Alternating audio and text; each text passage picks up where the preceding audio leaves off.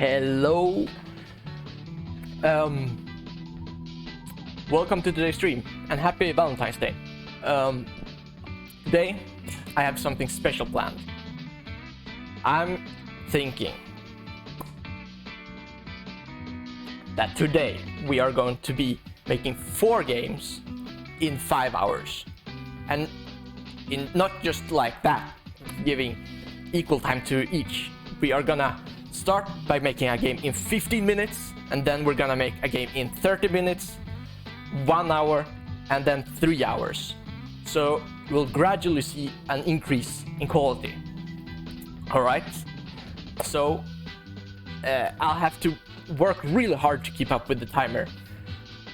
And I'll probably fail miserably at least twice. Maybe thrice, maybe 4 times. This is gonna be awful. But hear me out. That means I have to come up with an idea, program it, make the art, and maybe the sound all within the time limit. So doing that in 15 minutes, probably impossible. But I'm gonna try anyway, because I don't care what's impossible, just like the bees. So I think we're about ready to get started. Let's see here. Timer.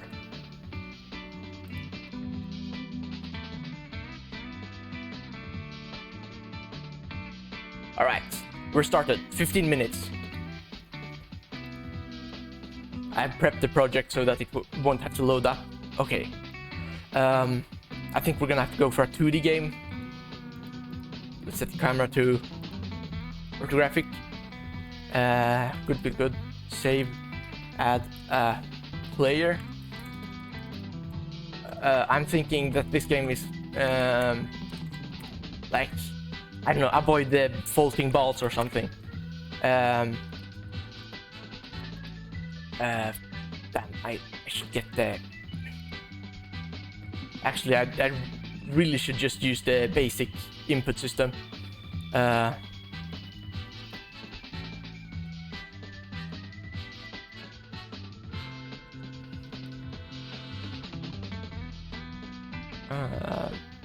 see here. Come on.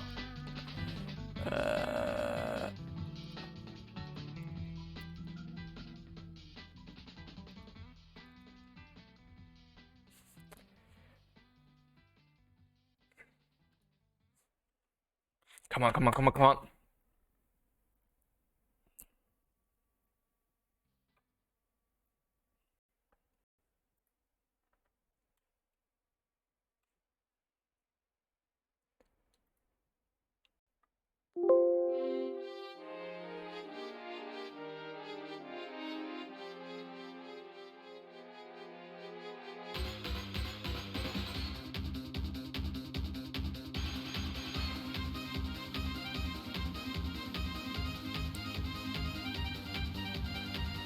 Well, I should get started doing like art. Let's do 32 by 32.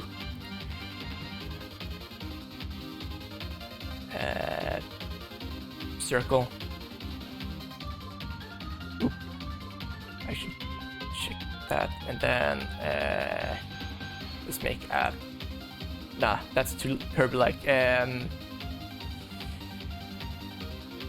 Maybe a purple. Wait. Oh.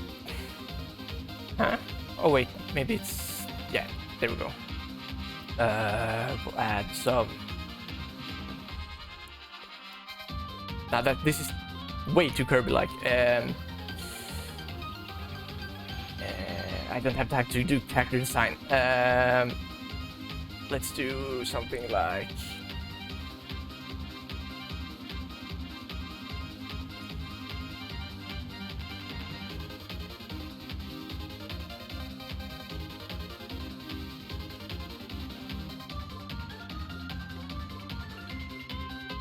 Once these are done, I will upload them to itch.io.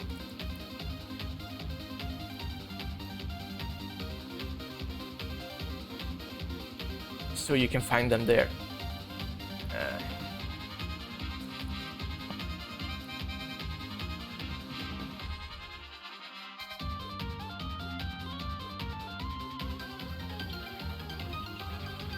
Then let's do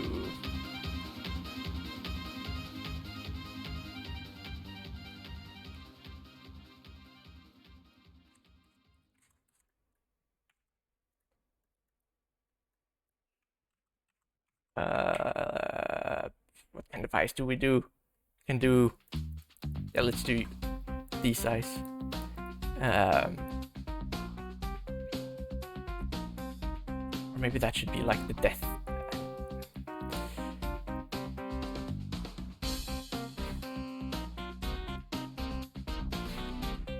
Okay. Maybe like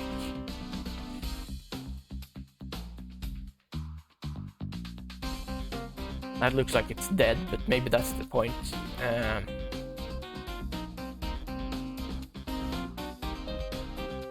All right. How big is this? It's 18 by 18.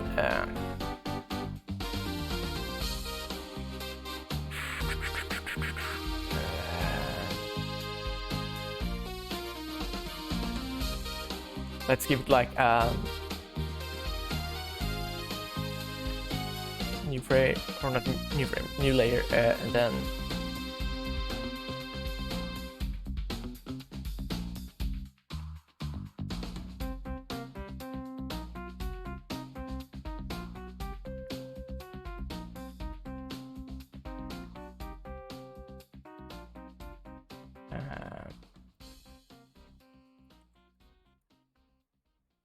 all right, and then we do outline in black and on the outside.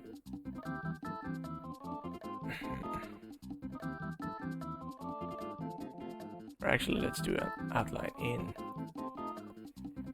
different color. Or actually, no outline. New frame. And then we delete that and do one more.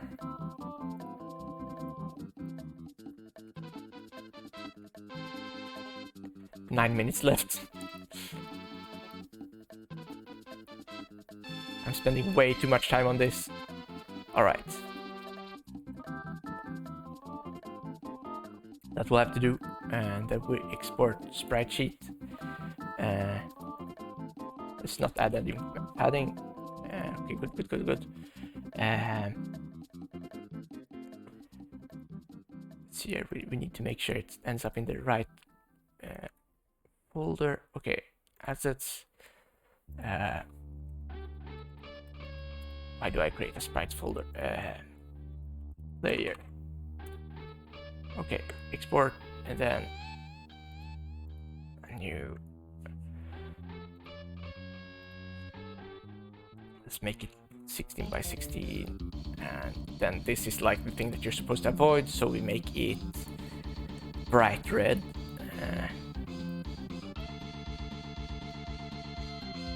I'm thinking that we just use like bright red and then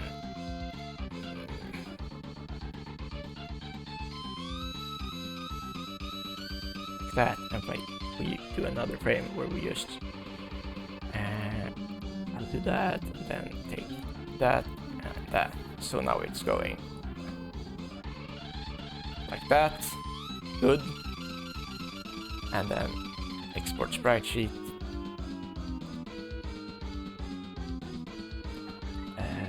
Ball. I don't have time to name it anything. Alright. Damn, I didn't press yes. I have to wait for it to restart. This is gonna be tight. Oh fuck, I should have started VS. 7 minutes.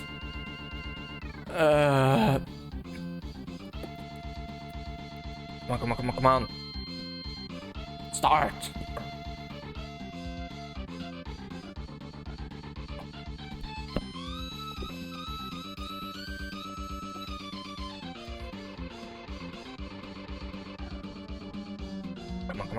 Come on.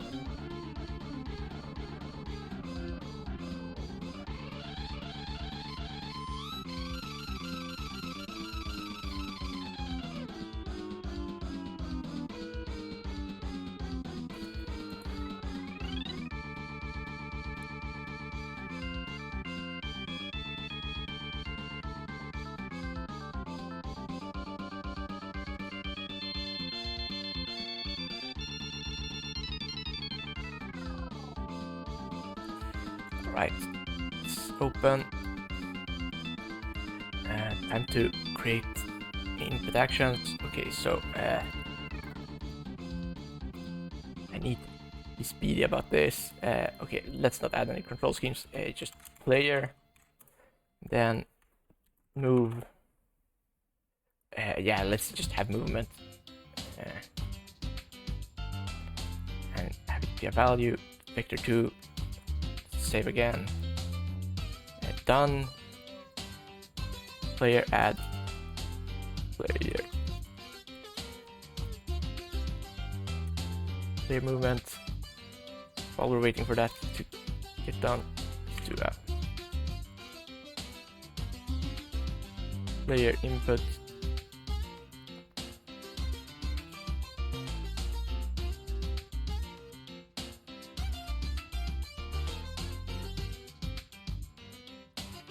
Come on, come on, come on.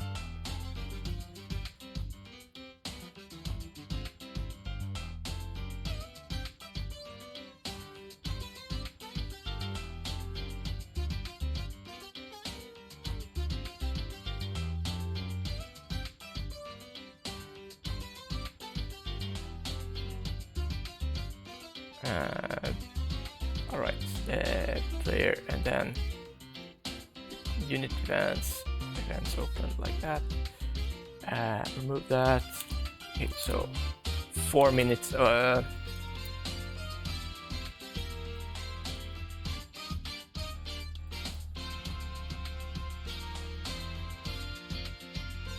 and then input action. Okay, I need to public void.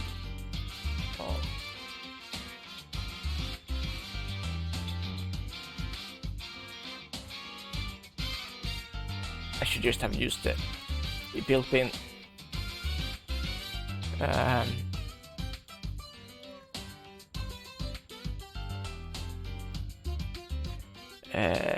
vector 2 move that move input is equals to dot read value vector 2. All right, then update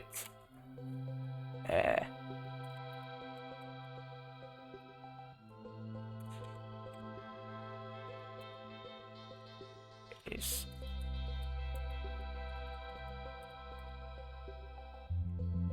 actually, let's go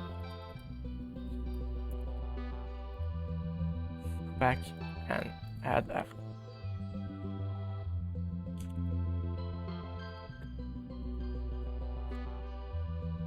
rigid body and set it to interplay. Actually, I don't need to do that. Kinematic, yes. Use gravity, no. Or nah. Master act, blah blah blah. Okay. Player. I need to add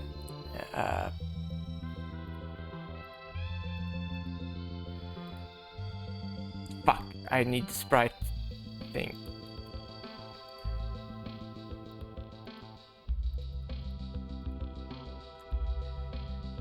$15 minutes, that's way too little.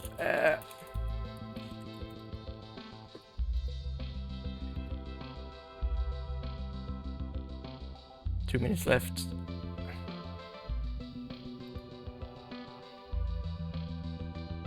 I needed to separate the sprite sheet so that I can actually... Fuck, come on. Go faster.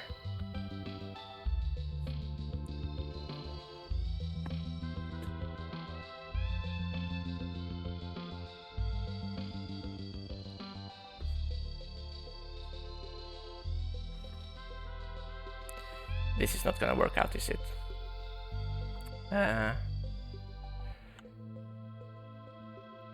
How's the camera looking? Is it... well, I'm on the only one here, so... Can't really ask that.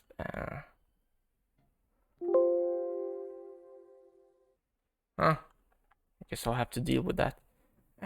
Okay, sounds like it's done. It's done. 1 minute. Fuck. I barely have time to add. Okay. Private body. Fuck, I needed them.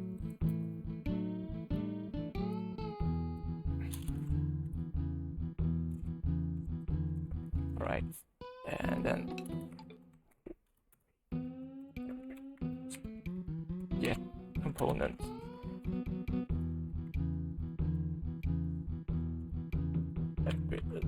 Move position, position plus move input times.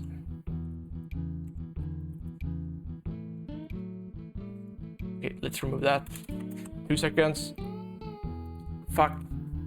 Oh, okay, last click.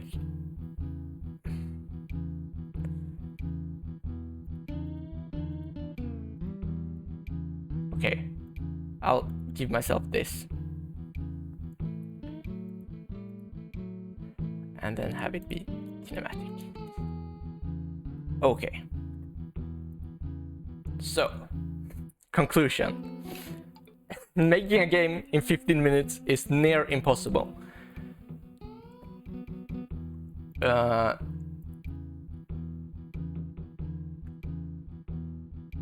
Actually, let's just add the player sprite so I can actually see if it would have worked. Not like that.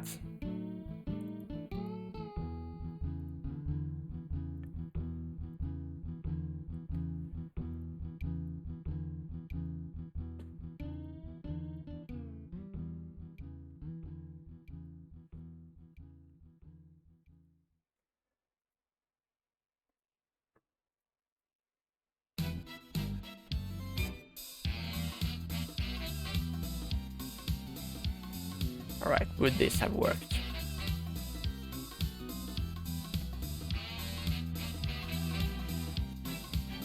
Can't really tell like that.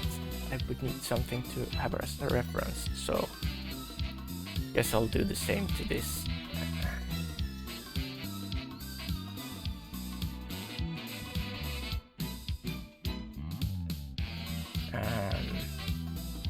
Multiple sprite with apply.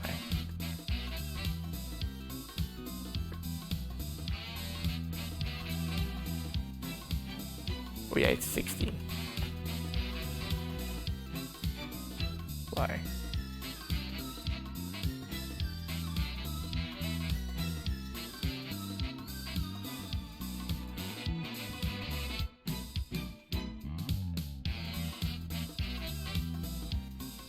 Oh yeah, I didn't assign anything.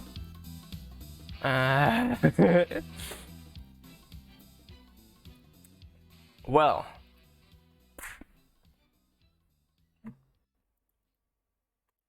Actually, let me just assign that so I can actually upload something that can actually be controlled.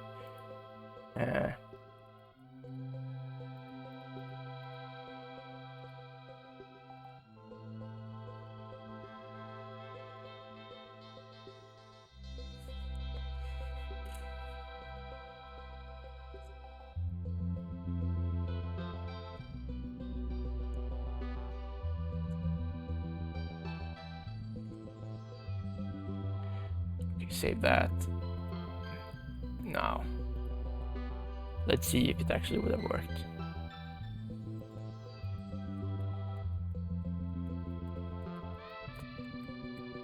Apparently not.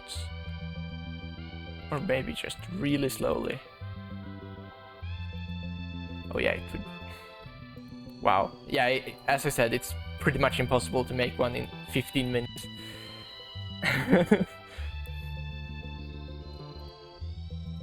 Okay, I would assign the player movement there, and then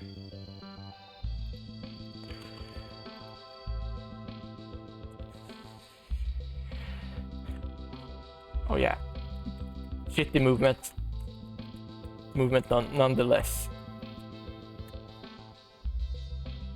All right, moving on. Let's open up Unity Hub and open the game 2. Close this down. Let's keep Visual Studio open.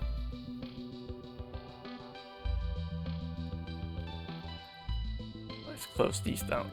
Don't save. Need those.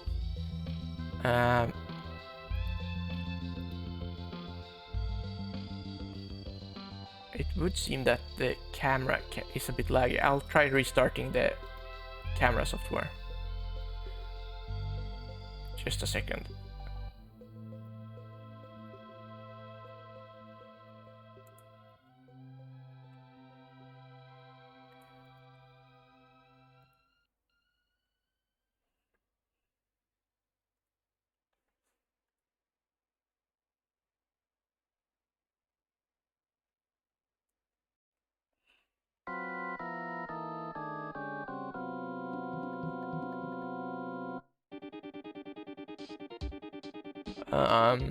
All right, it's starting up right now.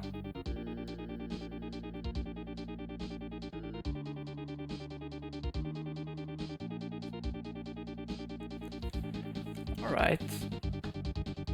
Well, it seems like it might be better.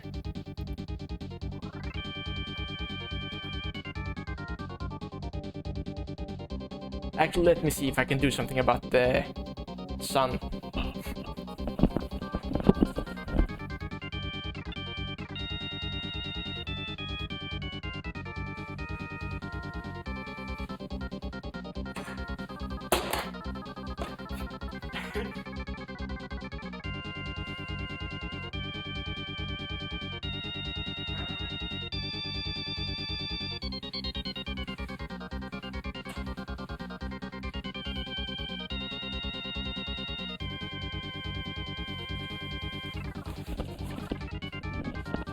That will have to do.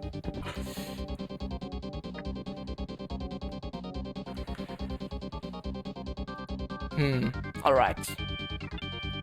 There we go.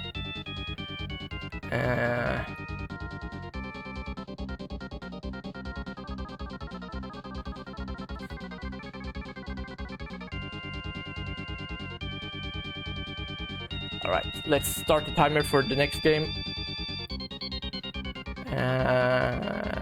Let's see, timer. 30 minutes. All right.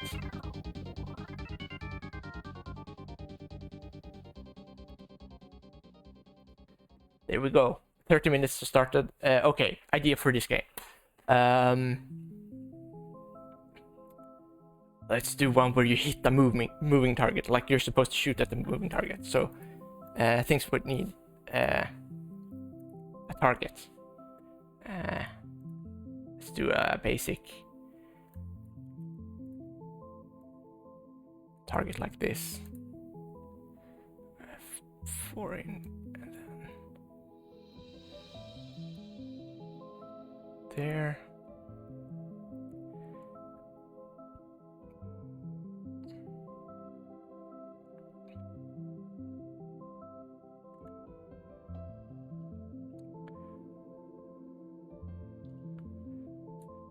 That, and then add one more.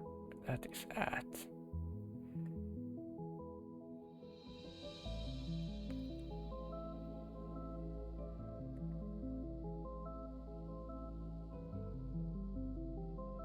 That point.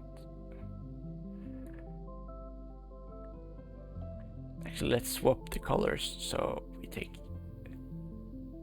that and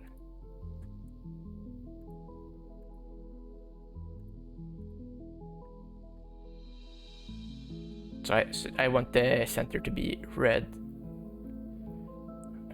So let's take a.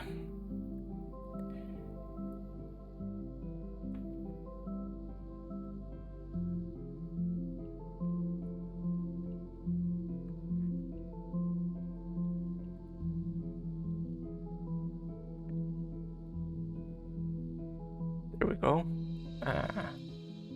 So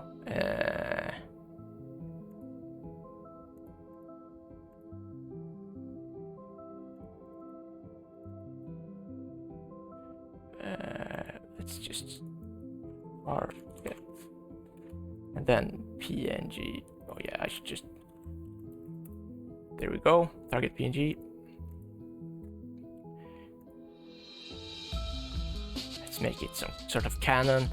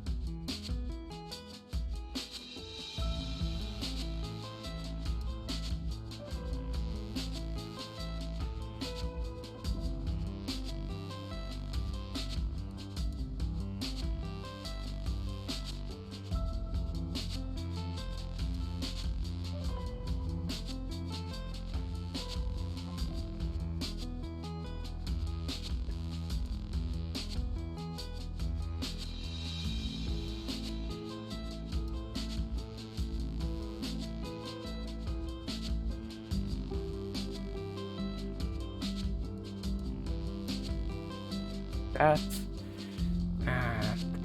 Yeah, that will be our cannon. Save as.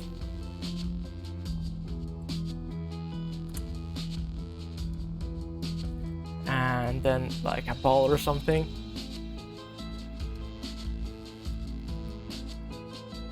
Cannonball, I suppose.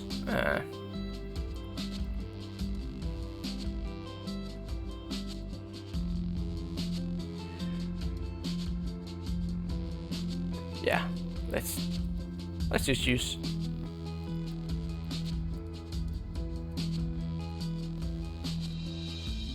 I need to save the cannon as not as a sprite, but a PNG.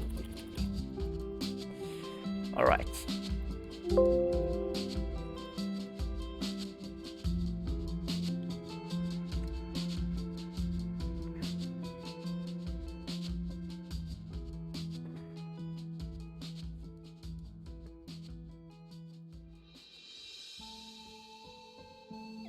All right. Then we'll add like let's add all of these to the scene. Yeah, the cannonball as well, and the cannonball we will save as a prefab. Maybe the target as well. Yeah, the target is gonna be saved as a prefab as well. Oh, hello, welcome to the stream, other viewer. I'm doing a challenge where I create a game in first 15 minutes, which went terrible, and then I do a 30-minute game, and then after that we're gonna do a 1-hour game, and lastly we're gonna do a 3-hour game. So we'll progressively get to a higher quality game, but right now I'm in a bit of a stress because I have 24 minutes and 30 seconds left to do this game, which will be a game where you shoot balls at the targets. Okay, so targets. Let's actually add a cannon. Okay.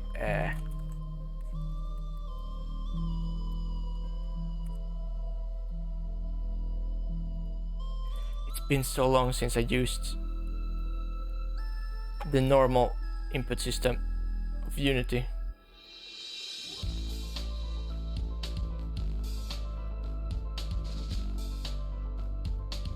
I will remember how to do it.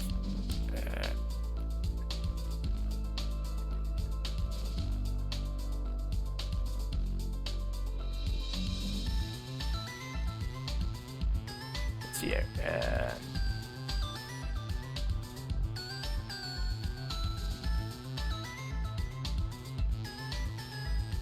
Oh, what am I doing? Update.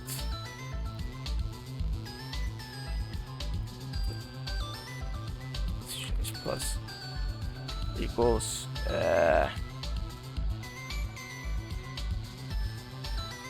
it's like this, right?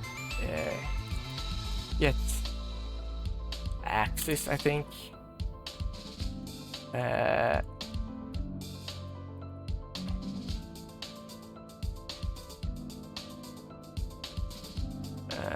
Let's do vector 3 or vector 2 dot or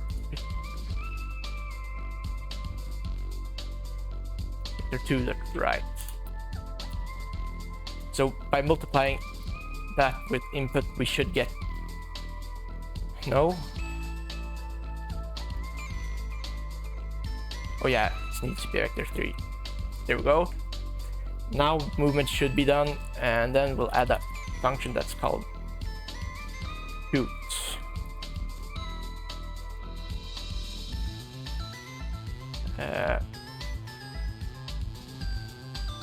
Shoot. And then public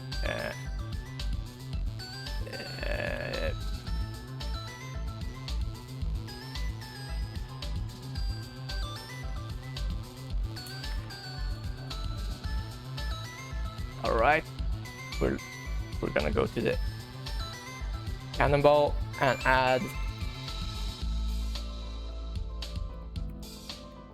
script called cannonball. Damn it. And the target, we can add a script called target just so that we have all the scripts attached. Target.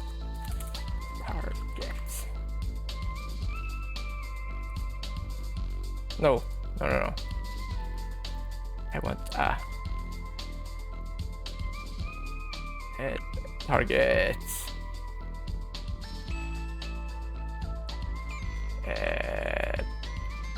Logic. Let's just name it target logic. So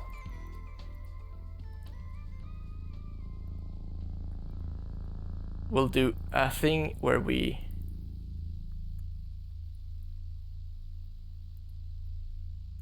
have the 20 minutes. That's plenty. So we'll add a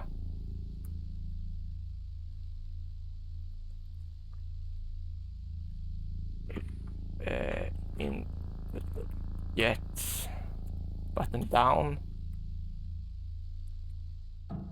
fire shoot.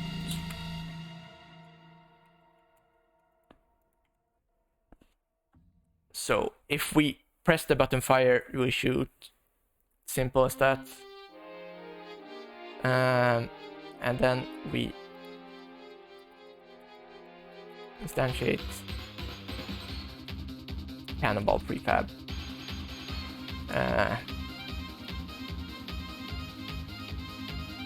And we make sure to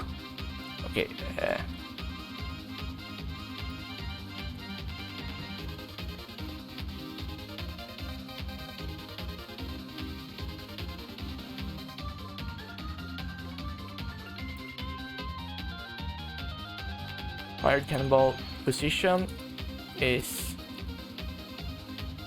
actually transform position. No, position is the same as this cannon's position. Okay. All right. And then we need to actually add a little time there, and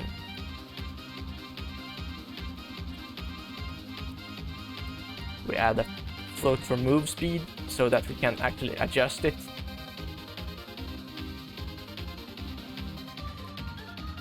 All right, next we see about this. We're gonna go in here. Okay.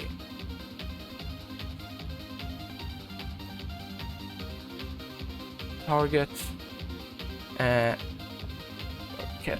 We add move speed like,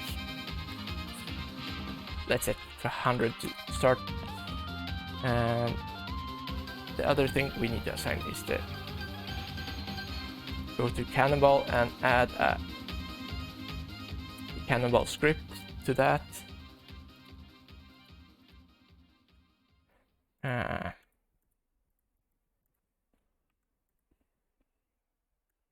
So now we can do that. Let's see. Might actually work already.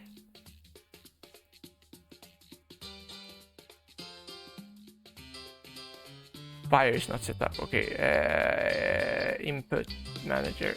Okay. Oh, it's Fire 1.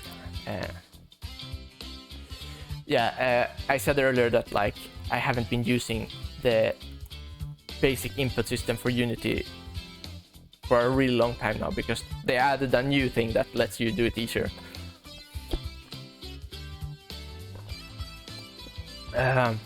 All right, let's see here.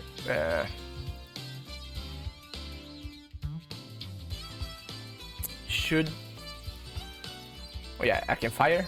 Good. I'll actually go into here and lower the move speed to like 25. I should close game 1. Okay. Now, next thing we do is go into Cannonball. Remove all this and find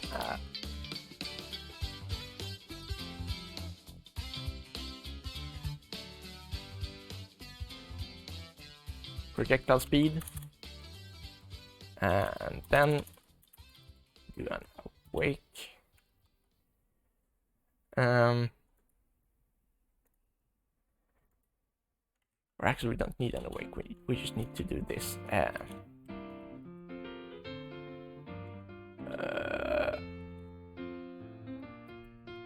Update.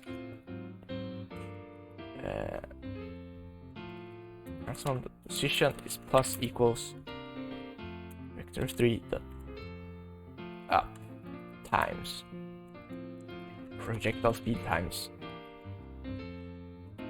delta time.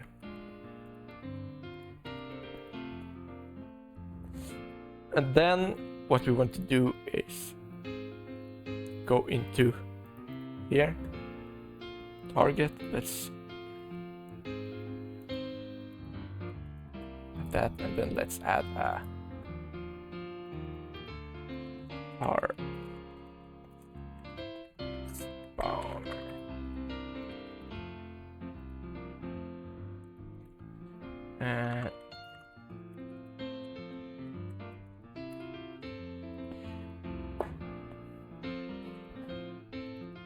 Got plenty of time to do this.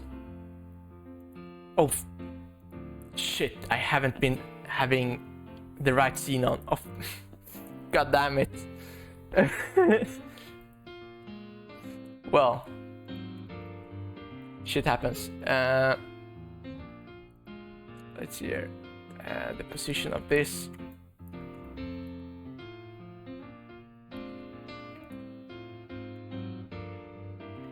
Place it down there,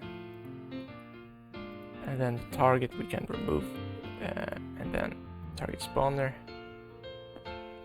Let's go in here and set that to right. Target logic, target prefab. All right, so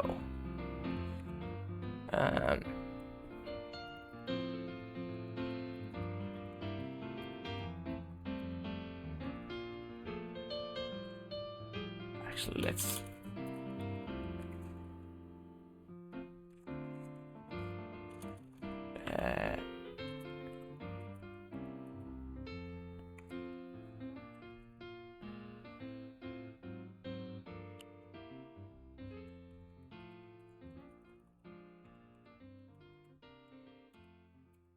shell count is less than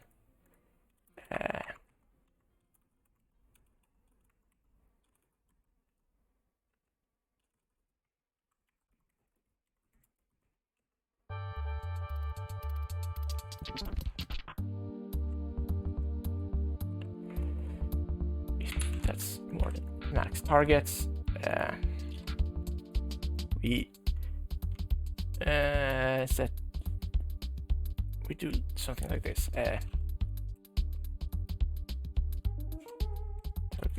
New target instantiate target prefab, transform. So we set the parent to this transform. Okay, 12 minutes, and then new target.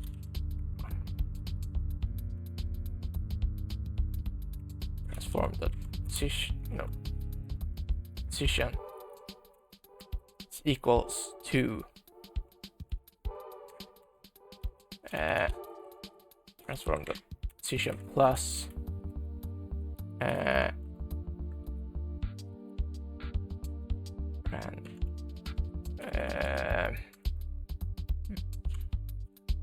vector 2 dot ran. Isn't there a like random inside?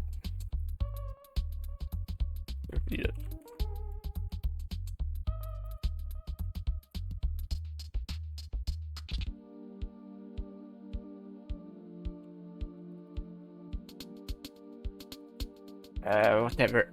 I guess I'll have to do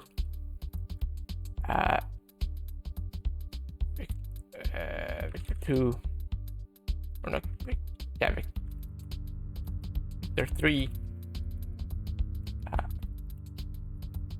New vector 3 with a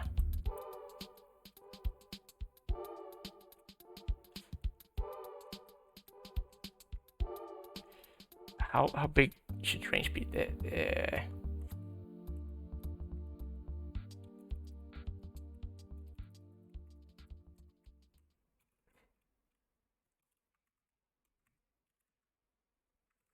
Okay, yeah, here it is. Ransom inside unit circle. There we go. That's the one I was looking for. And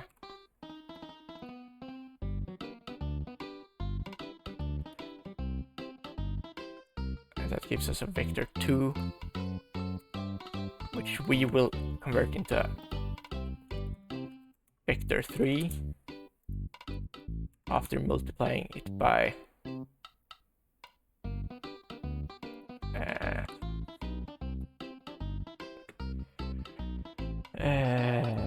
public float radius. Why is this?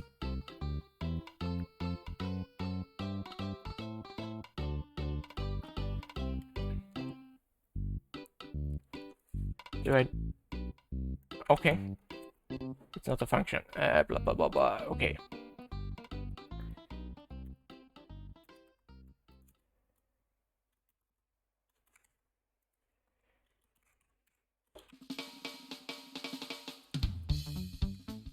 Actually, let's just keep it like that. I don't need a debug right now. I need to hurry. Okay.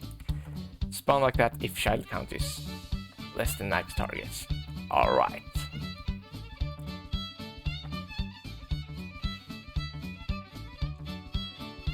So target spawner can move up to like 3 max targets. Let's say 3 and then radius of 3.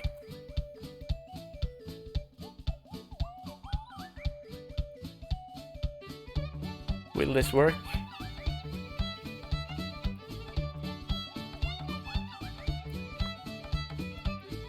Okay, I need to go into Cannonball here and set a projectile speed of like, let's do 20. And then I also want to have a wake that says game object that destroy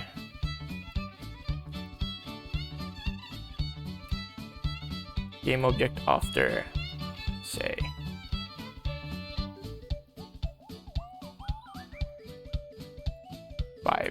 is that gonna be 5 frames or 5 ticks, milliseconds, or is it gonna be seconds? I have to see that. Can't think properly in stress. Okay, it seems to be destroyed like... let's give it 10 just for good measure. There, and then...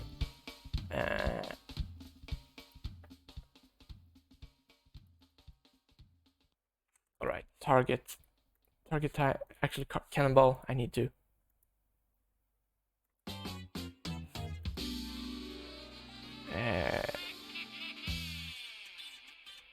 need to add like a circle collider 2D. That's good.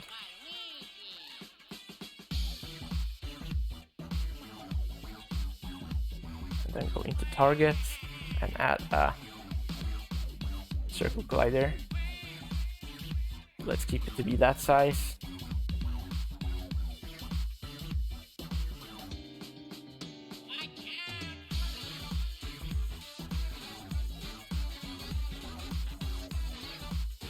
And then we go into the target logic.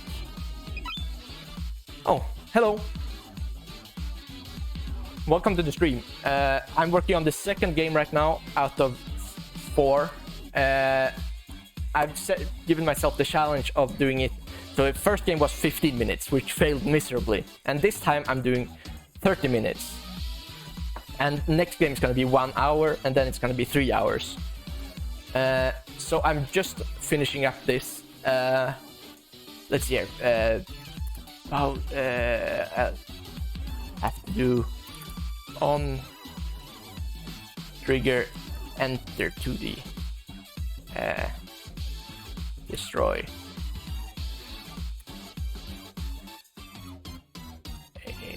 All right. Let's start by doing that.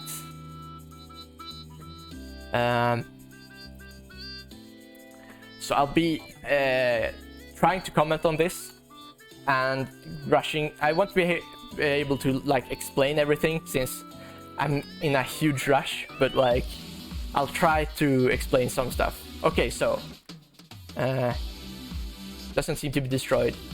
Oh yeah, it's not a trigger. That's why. Target. I need to set this thing to be is trigger. Yes. So now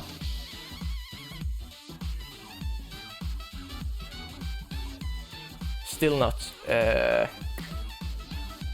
Why is this on trigger? Blah blah blah blah blah. Oh. Well, good. I'm glad that you can understand.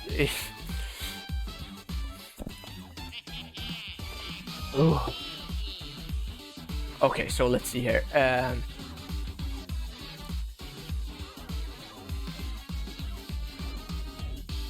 Okay, I need to figure out as fast as possible why is it not registering. Cannonball, is it because the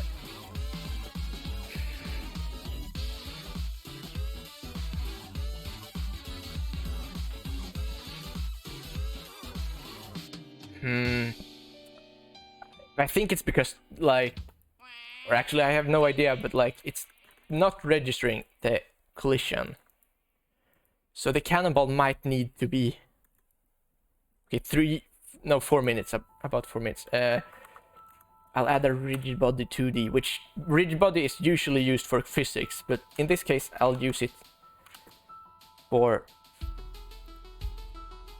collision. So instead of doing that, I'll add a reference to the rigid body. Do you know any programming, or do you want me to sort of explain what I'm doing in the programming stuff?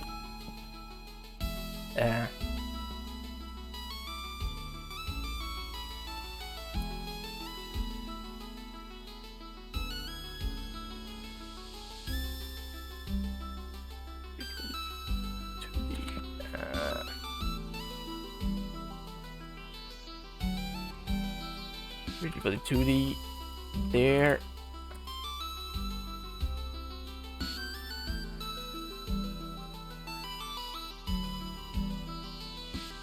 Oh, well, yeah. Well, you don't need to know anything about programming, since programming is going pretty fast right now. So we are going to do a move position. And then we need to have our current position, plus all that.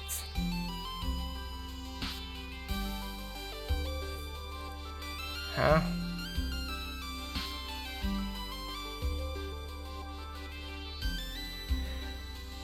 Oh, I need to make it so that this is a vector 2 now. Okay.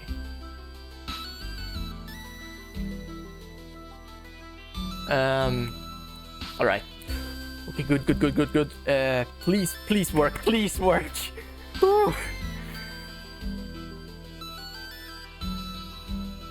This is so tight. All right. Seems like I can hit them. And when I hit one, it's gonna respawn.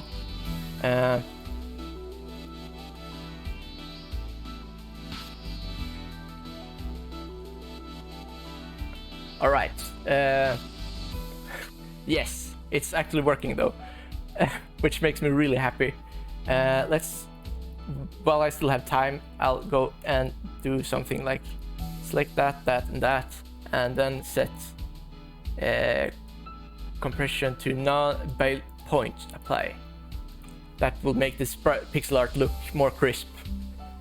There we go. Not that it's pixel art in this case, since I had to do it really fast. Okay, but it's working. That's the good thing.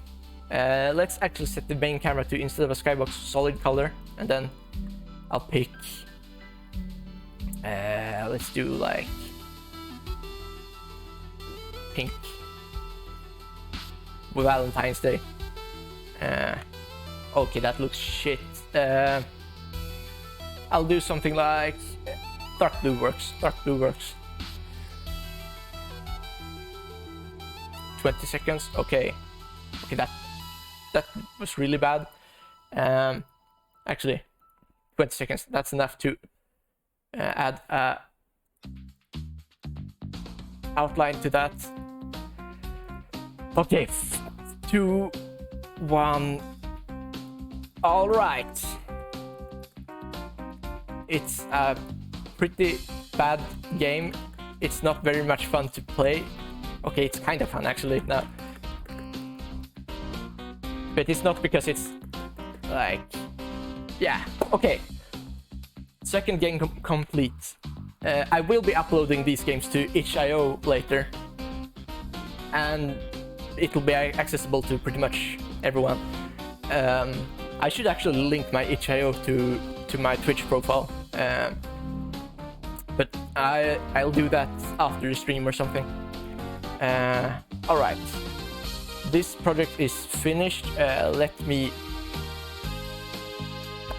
breathe out. Okay. Good. Then sun reflecting on the wall. However that works. I put up my like bathrobe to block it before, but now it's shining through despite that. So let's see here. We should close this down. This is done. I can't touch it anymore. So that went better than the first one, I have to say. I'm just gonna do some prep for the next one. So like create a new project, because Unity takes a while to add a new project. What was the others called? Time challenge, game 1 and game 2. Okay. 5. Game 3. All right. Create.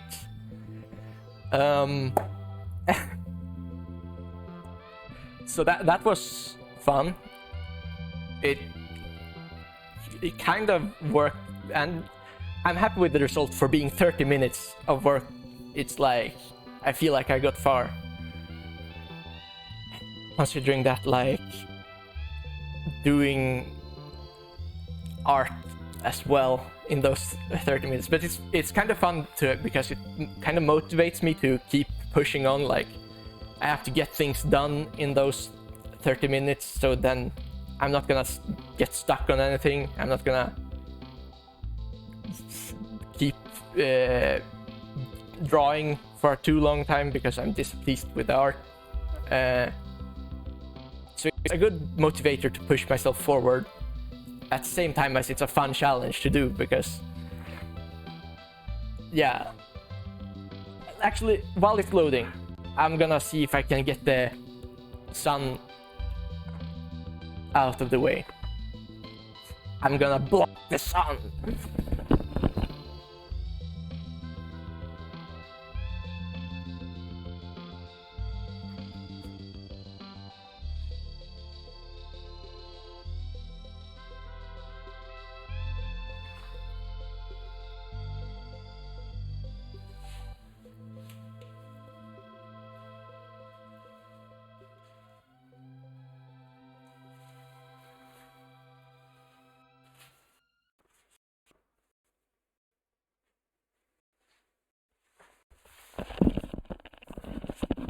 All right, it works.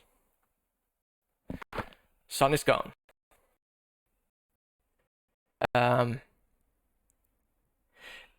Question: Is the camera lagging?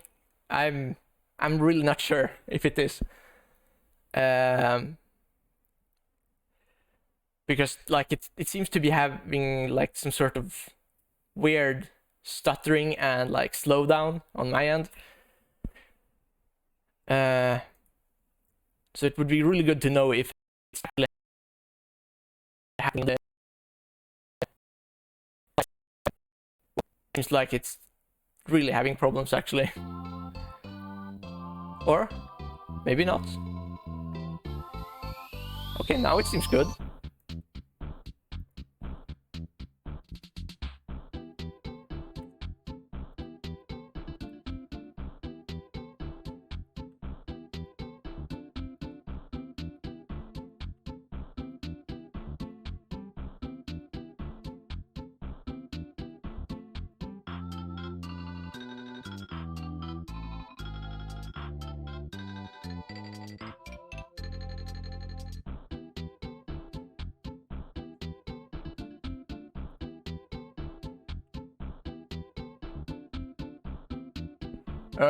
Okay, so we're about ready to get started with this game 3.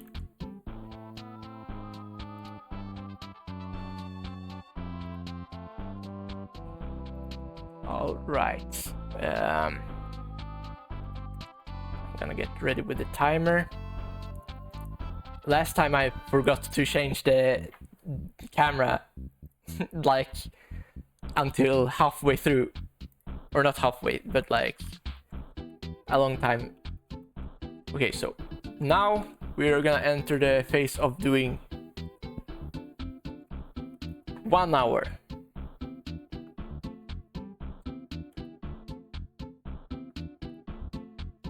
Let me restart that. Okay, 1 hour game. Start.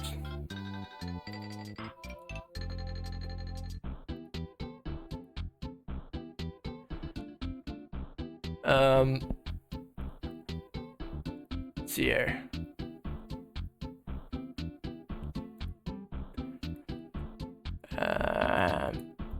Game, okay. What game are we gonna do here? Now we have a bit more time, so perhaps something where it's like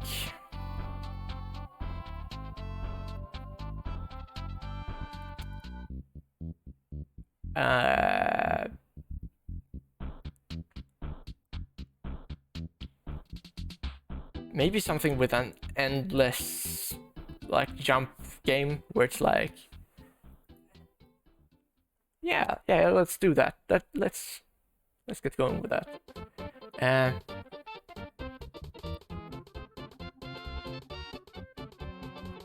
I'll do a 16 by 16 player this time. And I make the player an orange thing, because orange is orange, of course.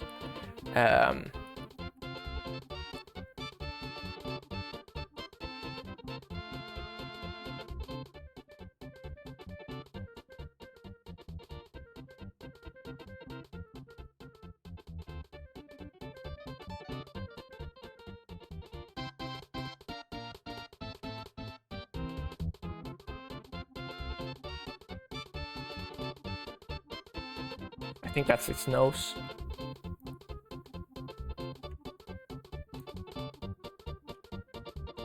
That's a good one.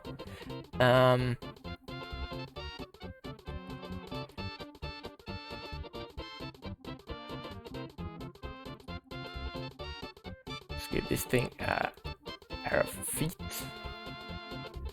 And then let's add a thing so that it can run.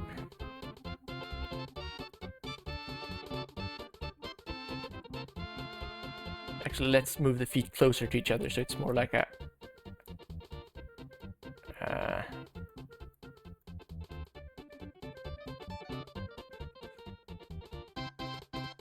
all right, that's good. That's good.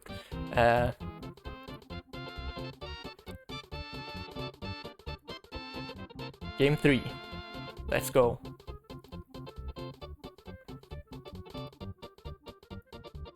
Player. Export. Actually, let's make sure that it's not... Okay, that's good, that's good, that's good.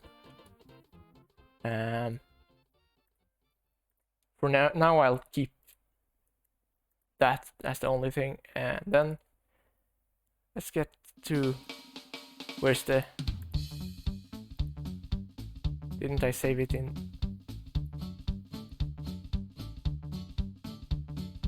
Oh, I saved it one step up. Alright.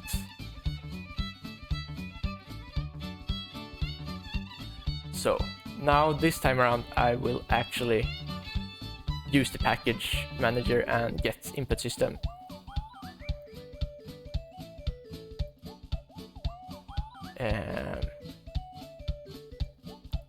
Or not in project, I want.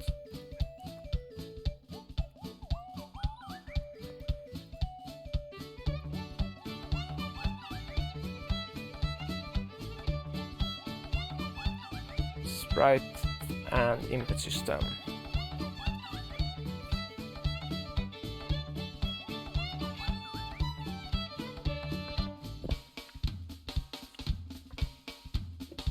Maybe we'll have time to add sounds this time as well.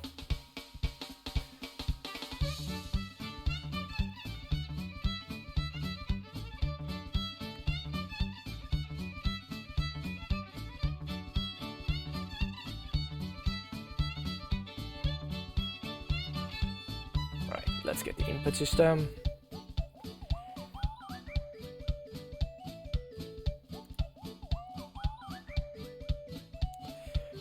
What can we do more while setting this up?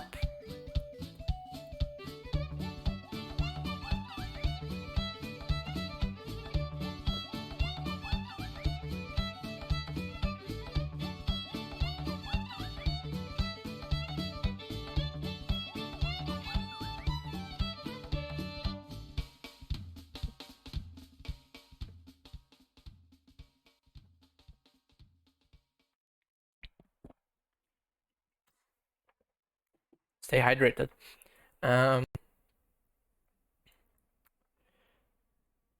Where's the... Okay, now. There we go. There's the restart request.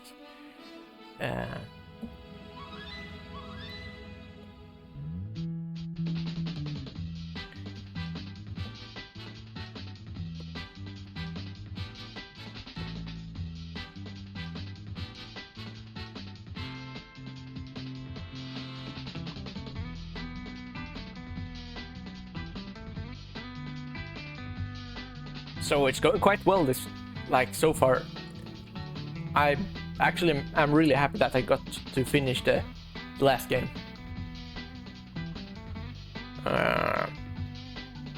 So that's fun.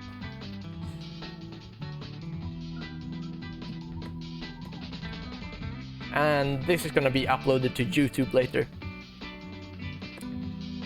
Definitely.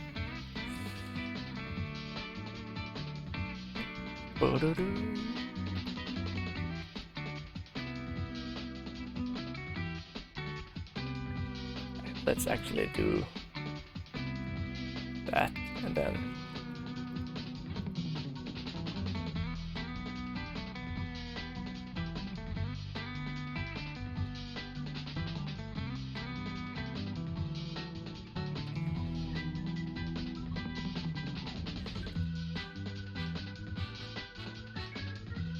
actually kind of like this design.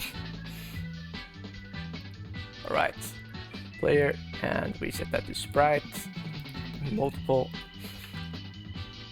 32 because 32 is good size, and then no compression points. All right, and then we'll do a thing like that. Go into project settings and go into preset manager.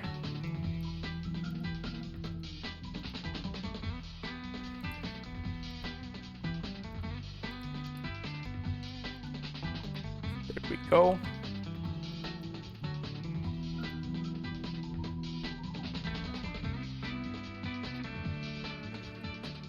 Layer.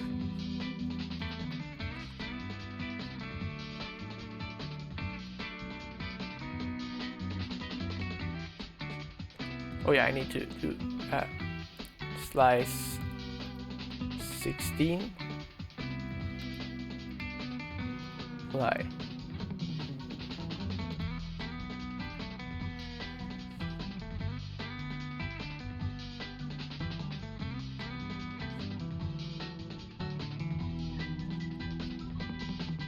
There we go. All right, and then we add an animator to that.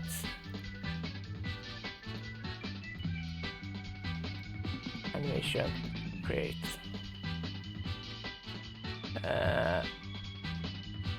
Layer round.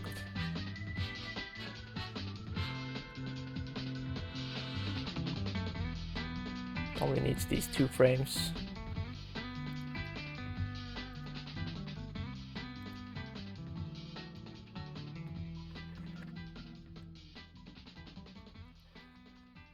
And then we can go in here and remove that. Instead create actually let's create some parameters for this. All right, we'll do a float for velocity x, velocity x magnitude, and velocity x. Actually, let's keep velocity x as the first one. So now we create a blend tree and add and do run as the thing. Actually, let's create one more animation.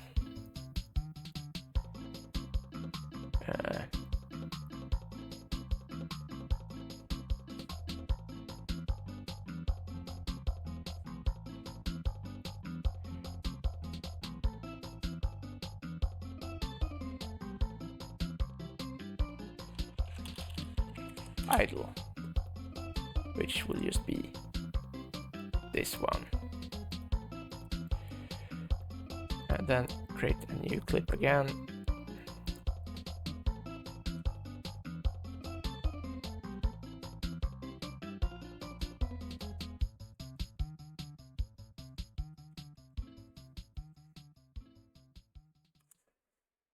Okay, and then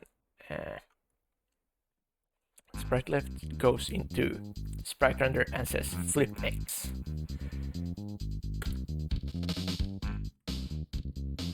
All right, and then as you might have imagined, sprite right goes into that, and we add that, but it's gonna be unflipped, so it faces right.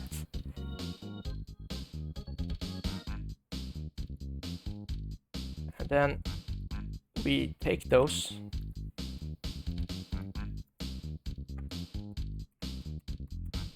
and add a new layer where we have those. So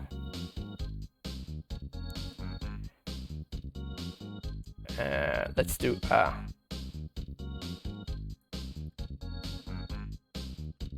left,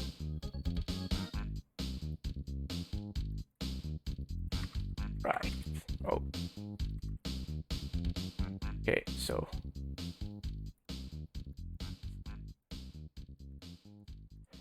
and the thing that's gonna make the transition is by velocity. Okay, so when velocity x is positive, that's when we're gonna flip. So we're gonna set it to 0.1 so it doesn't spaz out when it's at 0. Has exit time? No, because we want it to happen immediately. Transition duration? 0. There we go.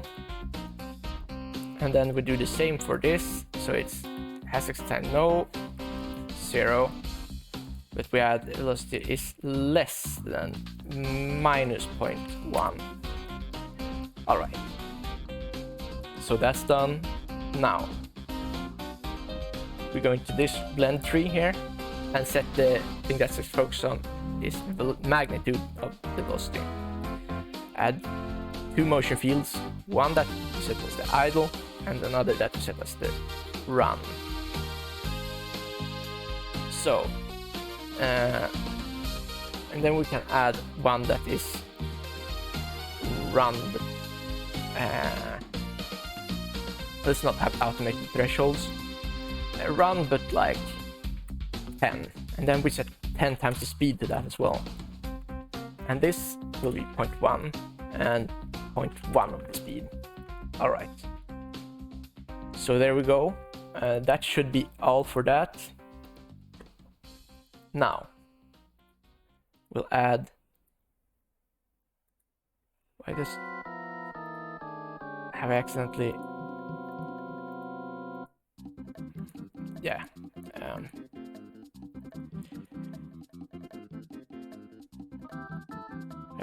I did it on the wrong sprite render. For some reason, the player had a sprite rendered there.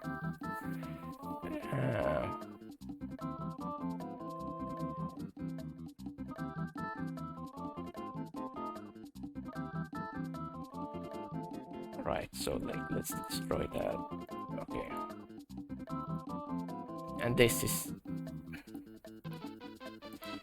You know what? Let's just use this sprite render so it gets easier on me.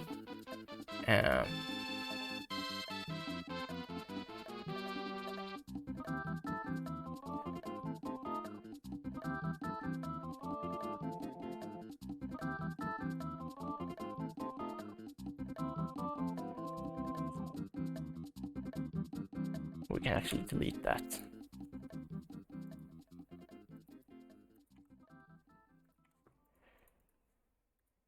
And then we add a box collider 2D and a rigid body 2D.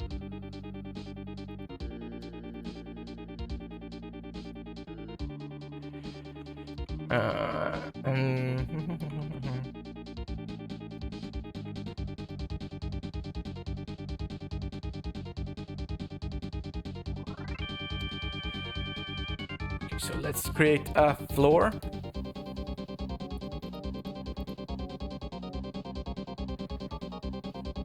And let's create a burst of I want to create a, where is it?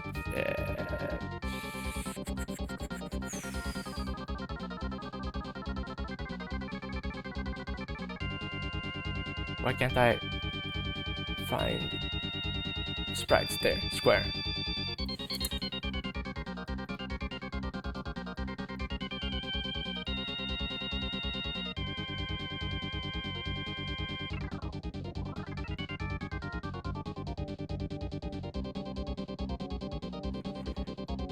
And then we take that and go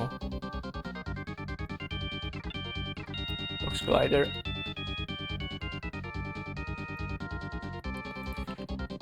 In with actually 10 now, and then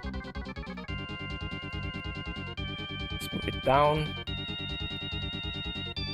layer, and add a layer.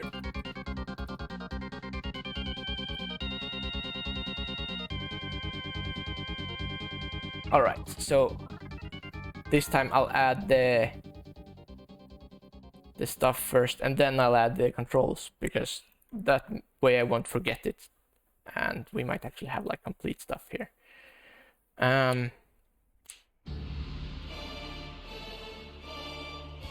So yeah.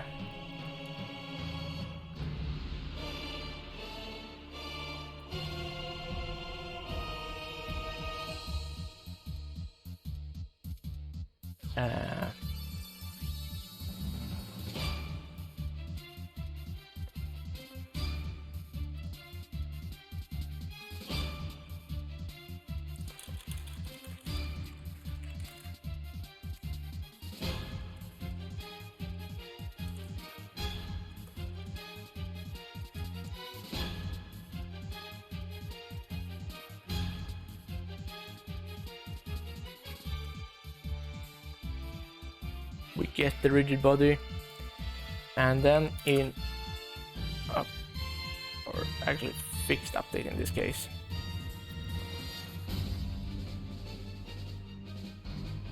do a rigid body, add force,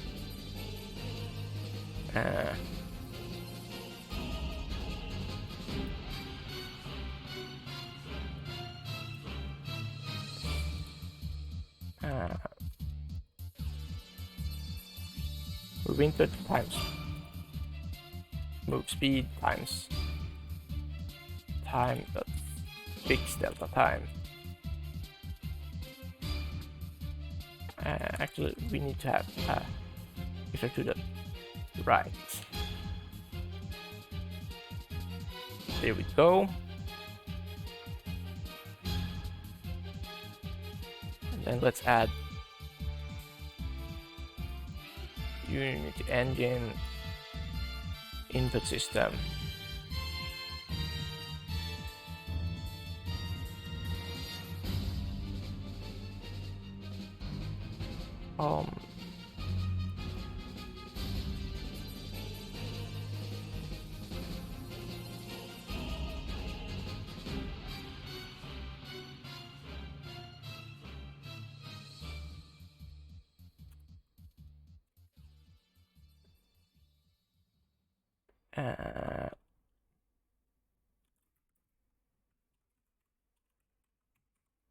Read value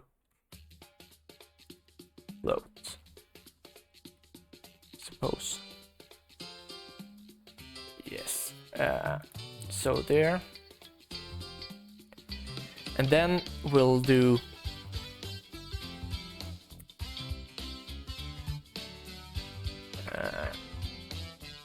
jump as well. I need a jump.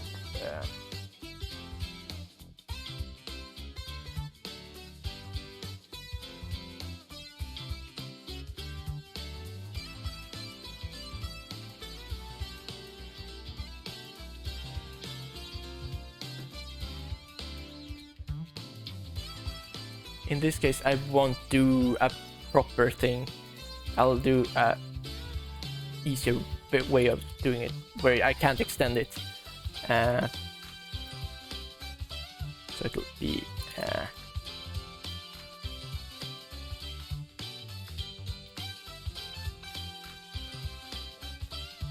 jump height, and then actually then in that case I don't need to have it. I can just do private void jump.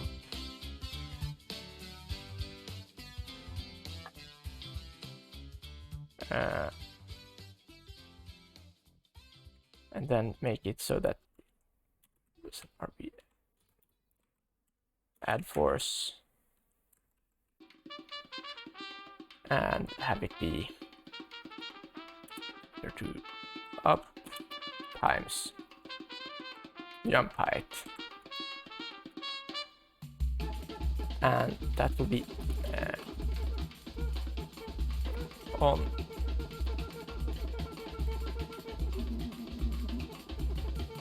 actually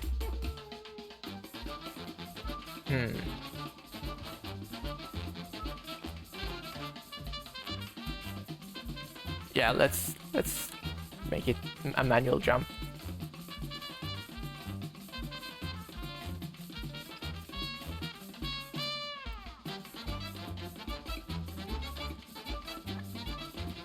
And add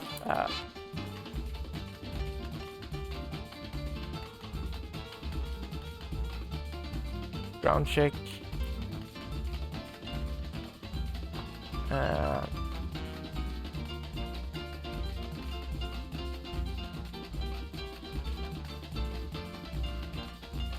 Actually, let's add a reference to the collider.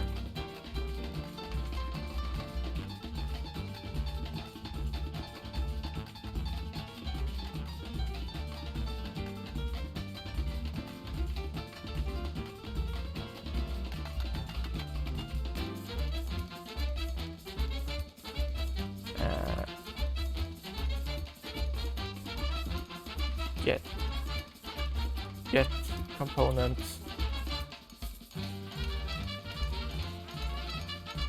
Force collider. Okay, there. Oh, that's casts.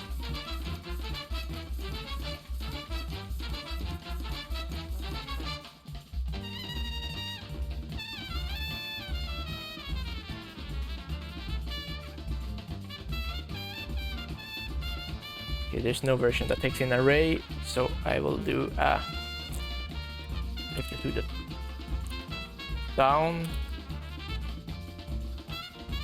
and then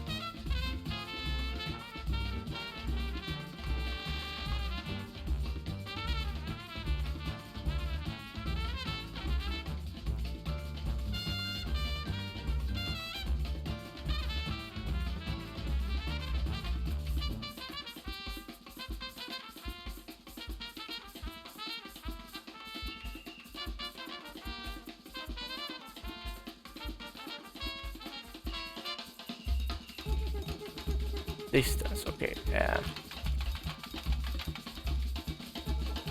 0.1, and then we know how many. So if okay, return that is larger than 0.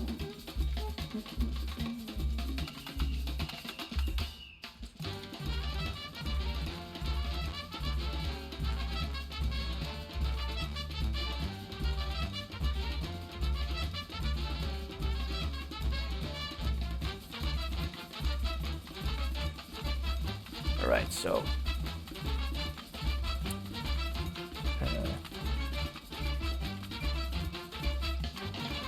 started. There we go. All right. Okay.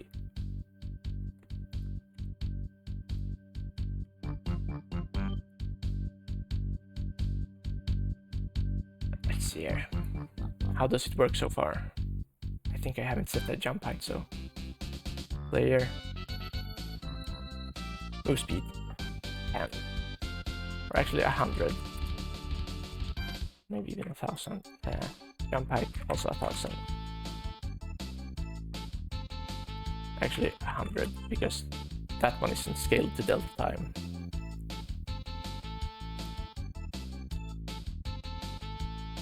Oh, I need to add the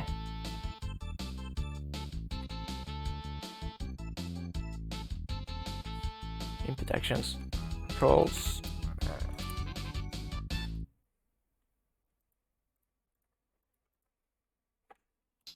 player.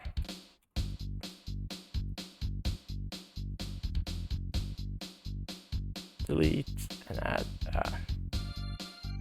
move value, and it's an axis.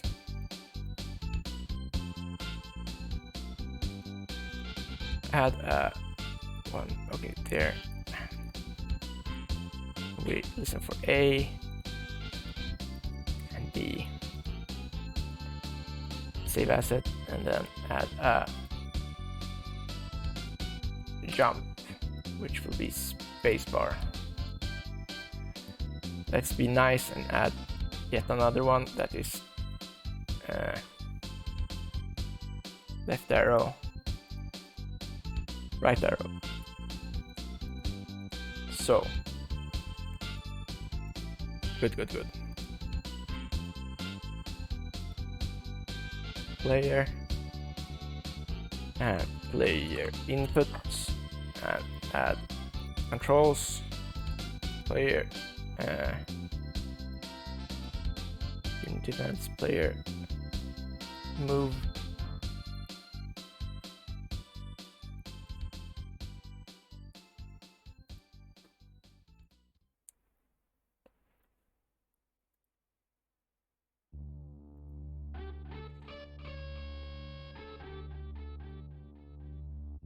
there. All right, let's see.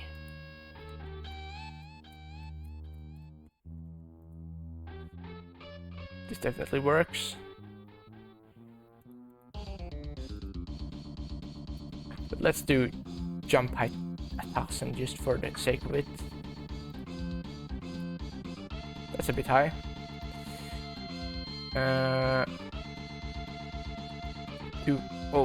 Not 2000. 250.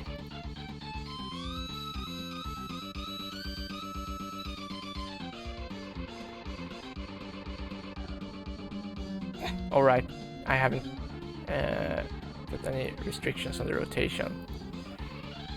Freeze rotation.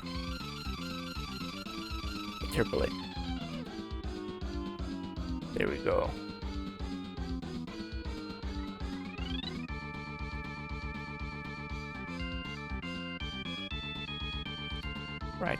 Right now it's super floaty, but I'll have to deal with that. Let's see here. We do.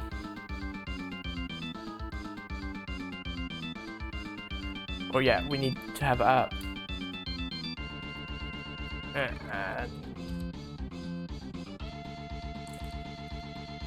animator, and then let's assign that animator component animator.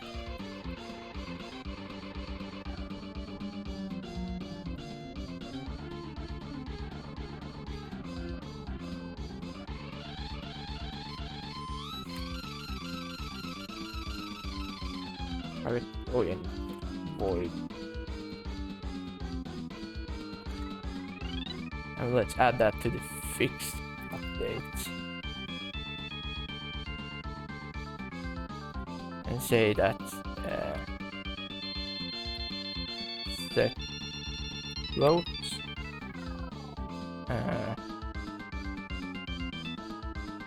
x is the same as.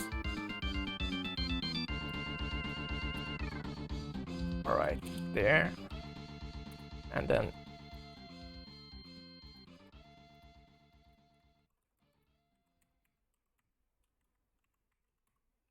same as an absolute of that.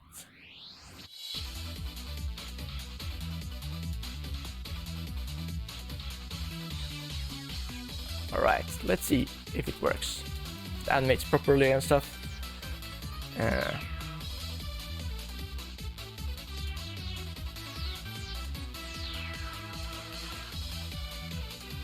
Kinda does.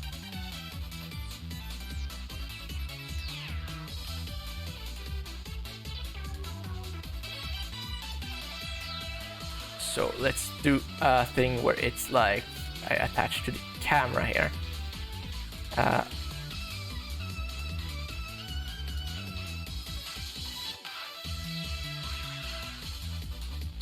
Or maybe not the camera, but you'll see what I'm thinking. I'm thinking a death plane.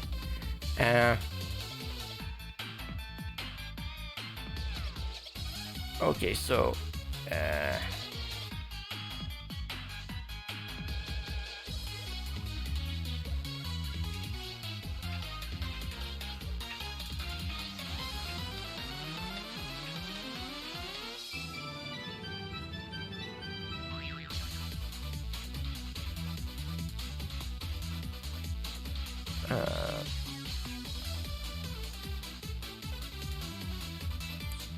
let's create a new object that is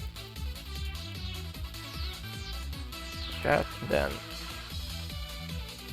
actually to do it as sprites. So then we can add square, make it like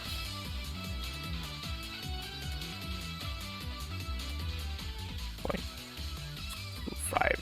Yeah, that's good.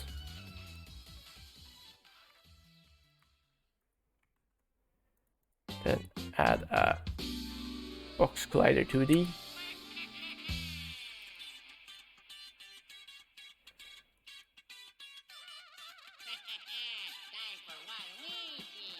Actually, can I do a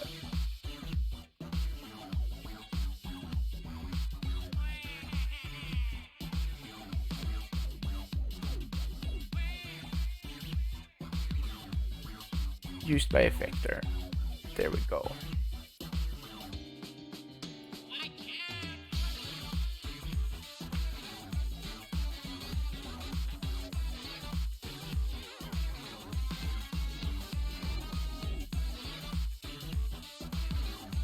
And then we need to have like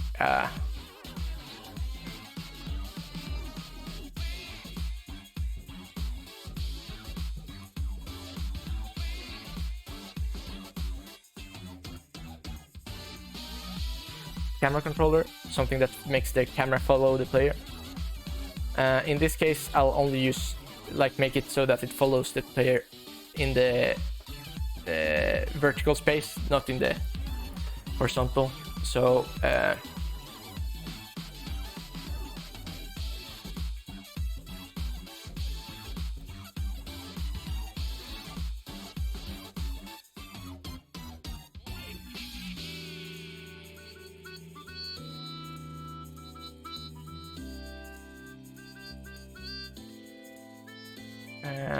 so let's see here.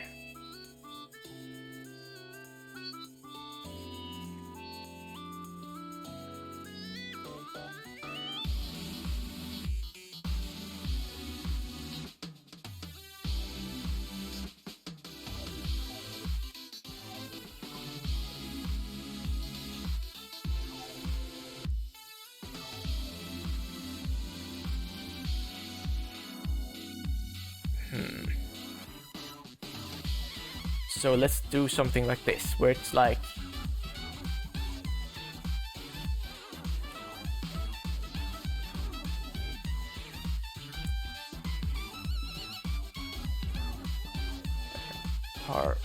target position, and then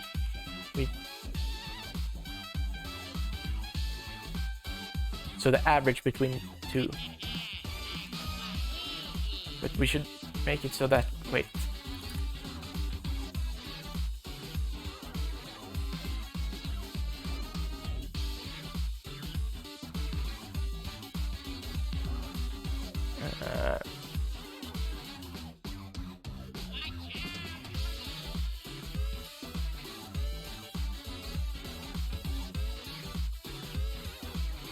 target offset.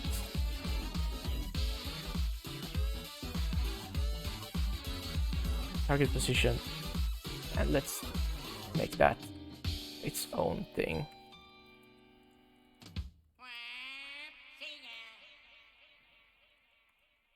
So like that.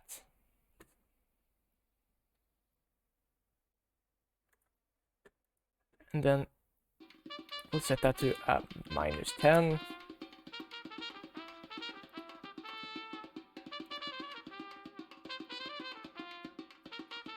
Player.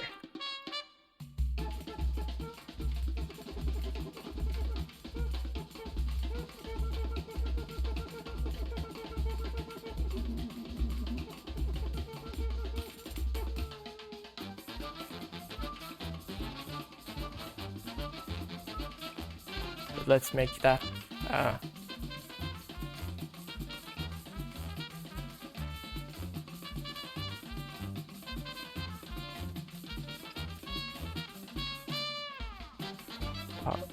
and new. Actually, up times our position.y. There we go. That'll create a vector that only tells me the y position. Oh, I have to use it as well.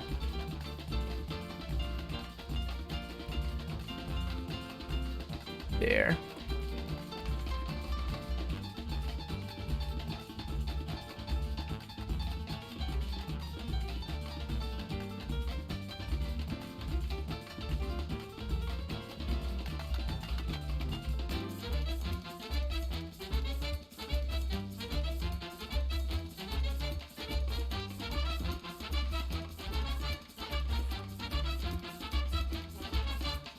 Okay, but let's make it spicy and have it move upwards but not downwards. So like once you reach a height, if you fall, you like lose.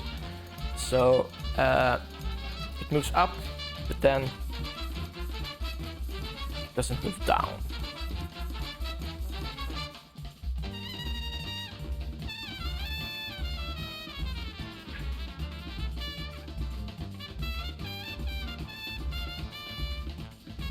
How do I look it so it's like the transform position is equals to 20 minutes left.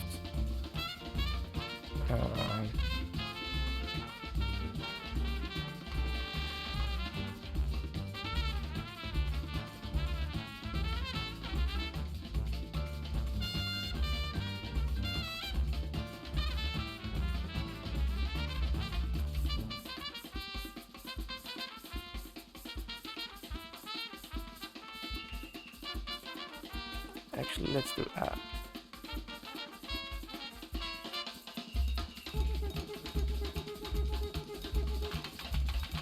it returns the smallest. You want that max. That or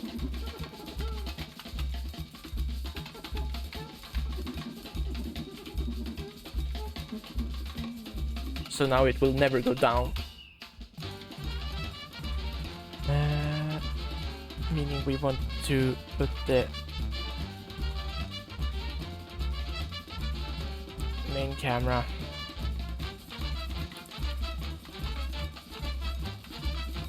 at a -5 in the beginning or something.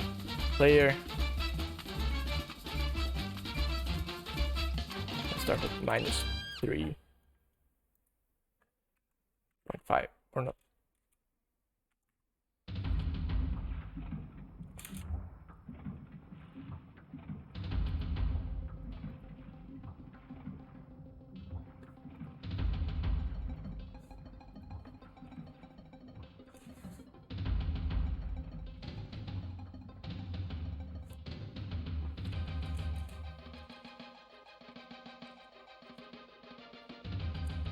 There we go. That's where the camera starts as well.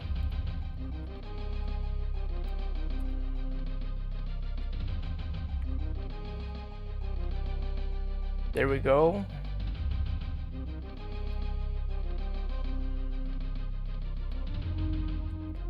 Now we attach a depth plane to the camera.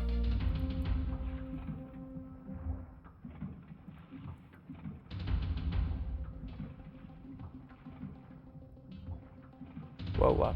Oh, it's... because the camera was set to perspective.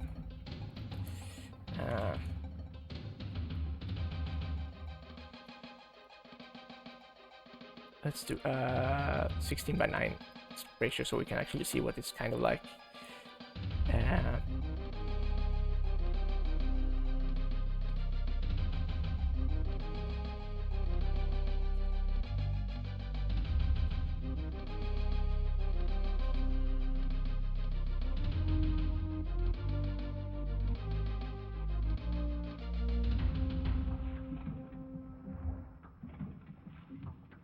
Actually, let's just have the player have a reference to that. But for now, I need to have a.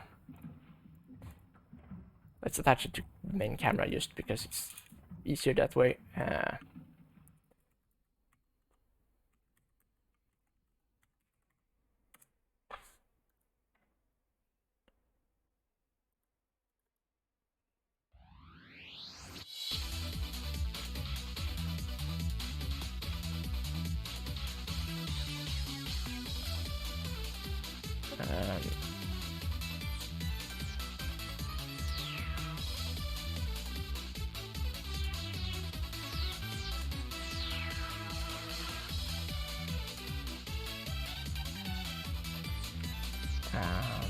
And then we add a thing that goes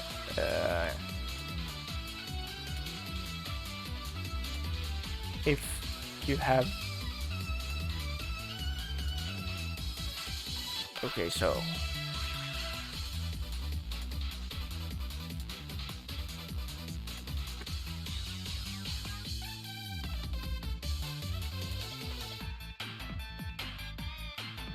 actually let's make a different thing that spawns these.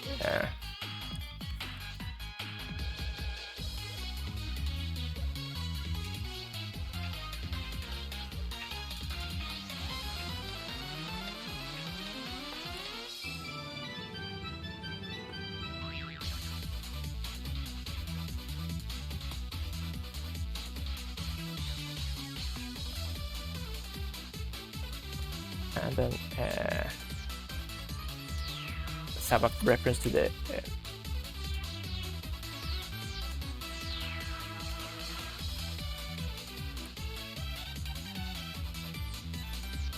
layer transform position y is larger than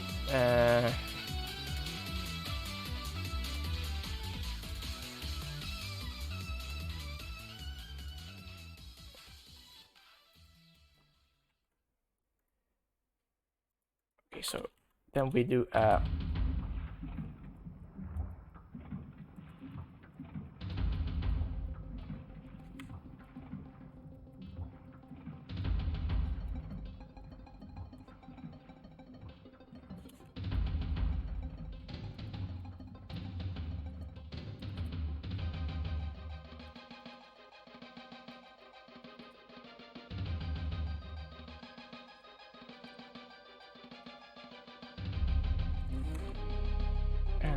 equals to new vector 3, where the x value is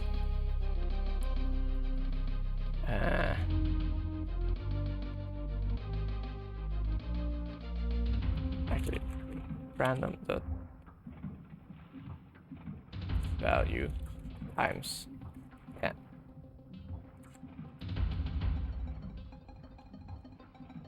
Zero, or actually no, y is, it's said that's gonna be 0, but y is gonna be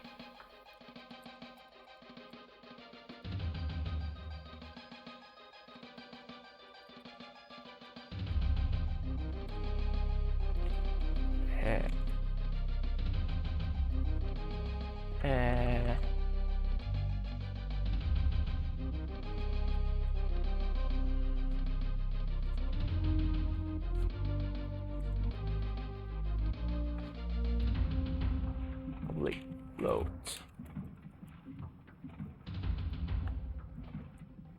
So like that, and then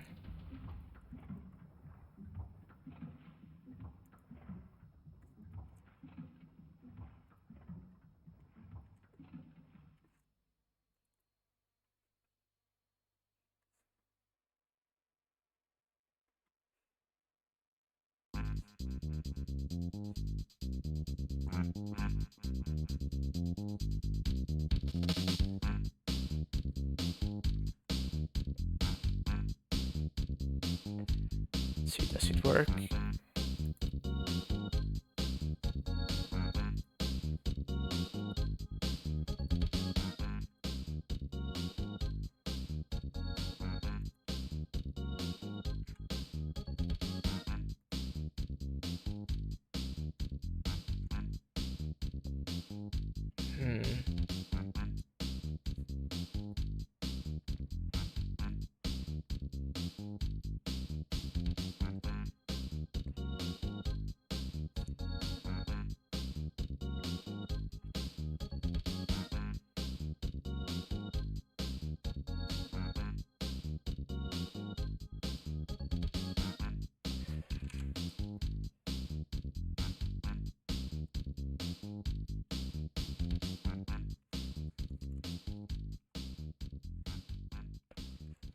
Actually, let's do it something like that, but then plus 10.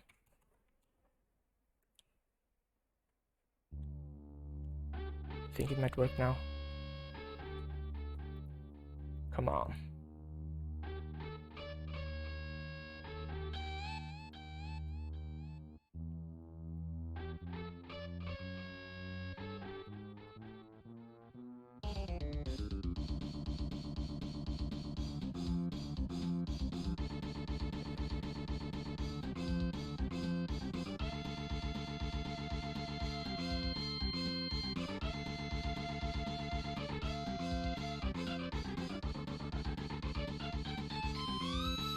Where is the platforms?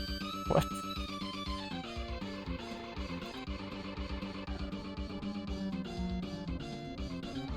Oh.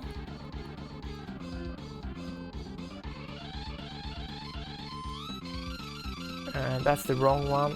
I'll close this window. Okay, so random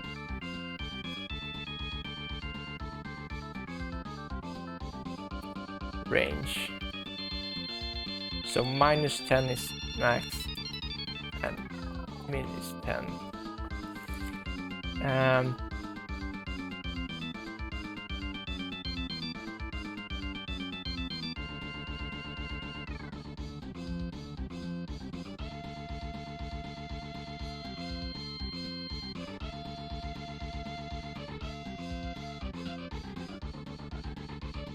Actually, let's set it as 5 and 5 there. But then also I need to lower them. Like how much?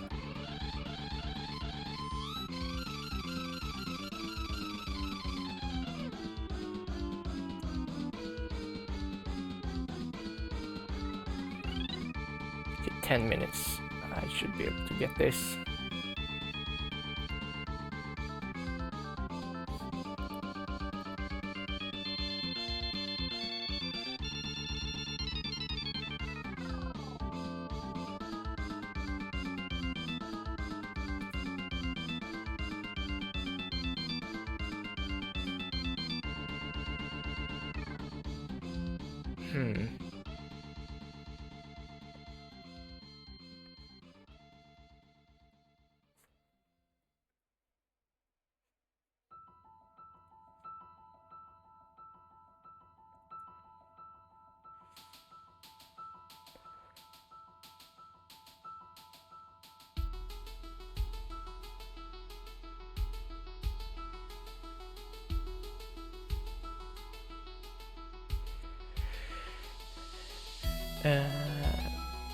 So like that. Actually, let's go into platform and decrease it to like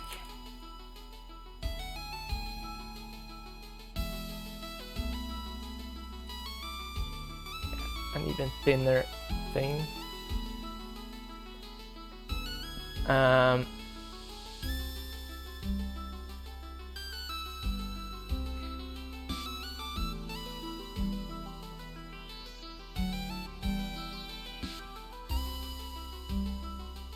I need to decrease the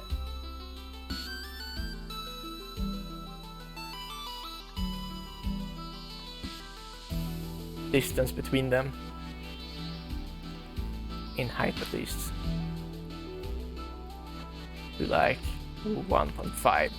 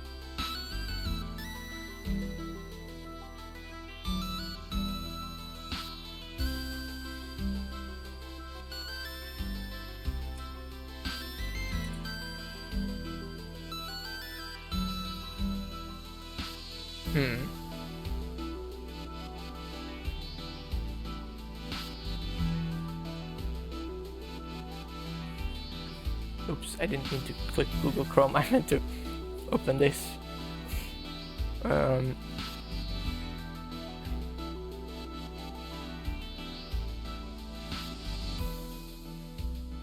Actually, I should just set the ground position to be 0. So that like ground is at 0 and player is at like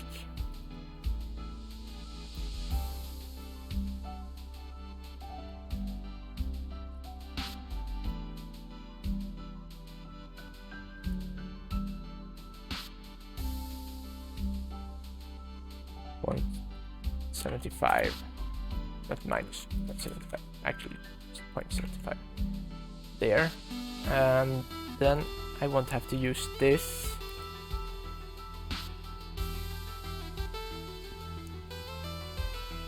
Starting to run tight on time.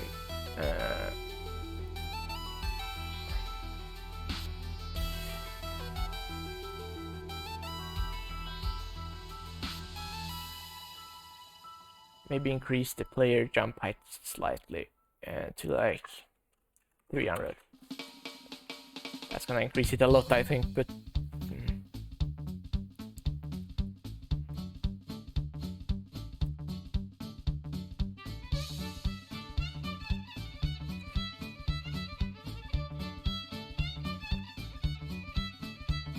God damn it.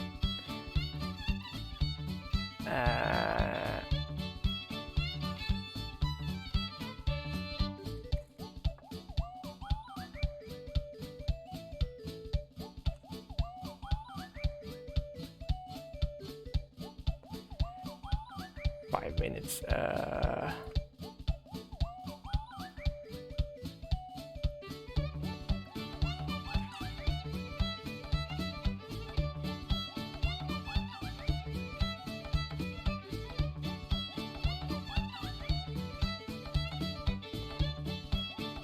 I think I might make it, or I kind of have made it already, but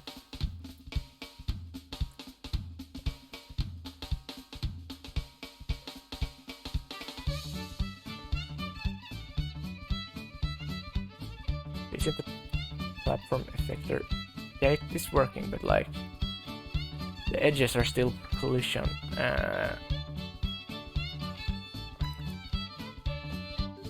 Sides.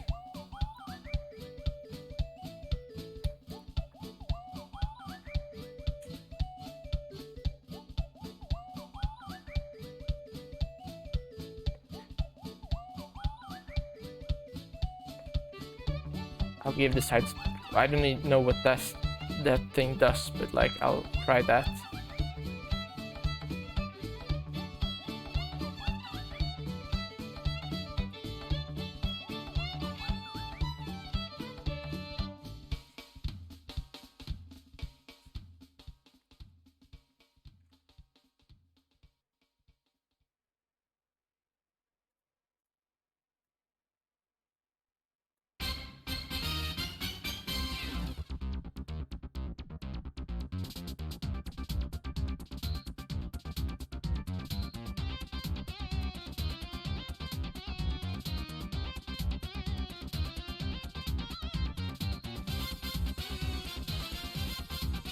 Is this gonna fix it? Like, I don't want to be colliding with the sides like that.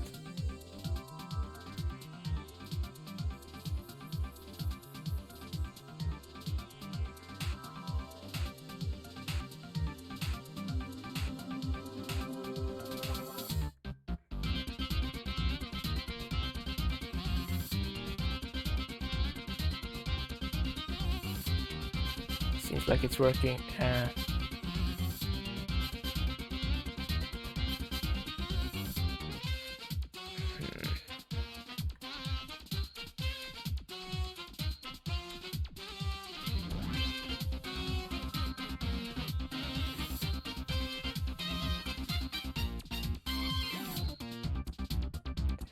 How do I do this? I can do...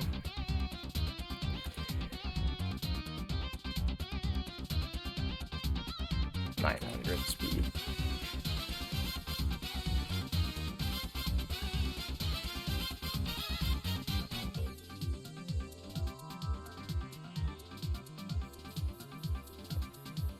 Damn. It's kind of hard because it's like you can't really decide how far the jump goes.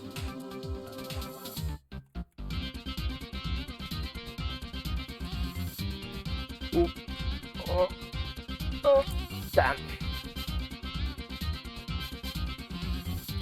Okay. Come on.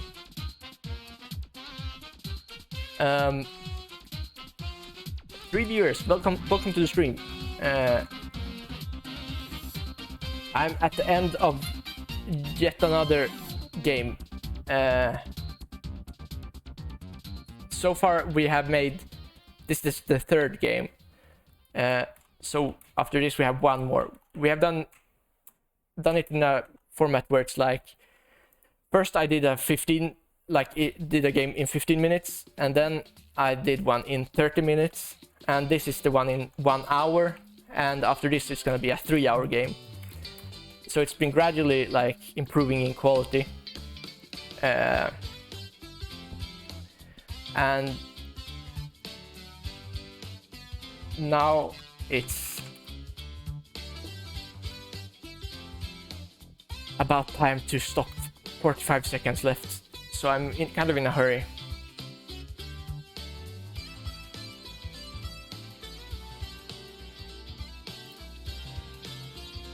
Oh no.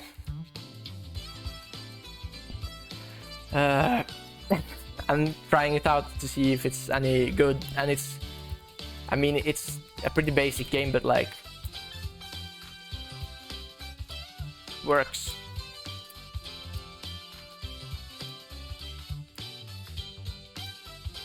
No. Okay. So 5 seconds, and that's it. Hands up. All right, that's the third game completed.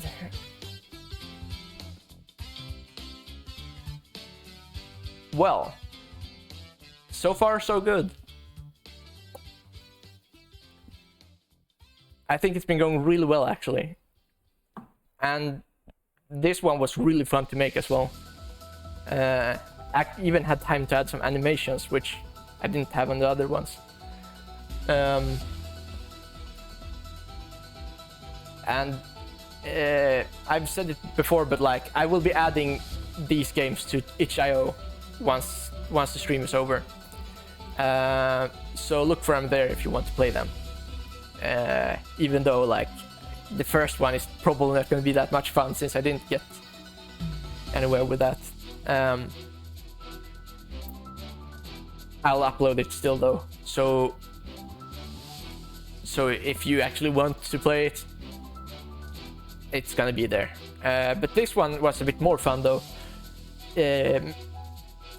Like I can't do much more on the time I had. I don't think I messed anything up, unless like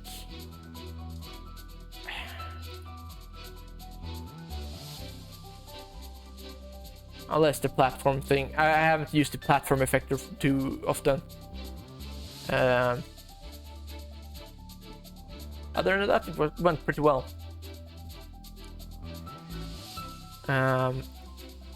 So I'll close this project. And then I actually kind of want to save that player.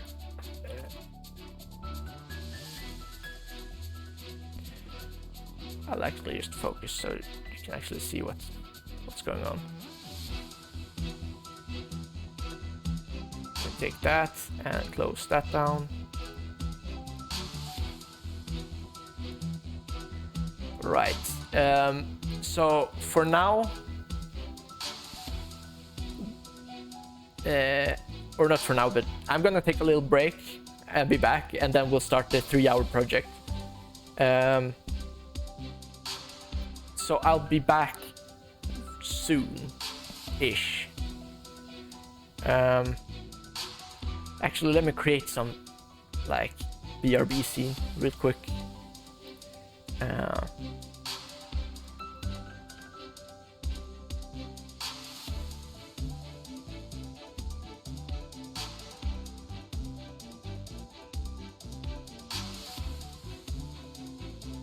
We'll take that and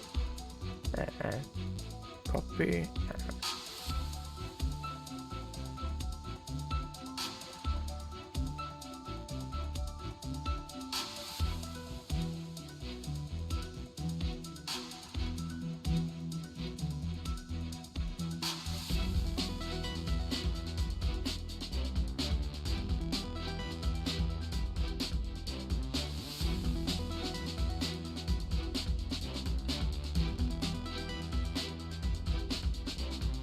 Oops.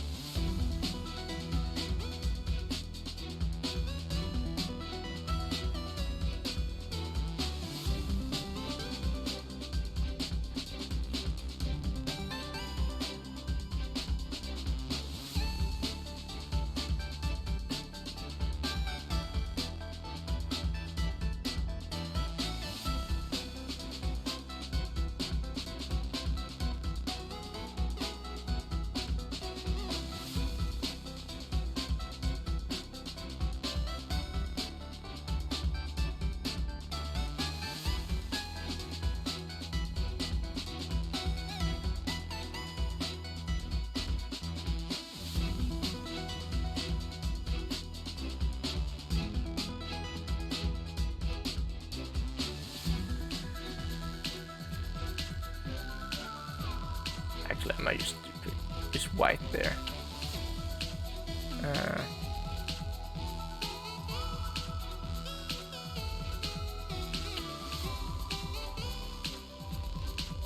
And then I'll transform that to... Whoa, 5 viewers. Hello. Damn. I'm just prepping like a BRB screen for like, I'm gonna go take... It's time to take a piss. So I'm gonna have a like BRB, and then I'm gonna be back and start a 3-hour project for the last game. So let's see, transform, center screen, and yeah.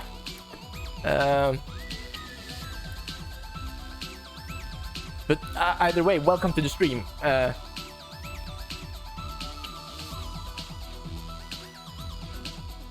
Oof.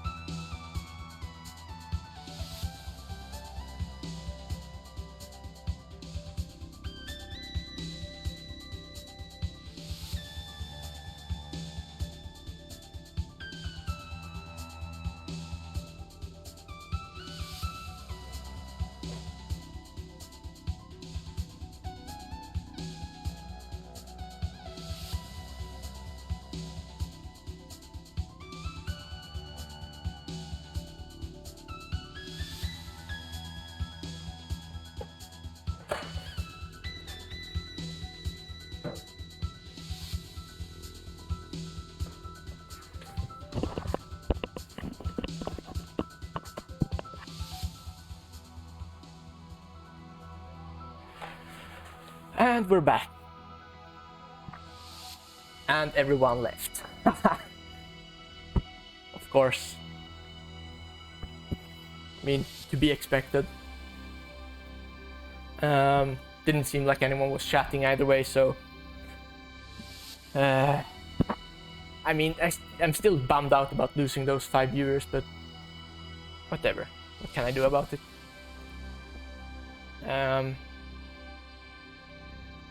So let's see about getting that timer back up.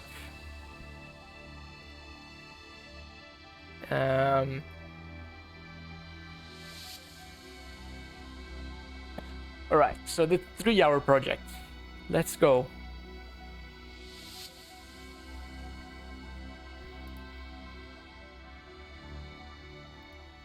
Changing that timer to be 3 hours. Am I really doing this? I think I am. Actually, before I start that timer, let me be right back again.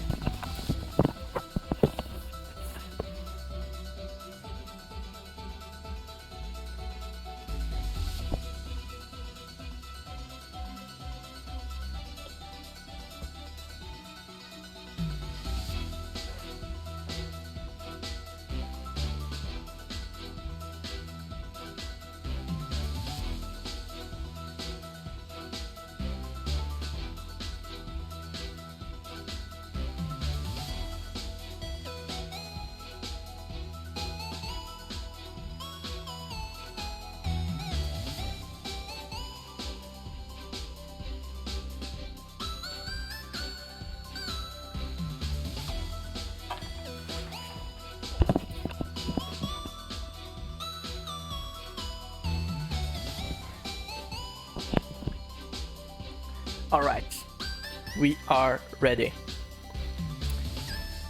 Let's go. 3rd project, or 4th project. 3 hours. 3, 2, 1, go. Damn, I didn't create a Unity project yet for this, so let's create a new.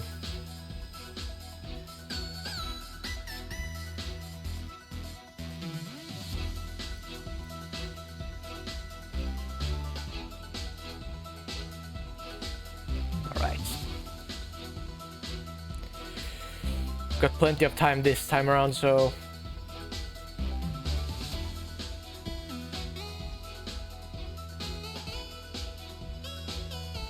should be good.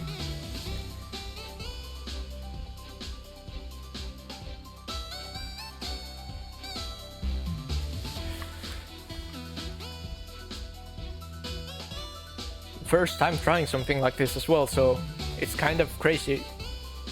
It's going really well for what it is.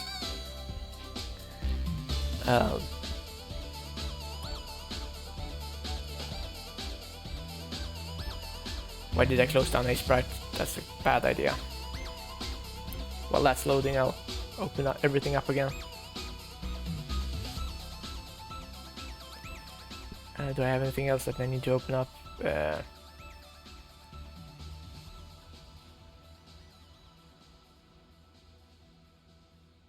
Not really. All right. Let's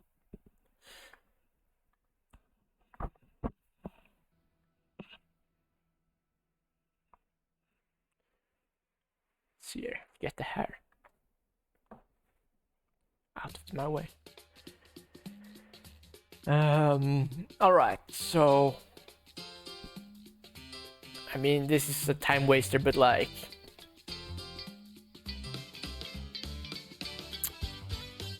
What's a couple of minutes in 3 hours? I'll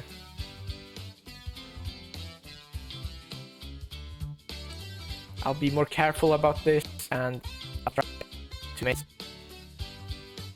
more thorough thing overall.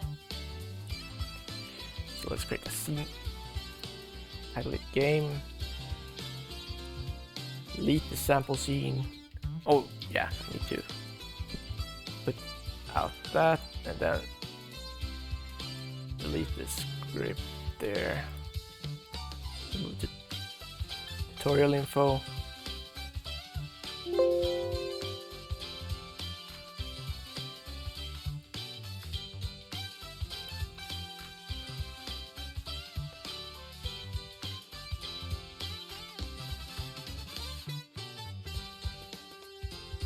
Delete those.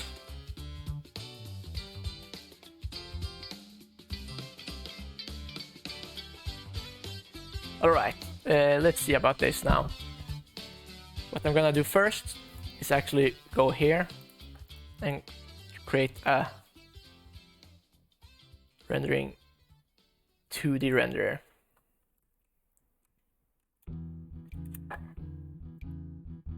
And then go into here, replace the forward renderer with a 2D render data. Delete the forward renderer because I'm gonna be working in 2D. I didn't do that last time because like I didn't have time, but now that I have time I can actually set it to be 2D renderer, which makes everything look more crisp. So what I was thinking for this game is that it's gonna be similar to what I had planned from the very beginning with the first game, but like to have it have a proper gimmick, I suppose. So let's see here. We add a pixel perfect camera just because I really like that one. Run in edit mode.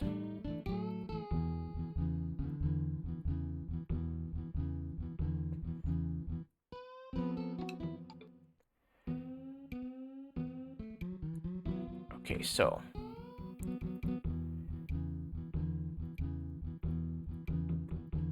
to avoid having to do a thing where we have to set everything to unlit, I'll just add a global light instead. So there we will have that, and now let's start by creating the player here. Create player. So the thing I was thinking is to do like you shoot like your projectiles spawn at the place that you're aiming at. So like where your mouse is, you spawn projectiles and they travel to your player. So like you move your hitbox so it's behind anything that you want to hit, and then you shoot. It's hard to describe exactly what I mean, but I think you'll see as I work on this. I need to go into package manager, add the same packages as I've done so far.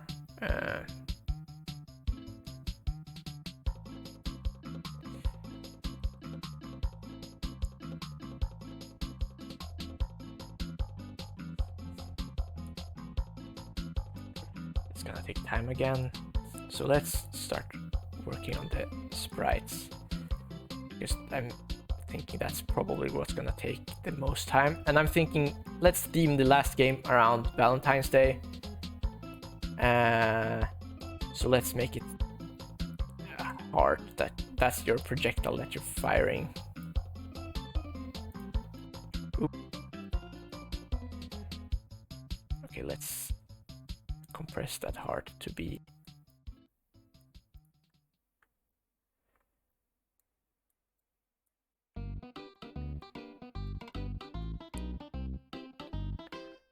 still looks weird.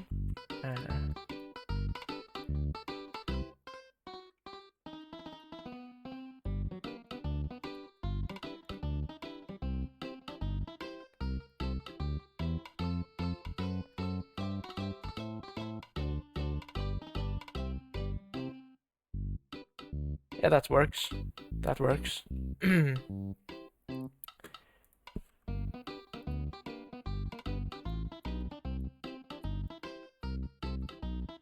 Actually, let's take that and then do a FX outline inside. Set it to be that. Now it looks weird again.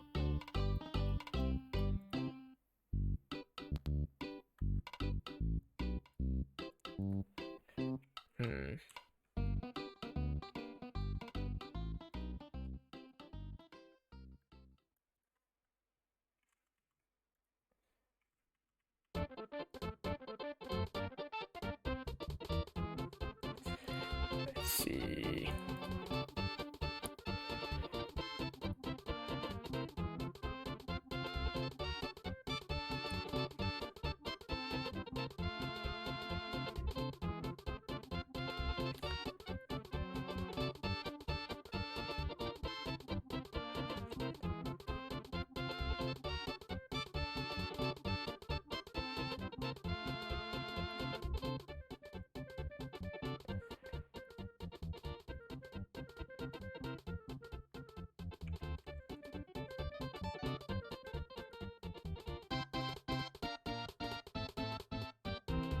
Yeah, let's keep it like that.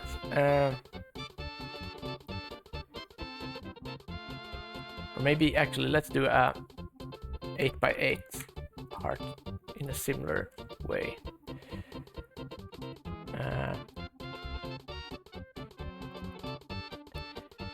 Thing I like about 8x8 though is that it kind of makes it so that you, instead of getting the choice to be limited with how you draw something, it's like you are basically forced into drawing it simple.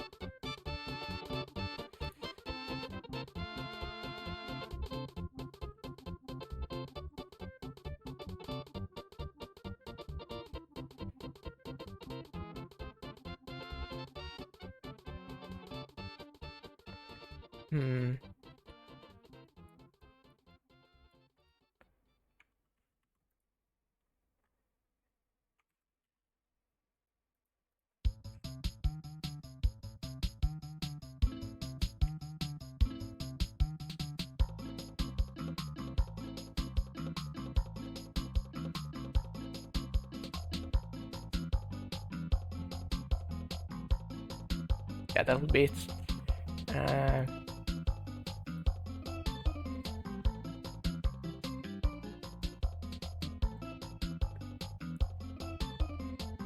Game 4 assets.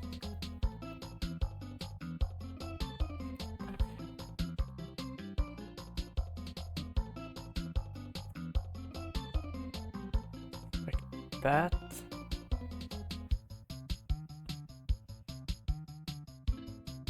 Then I will add the input system.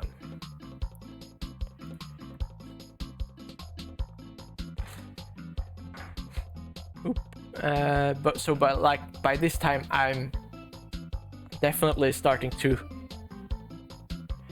feel more tired after working on like 3 games in a row. But I think I might still be, or I'm gonna be able to do it still. Or I will, but like, yeah.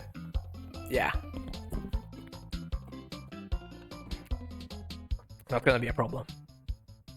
I'll just have to keep on going.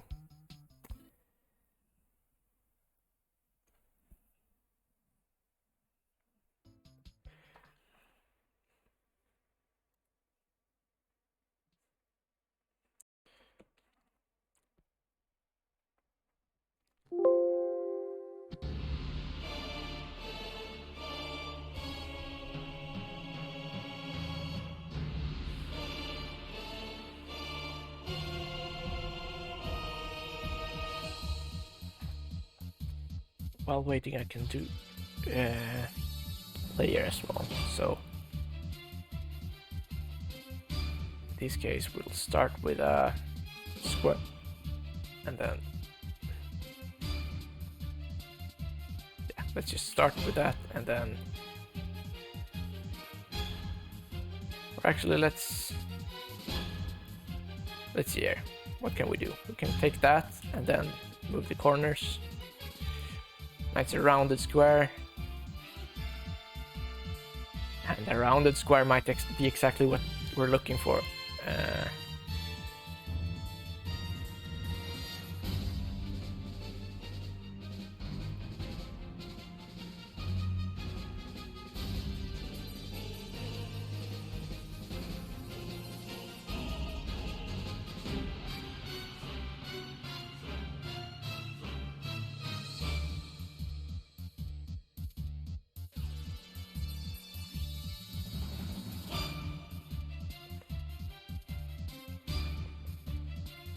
How will I do huge eyes? Maybe.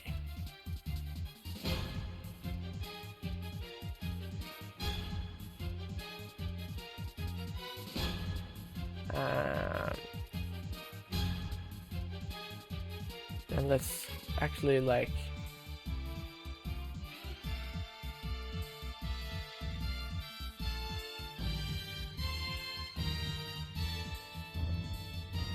I'll use something like that, and then I can do blushes. And maybe I do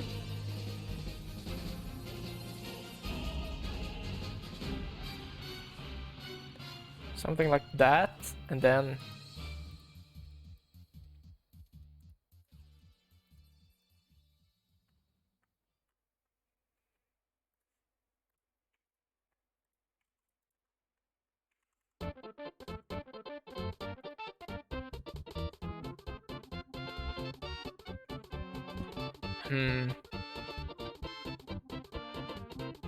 yeah, I'm not gonna dwell on this for too long, since I kind of want to actually have time. Even though I have a lot of time, I can keep on working on this afterwards. So for now, I'm gonna save that as player.png and go to Unity, because Unity is done. Alright, so let's see here. We want to create the input actions.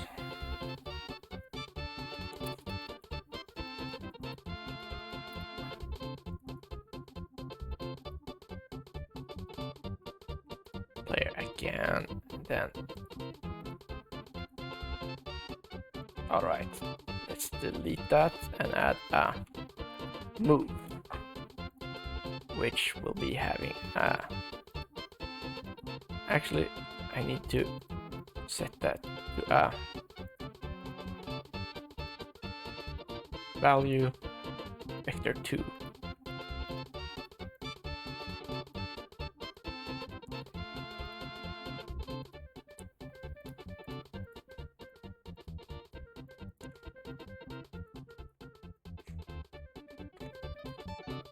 Save asset, and then I want to have a oops.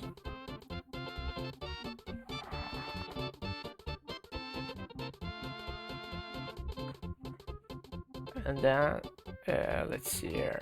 I want that to be like mouse input, I think.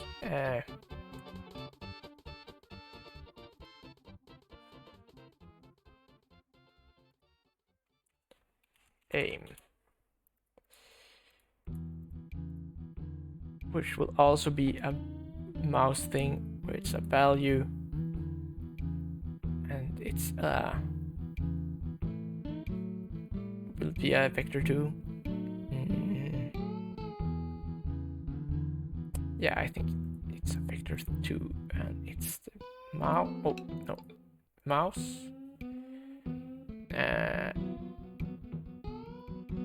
Position.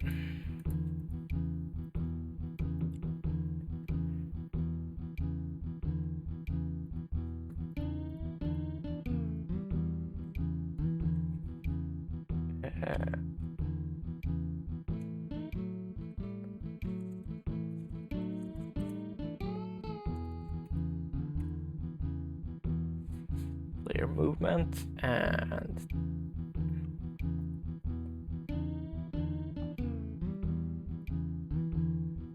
let's actually create another thing that is gonna be our way of aiming.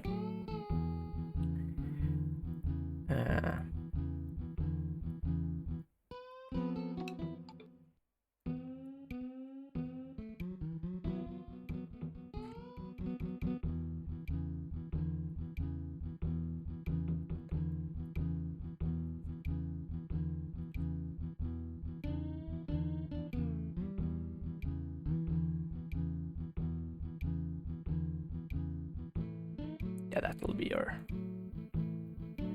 Okay, so export. Yeah, save as.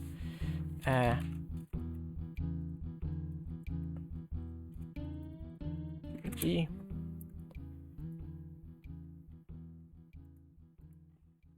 Actually, I should have just set everything to be the way it should be here. Okay. Point. No, none. Apply.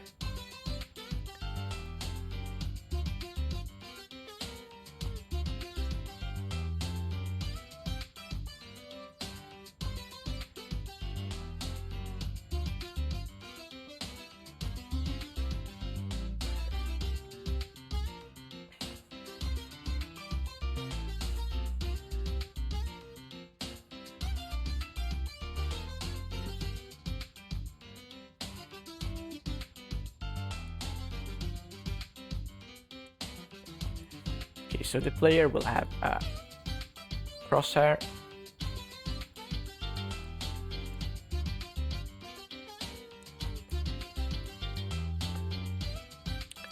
And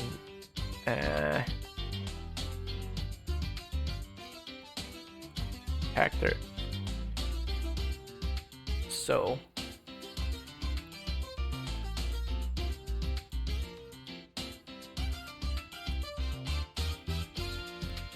there, and then we create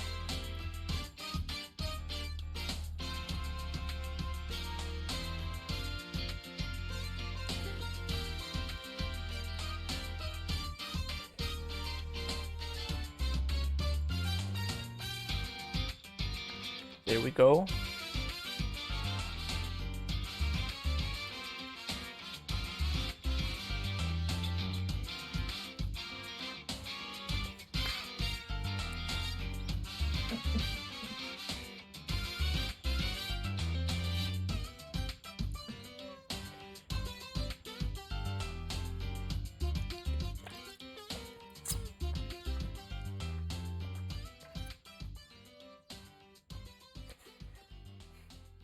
Add component player input.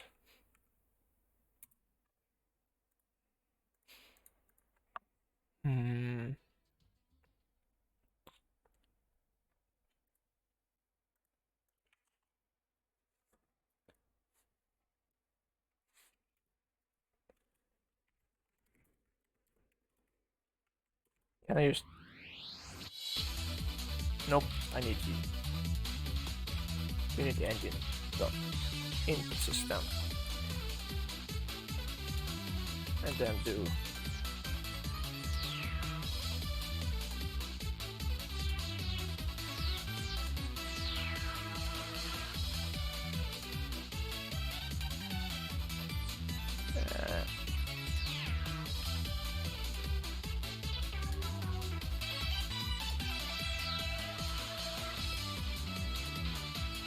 copy that and rename it to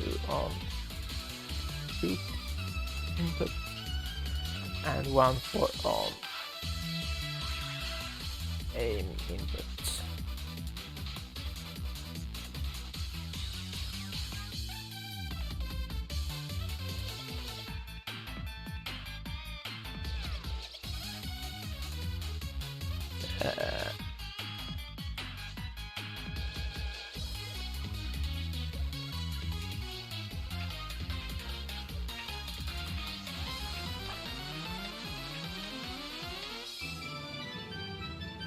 on aim input circle position is equal to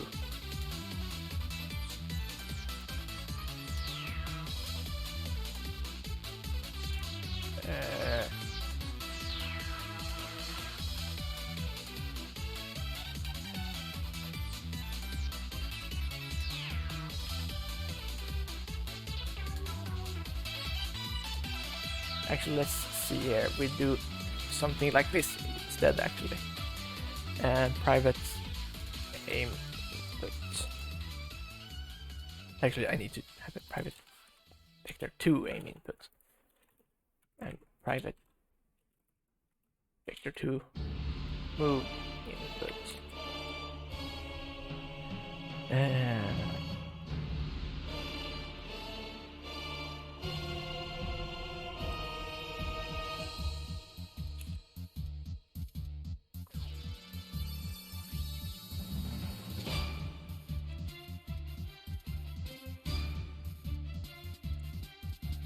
Then we set that to aim input.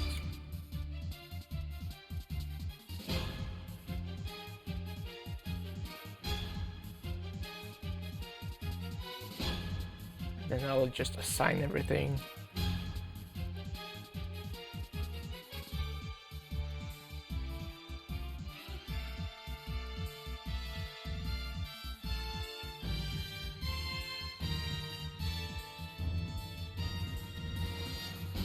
This one is the shoot one. Okay, so aim input. There we go. Let's test it out.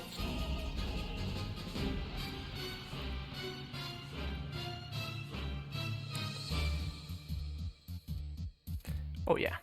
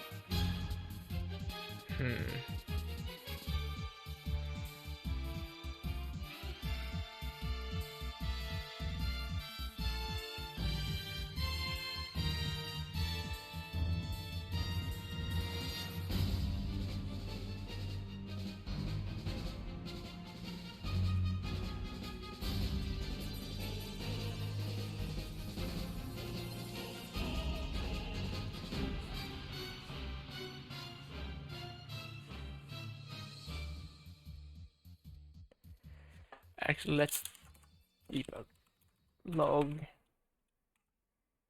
aim input.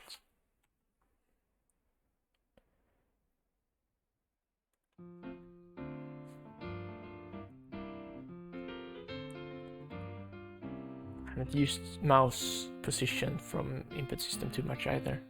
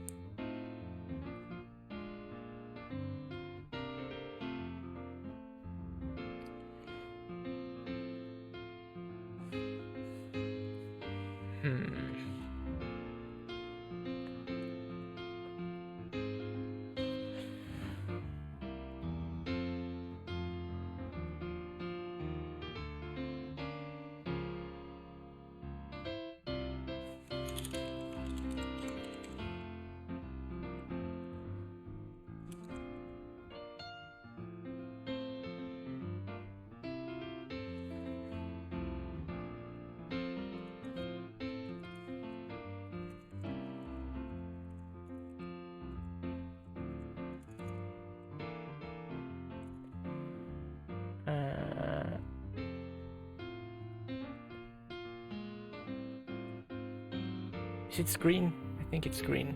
It might be.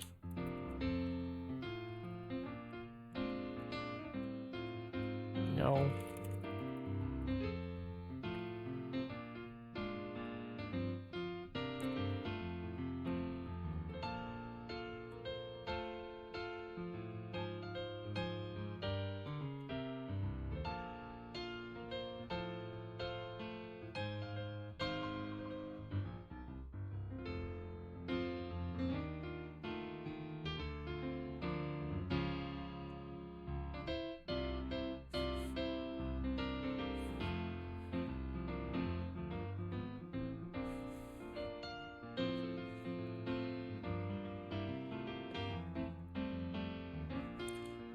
Let's see here.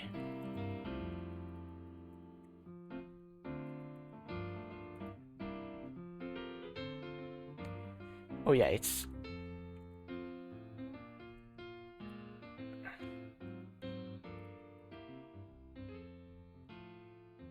actually I need to get the main camera.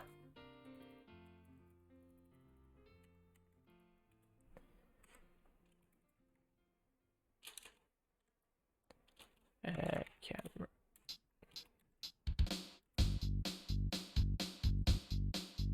Main cam.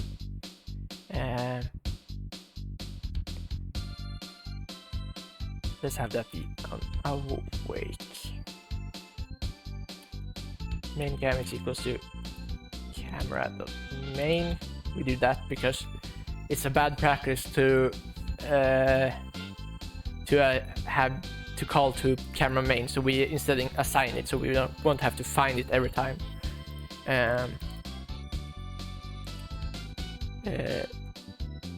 Screen 2 world points. Aim input.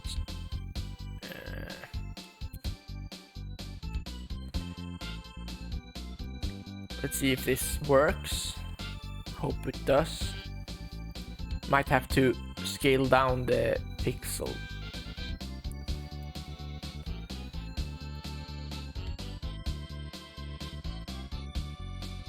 Actually, let's try setting this to be deactivated.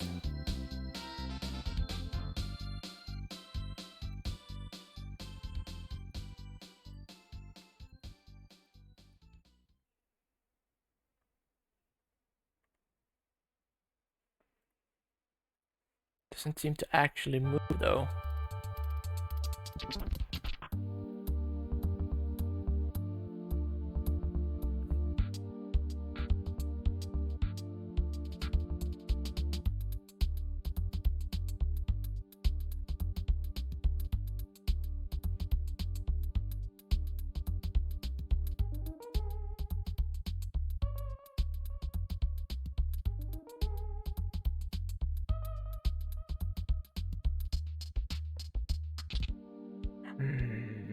Maybe I can just do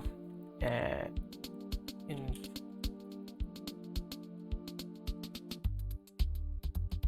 mouse position.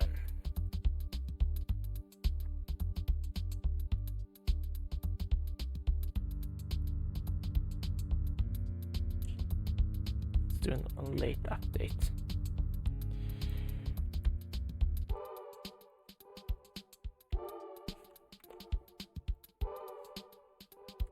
Yeah, so I'm kind of just scrapping together everything here and trying to get it finished.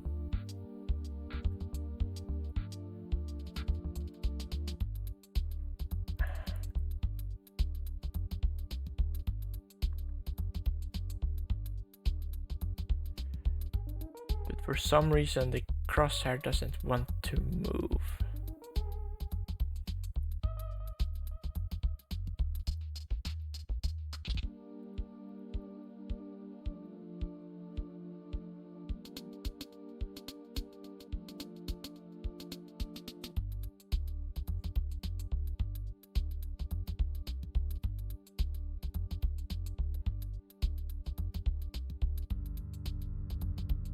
Why is that?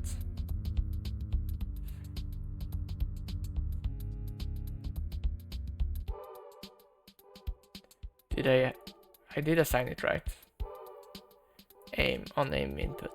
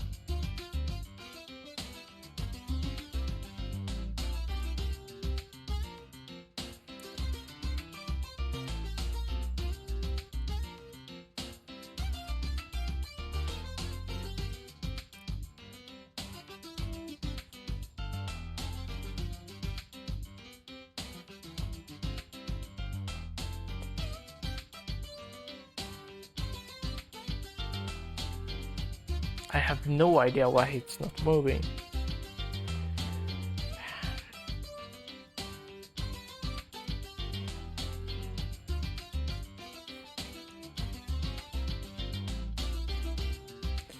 Or maybe it's the camera that just doesn't...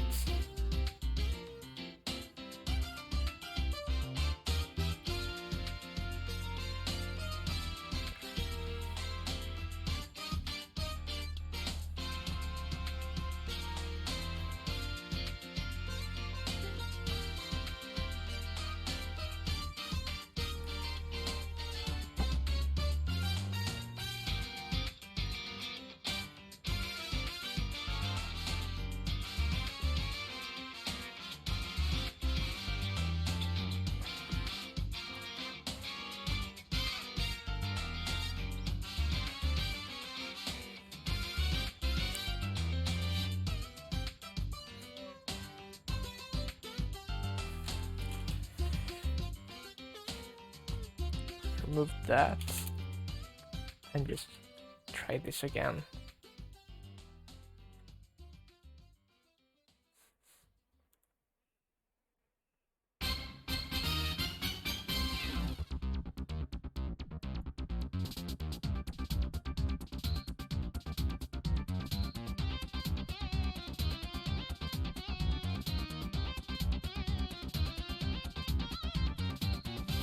It's invalid now. Oh yeah, it's because I'm trying to use the...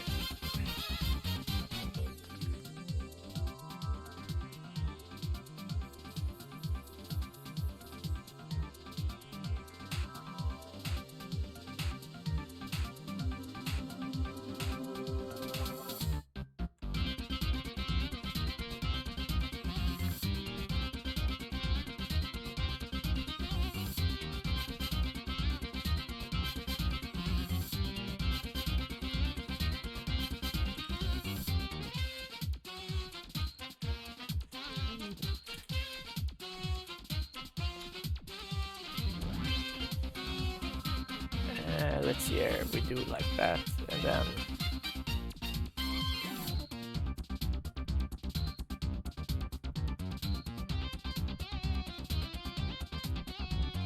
equals to that.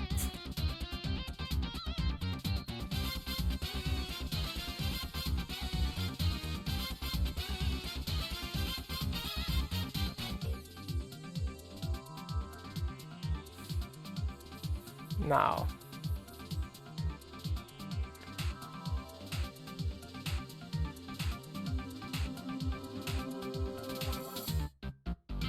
Okay, so I think it's kind of trailing behind because of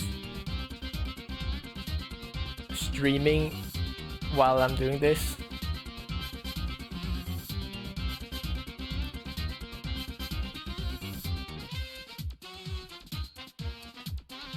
Can I use the pixel perfect camera now?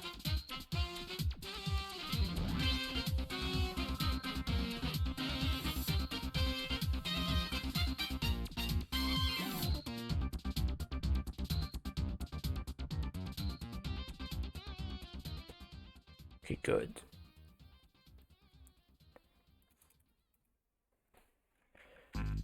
That was really annoying me.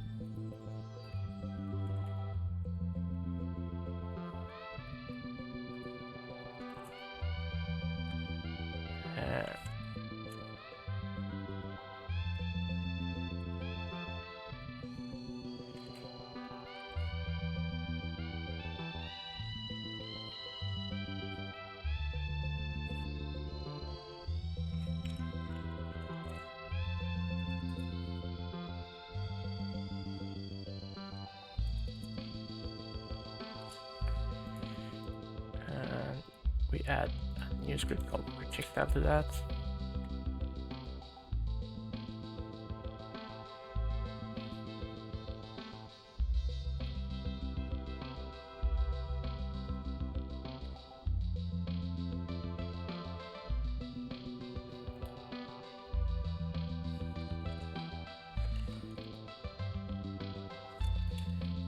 And then we add some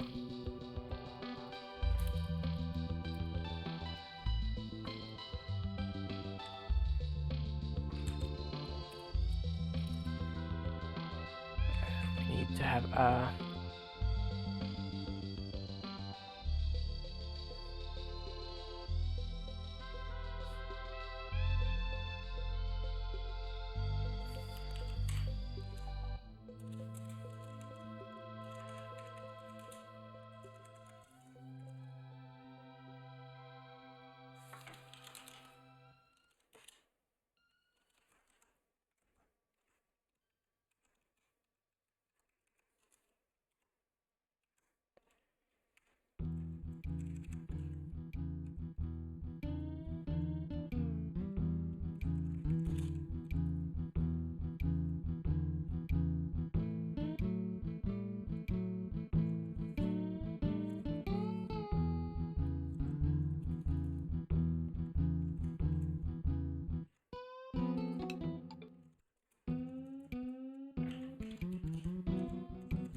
fired projectile is that,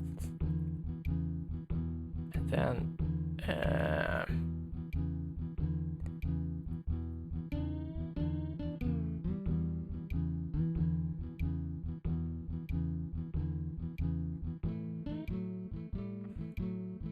character bridge body move position. Why is that? Oh yeah, I need to.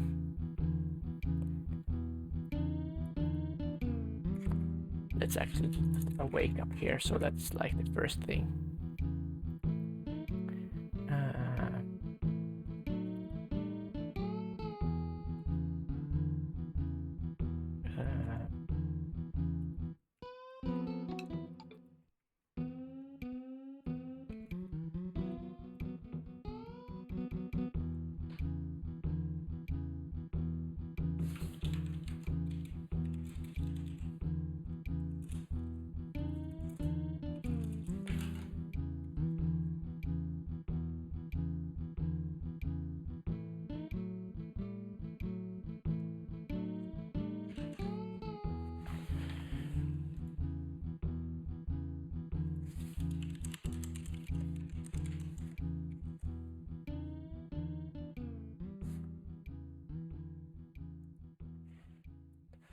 Go.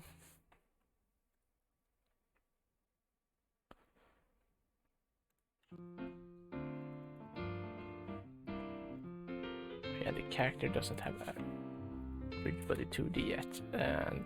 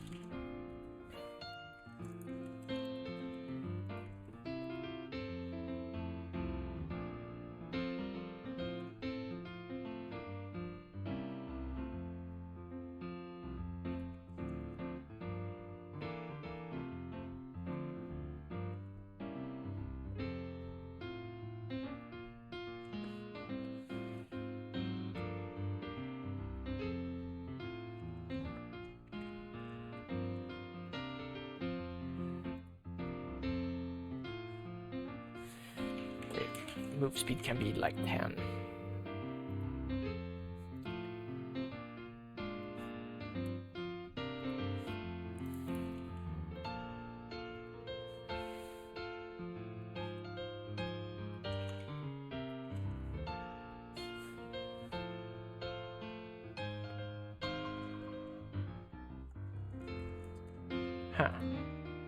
Have I?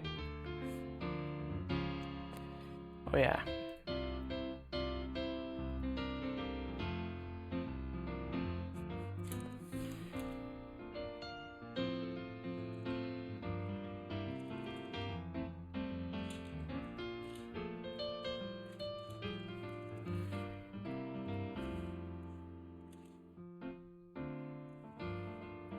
So let's multiply fixed delta time over there. So then it's just position plus movement.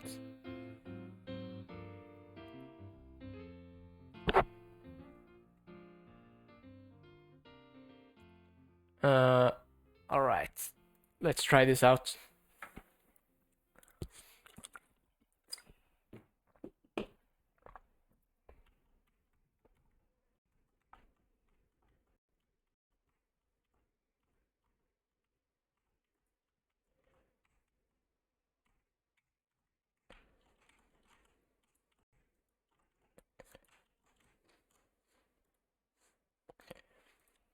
Right, good.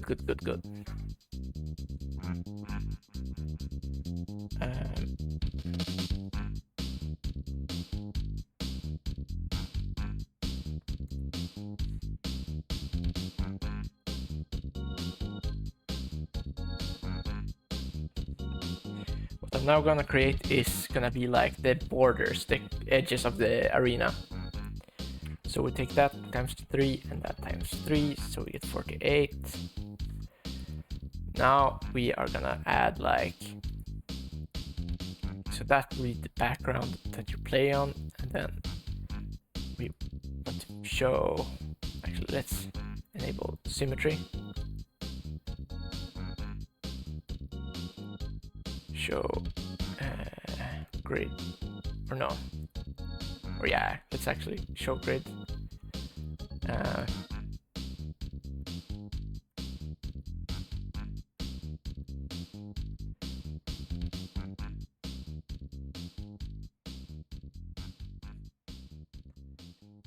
Let's actually do it twice as thick as that.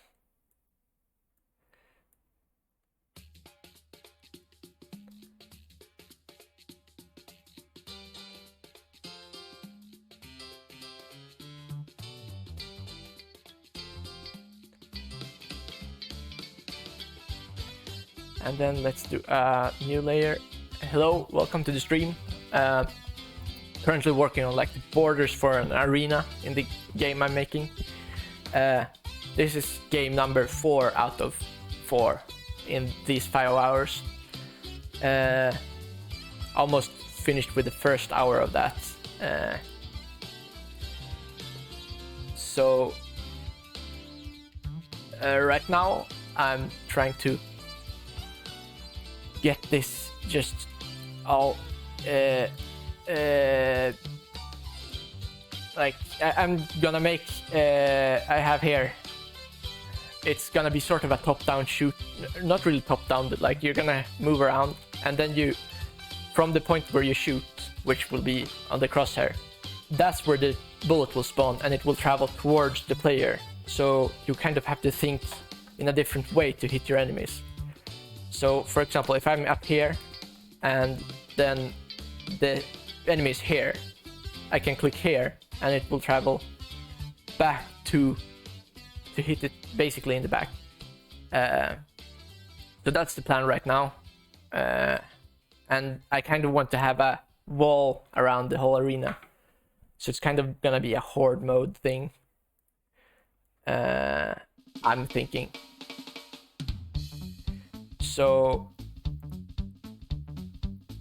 let's see about creating that.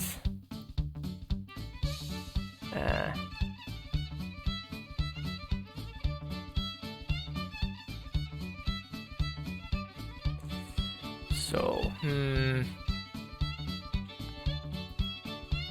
maybe something like that. It goes like that and that.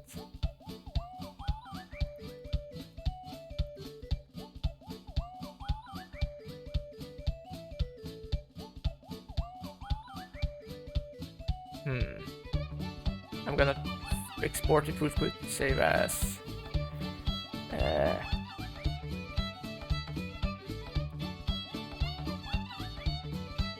arena.png and then go in here. Get that. I would say it's a multiple, or maybe, can I? No, I can't. I need to set it to multiple. So what I now do is that wait, never mind, I think I have to set it to single. I messed up. I go in here and go border 16. Top. There we go, apply. So what that lets me do, I think, let's see if I'm actually correct. If I go tiled, or maybe it's sliced, I can actually do this. Oops. So it's like I can resize it any way I want, and it's filled in the middle and have the edges like that. So let's make an 8x8. Main camera, I want to center that. Actually, let's make the arena like 6x6. That's a smaller arena, but it's gonna do. Main camera, and then change that color to pink. Okay, that looks kind of, I don't like that it's like so hard on the eyes. It's a bit too bright, so I might want to overall make it a bit darker.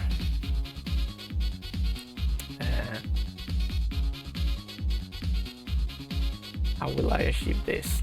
Maybe by using a different color, or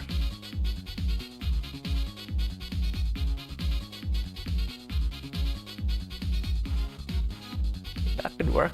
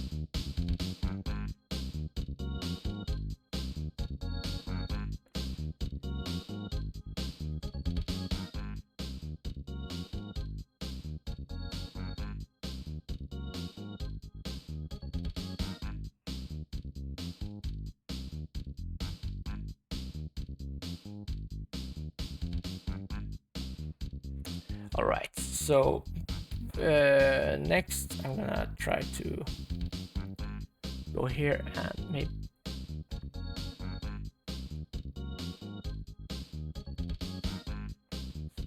now that looks like ass.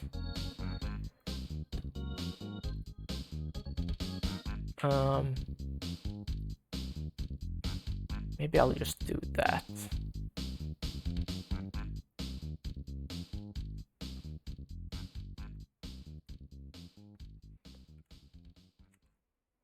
Oh yeah, I think I know why this looks the way it does. It's because I want to have it be a darker color there.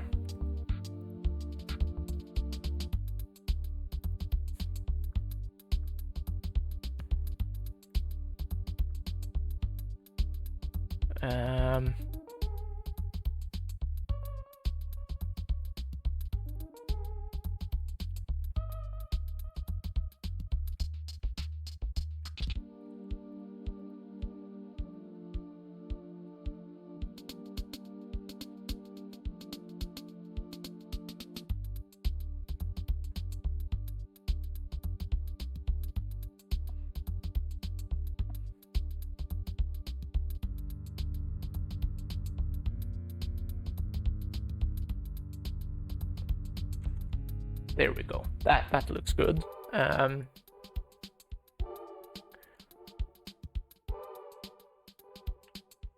Where's the player though? Do I have to do like... Yeah.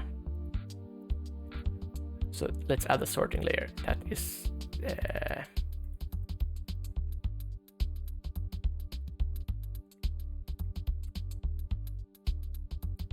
behind.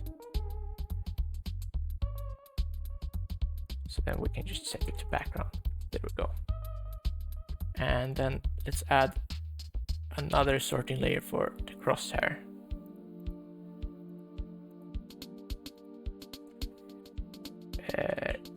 UI. And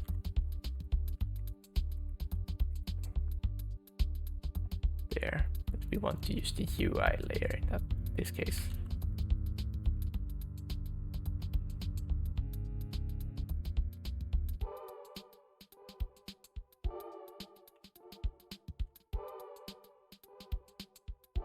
All right, now we want to have the arena be a form of collider.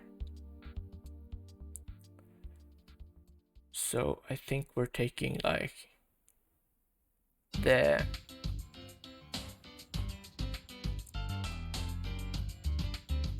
will we do a polygon collider?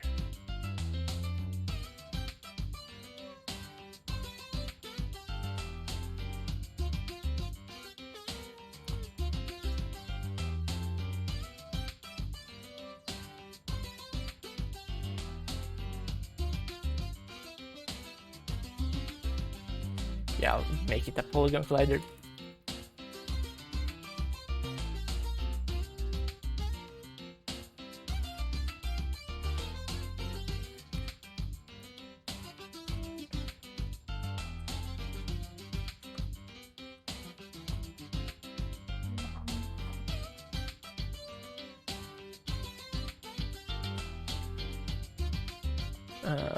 Then 2.75, I think.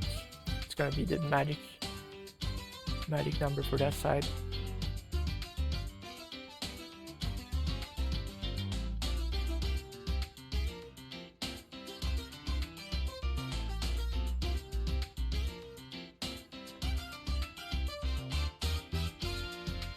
Yeah, that looks about right.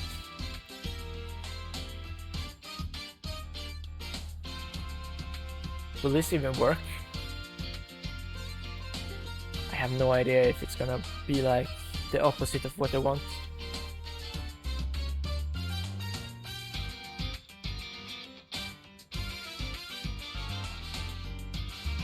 Player doesn't even seem to care about it.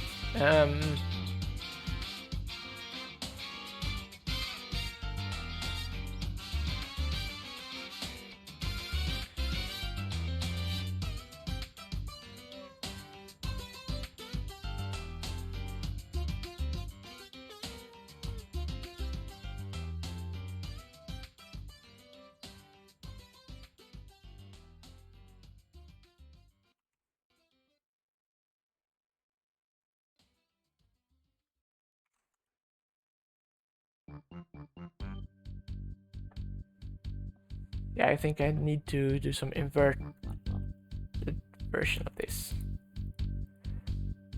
So maybe I need to do first like this. Rigid body and set it to static.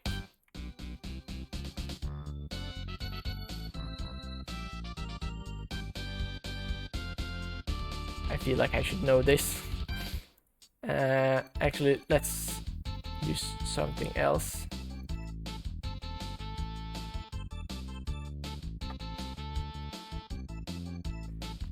An edge collider might be what I'm looking for. So let's make it the same points as that.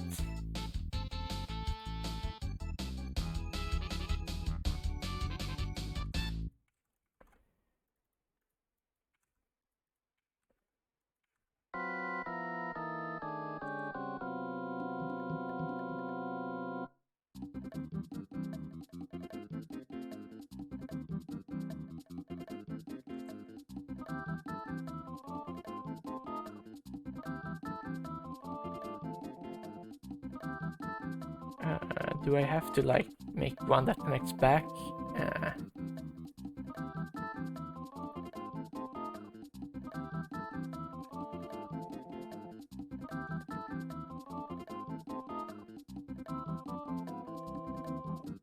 I think I might need to do that. So let's add one more that has minus there and a positive there. Yeah.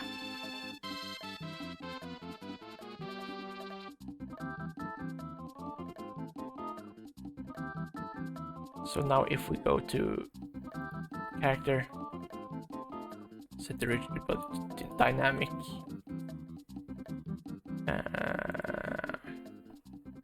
Yeah, it should work. And it does. Amazing.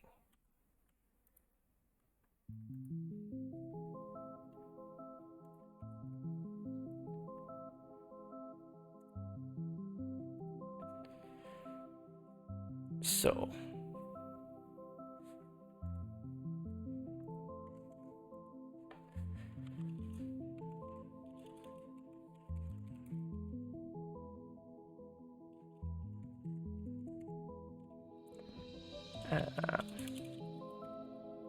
actually, I don't need to add.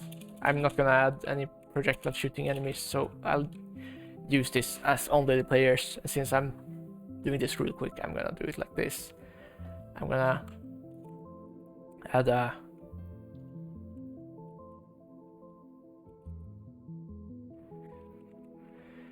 it's gonna home in on its parent, I'm thinking, or maybe, yeah, the parent. It's, or should it? No. Let's have a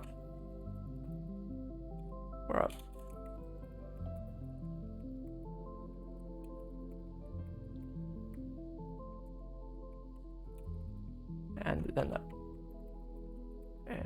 void set target.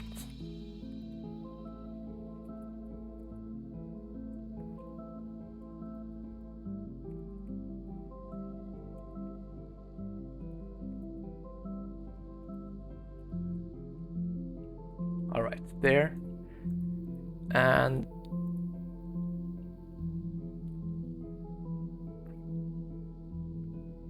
what we're gonna do next is to have an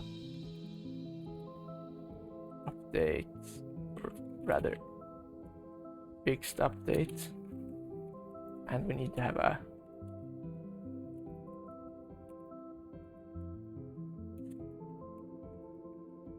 rigid body, which we have in wake. RB is supposed to get components. No, rigid body 2D, and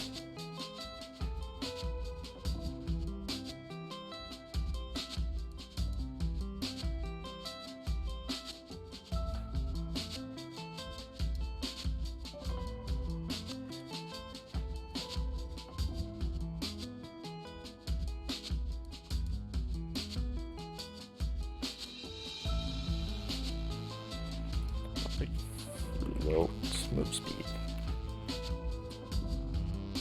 And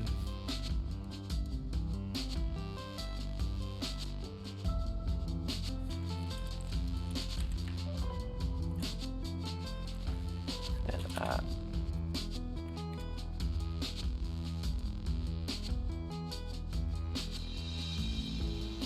move and call that from there. And then we do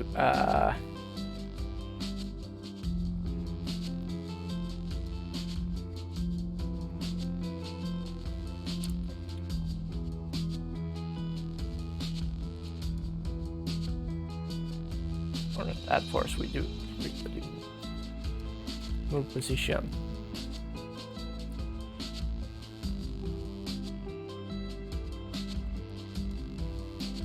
Plus movement and effectively move and equals to all right, our we want to have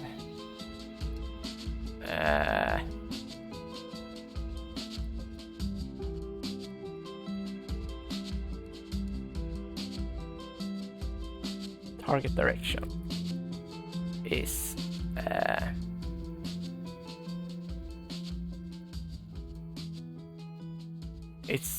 wait, I'll just have to try this for the sake of that I don't want to bother thinking. Transform dot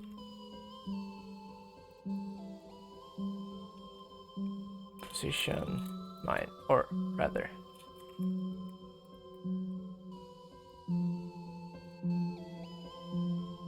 I want to go from this, so then it's target position minus rb dot position.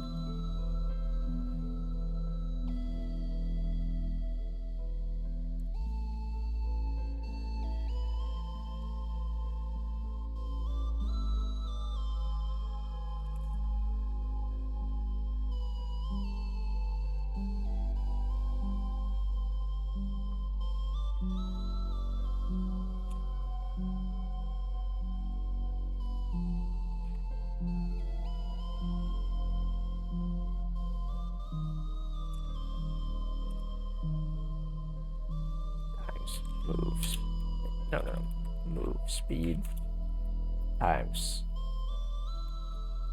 time dot fixed delta time. There we go.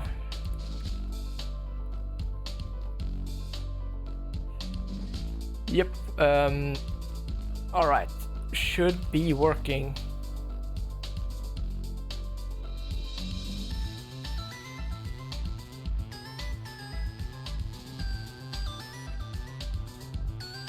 In this case, the variable set target is set to character, and first of all I want to set it to variable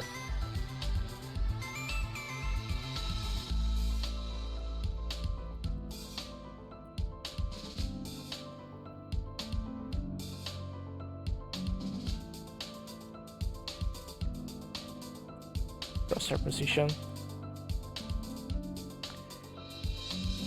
All right, let's start from there and see if it works.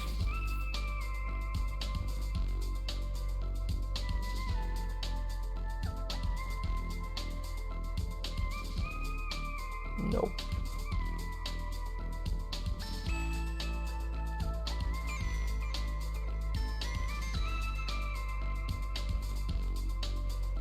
That's because this one doesn't have a rigid body. Doesn't have a sprite, so we need to add that.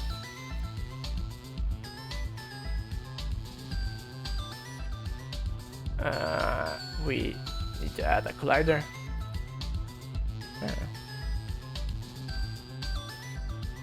We'll do a circle collider.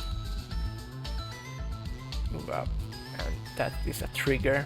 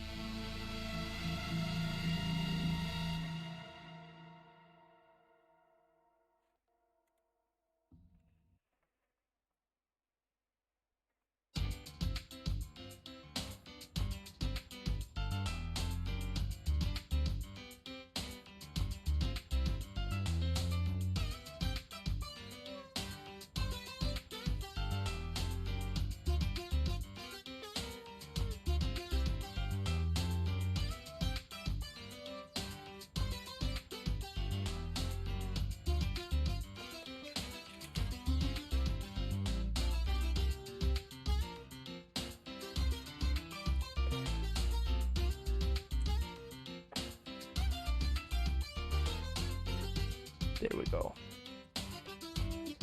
And then we'll decrease the circle of that to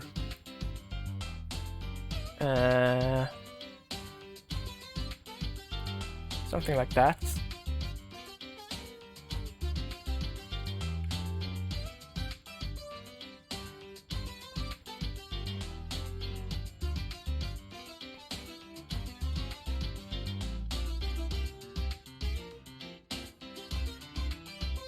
Alright, now, did I sign it?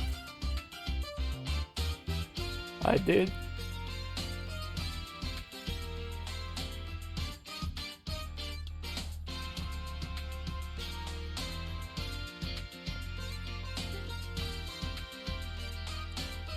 Okay, set target and then move speed. I need to add move speed, of course. So let's make that like 5.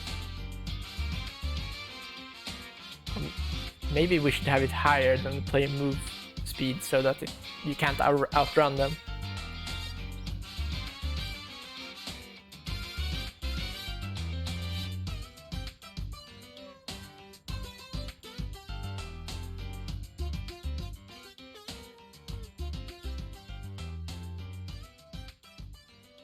And then on trigger enter, or actually on trigger enter 2D.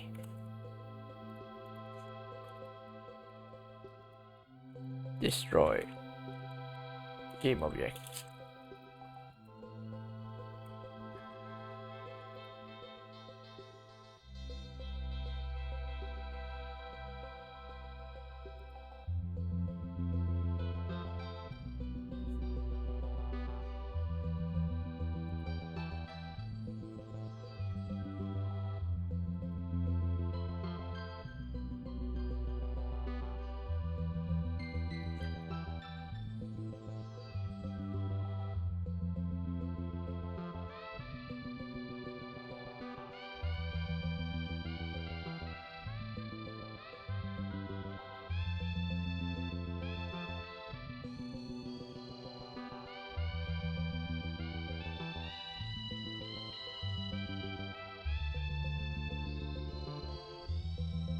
Let's go to player and decrease move speed to like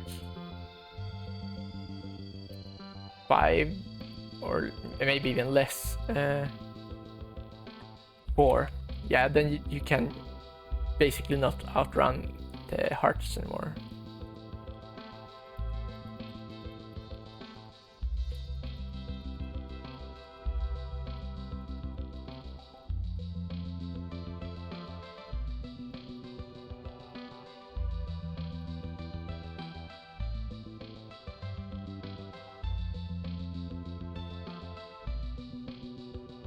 Alright, that's nice. Now let's add some enemy or something.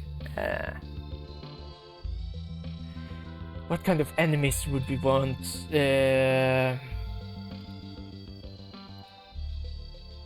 I'm thinking that we'll do something like the player but evil. So let's create a new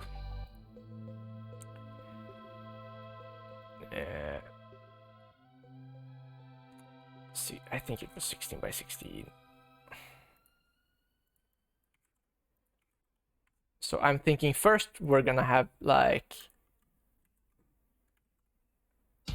a frame where it's like before it spawns, so it's like you have time to react to when it spawns.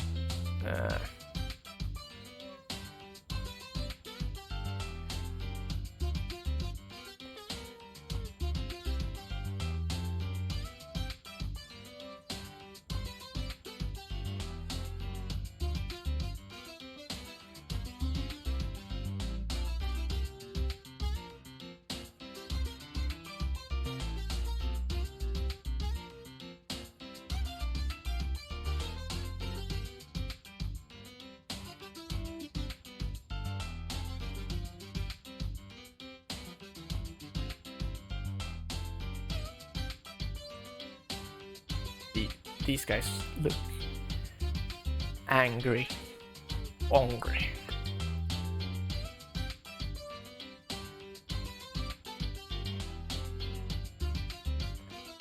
Still blushing though.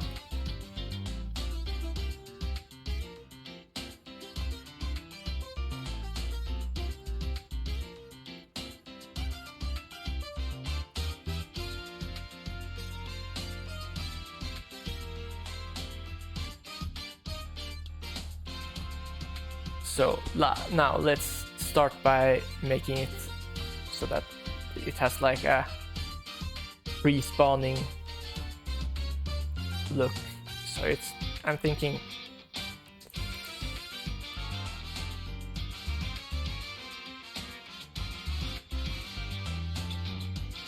something like an outline first, and then it's like taking form.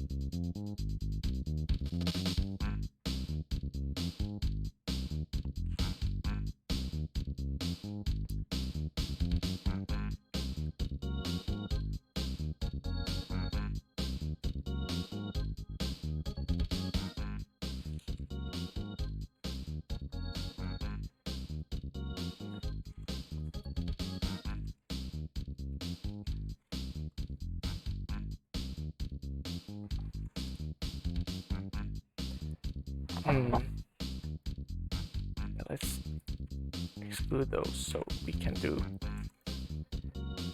like 3 frames of the outline like becoming more glowy, and then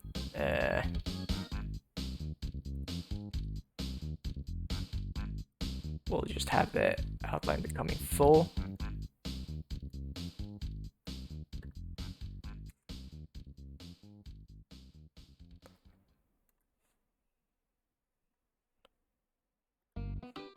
And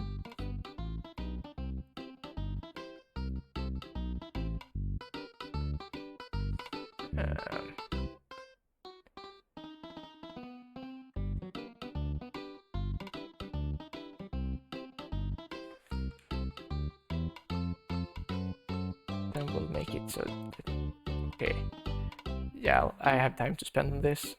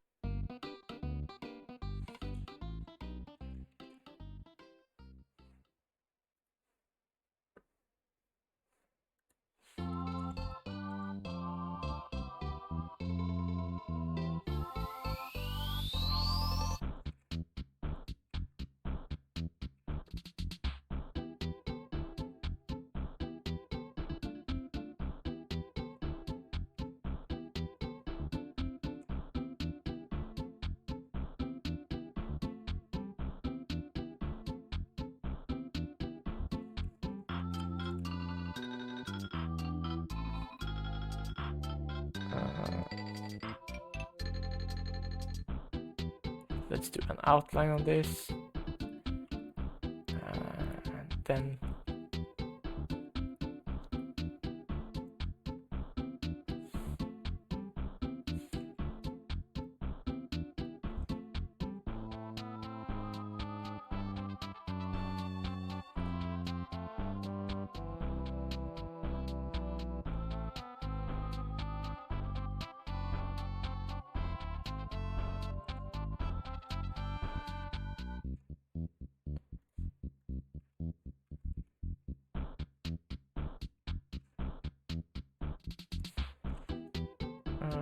And then we'll do that.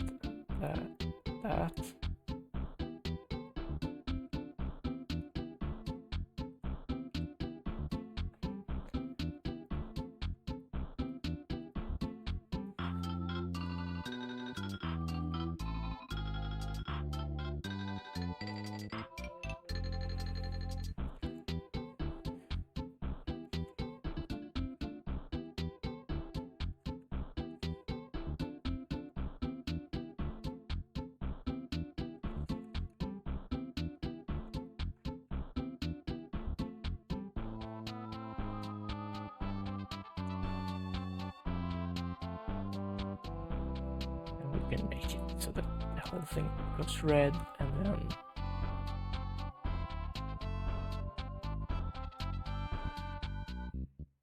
we'll add the frame of border appearing first.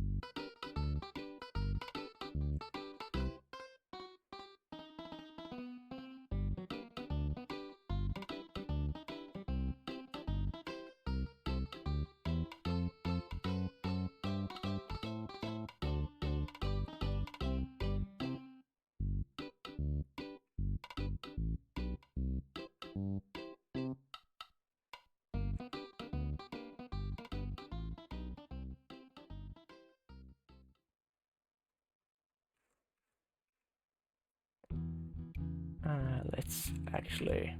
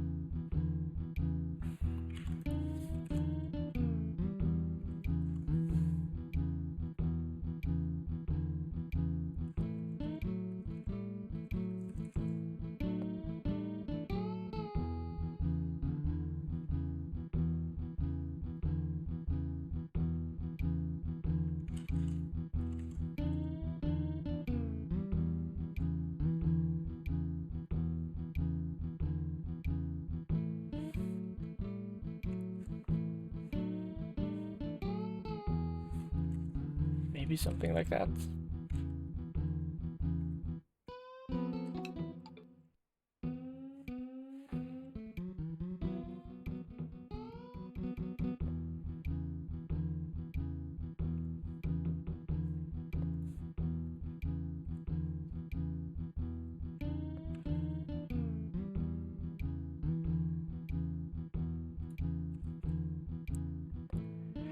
All right, that's gonna be the like spawning animation.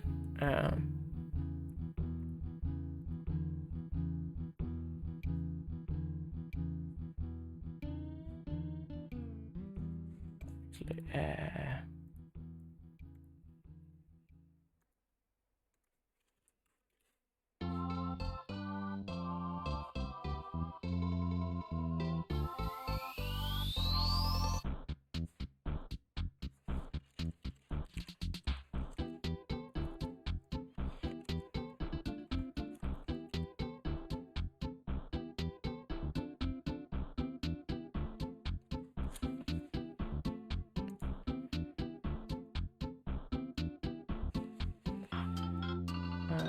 And then let's just make another one. It's called just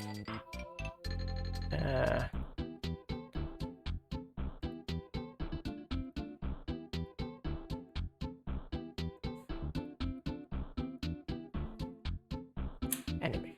And then we're gonna go back, add something called an anime.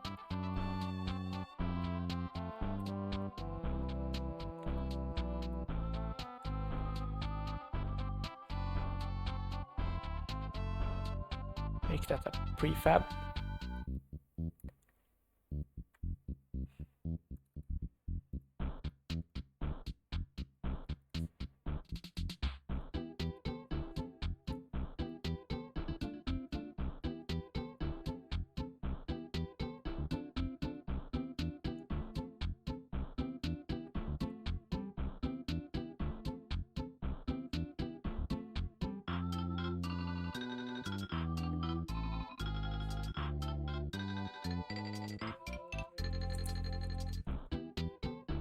Sprite, and then we want to add an animator.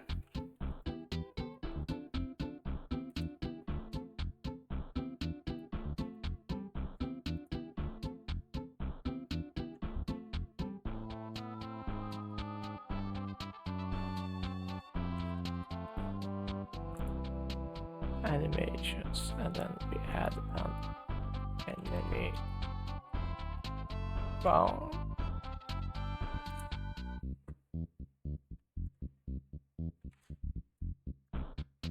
Sprite.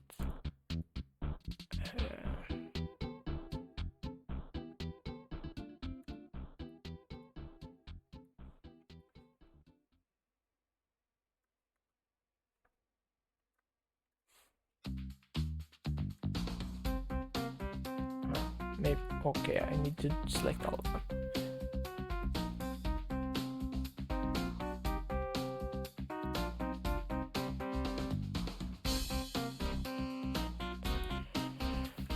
And then we add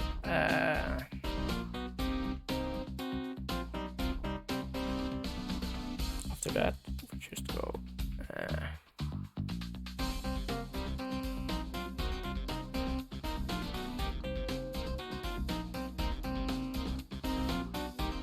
sprite, and then we just insert this. Make a transition as exit time, yes. Exit time is 1 and the transition goes instantly.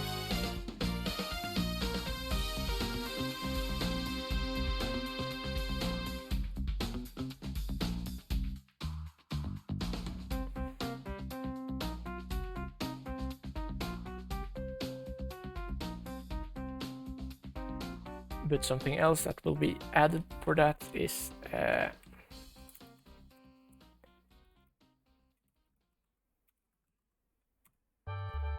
box collider 2D.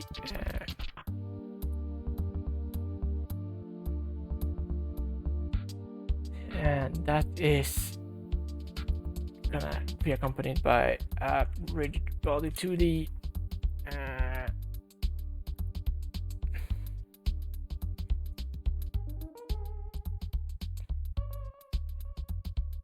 Let's go back to player because we're gonna copy the rigid body stuff from there. Copy component and go into enemy.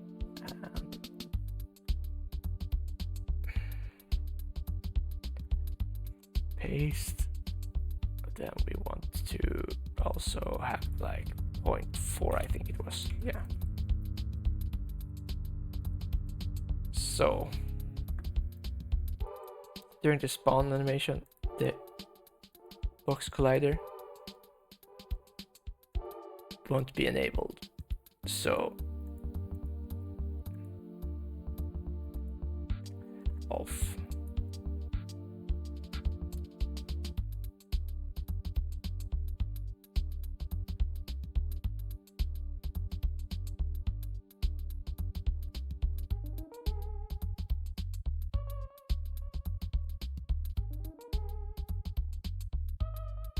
But then even the default, I will have the box collider be enabled.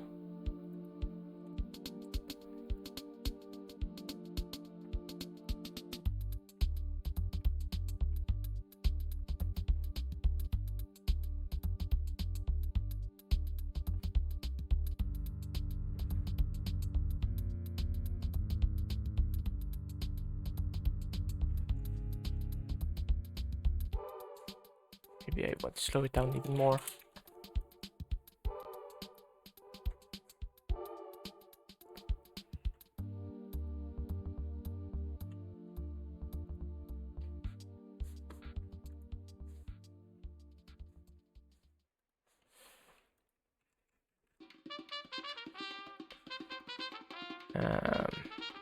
Okay, so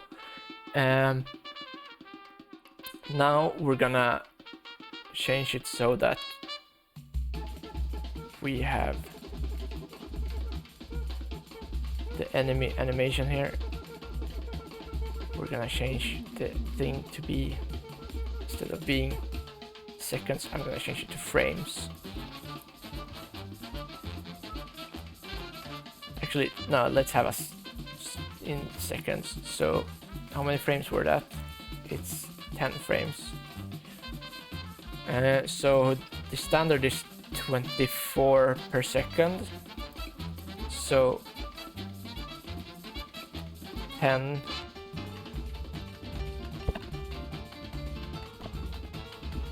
would be like, okay, so that's then 24.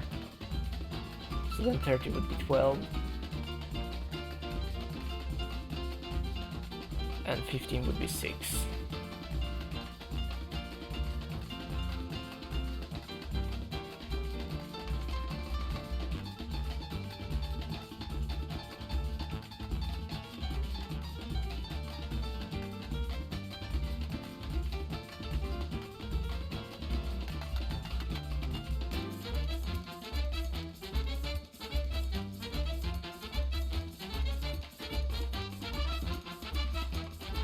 Alright, I'll make it that short.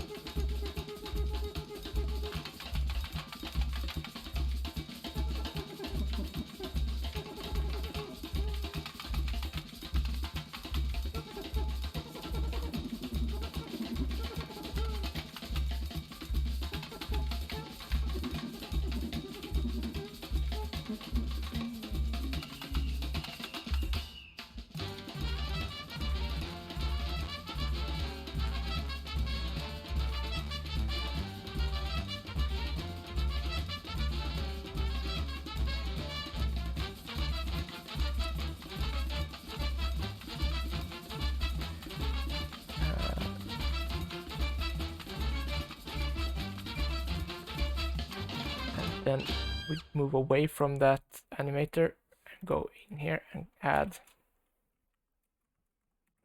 enemy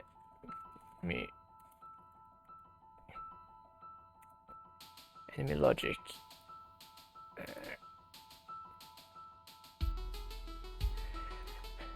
And what this will do is that it will chase the player character. So say that we have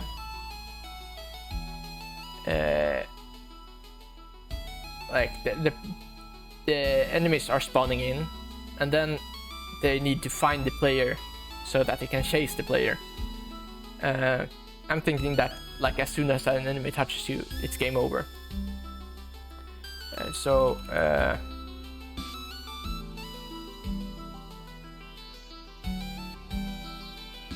let's see here. Hard, yeah, transform. Yeah, on awake or on enable. Target is equals to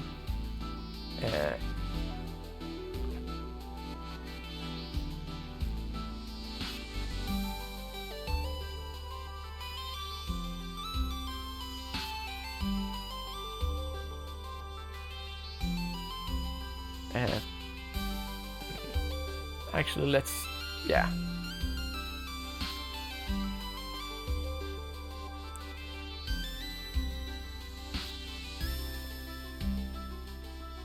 actually does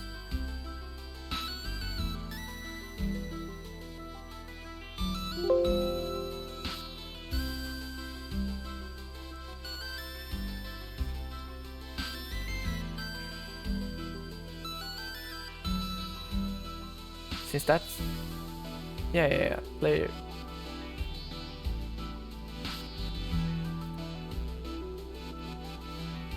character, there we go.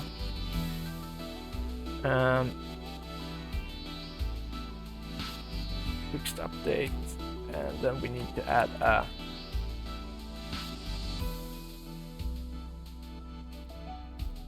move speed, and then we add a function. It's gonna be pretty much the same as earlier things. So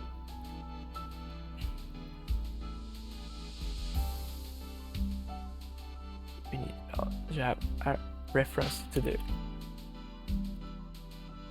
rigid body as well. So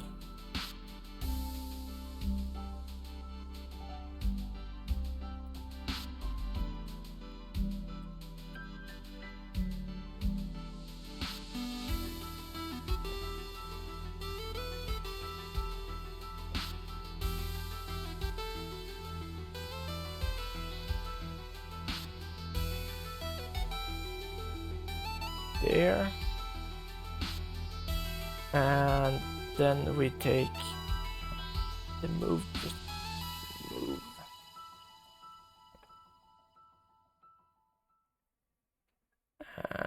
Do I need to add something else? Okay, target, it finds the player. I think I need to have it to be like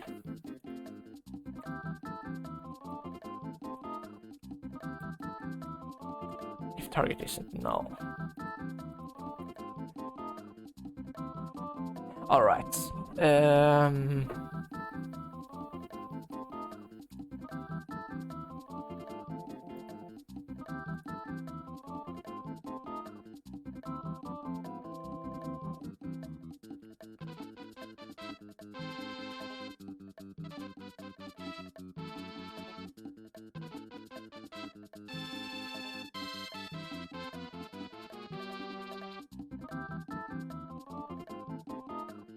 Let's see here. How do we?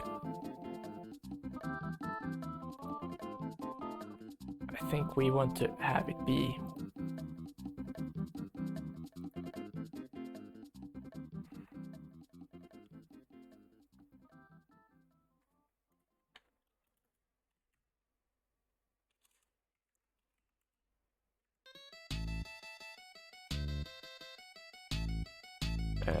on collision 2D.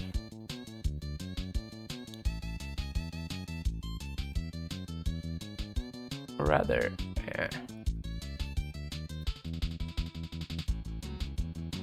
this one already has a trigger enter, so let's use that.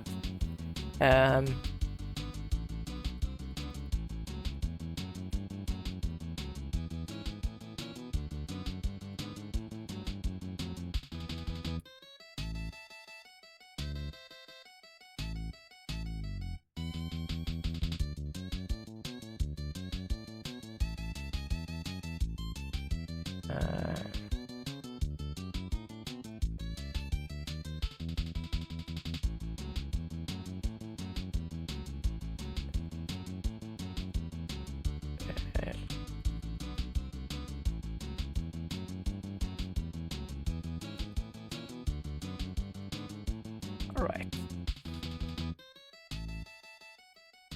So like that.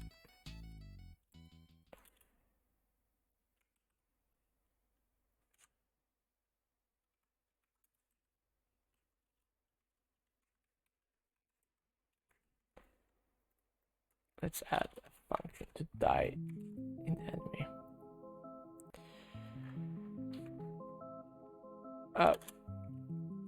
Public void die. Which sets the enemy. Yeah, let's add a bool. Bool is dead. Is by default false, but here it says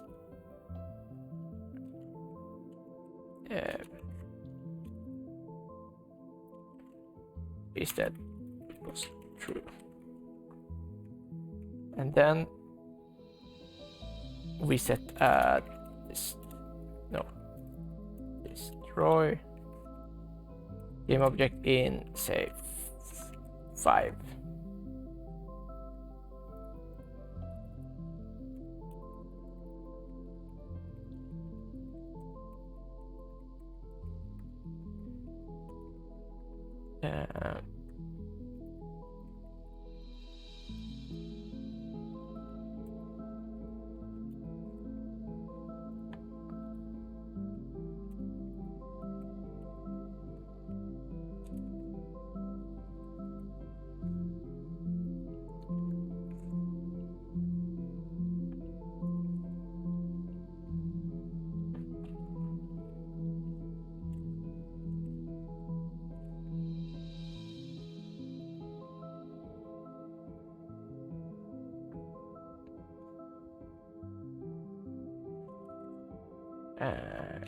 Is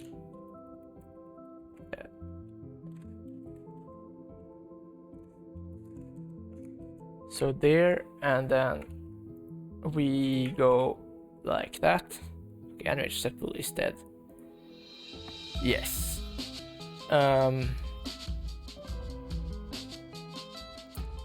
Right. Next up, we need to have that added in the animator. So I'm thinking we're adding like a animation for when it's dead, and it's gonna turn pink and become like all happy, and then it's just gonna like poof into a cloud and disappear. But for now, let's add a bool, and that is dead. And we may actually, let's add the animation as well.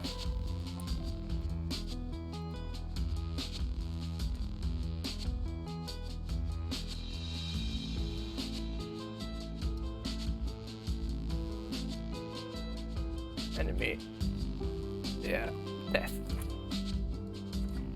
So what we do here is we take the box collider and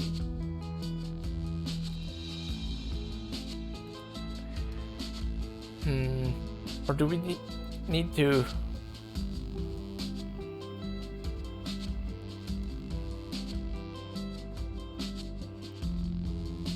Yeah, the box glider can be there. And then we just say... Yeah, we'll disable the box glider so we don't have to deal with... Like, it's not gonna be in the way. Good.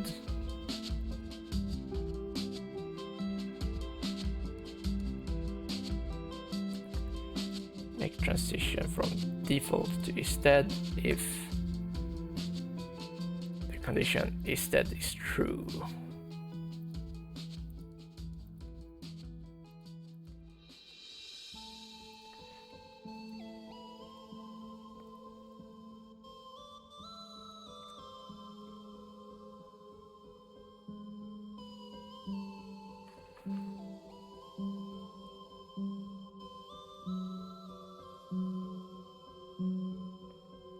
Right, and then enemy's move speed should be 3.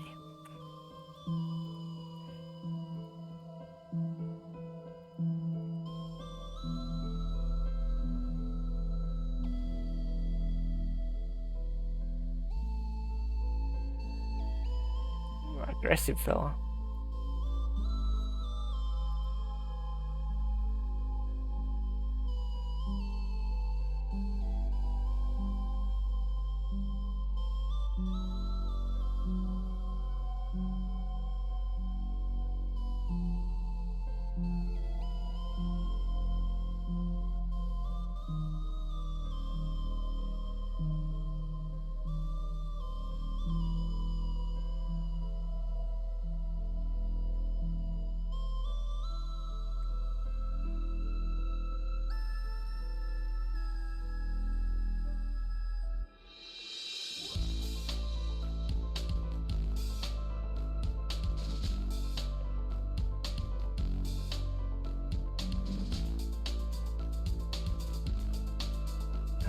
So let's take this and make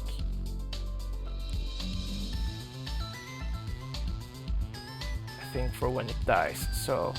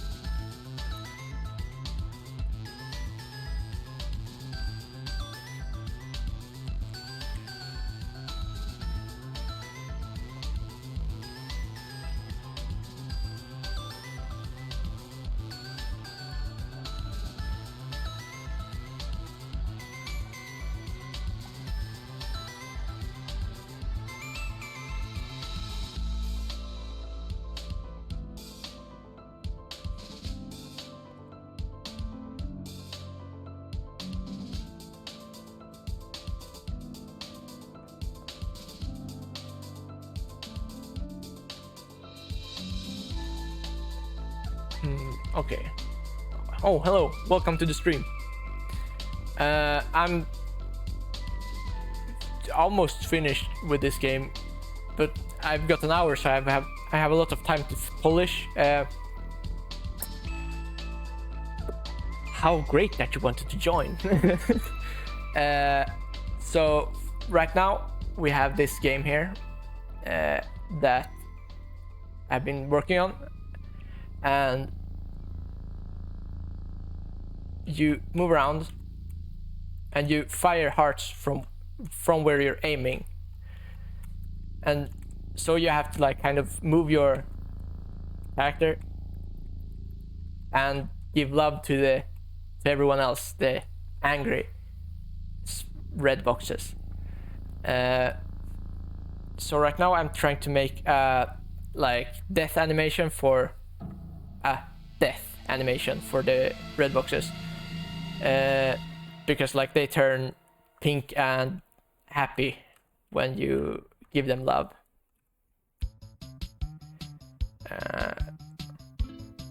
So yeah, that's what's up.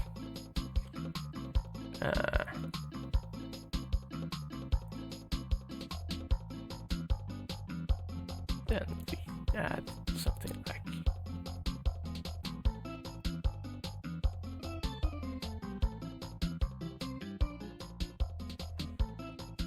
if they're gonna blush and they're pink, how am I gonna do that?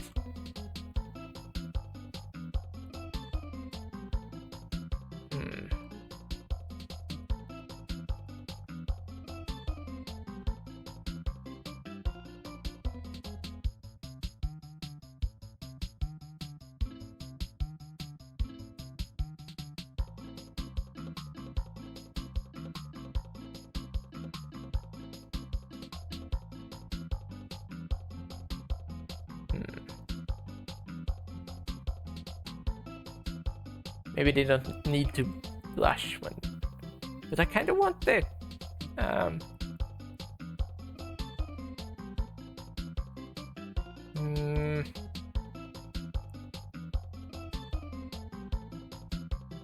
Let's make it like this. Yeah.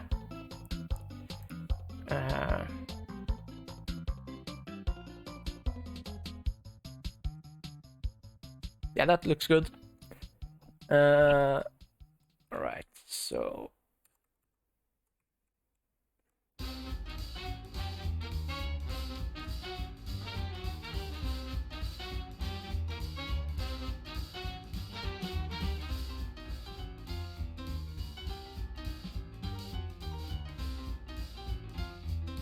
let's add one frame that's just like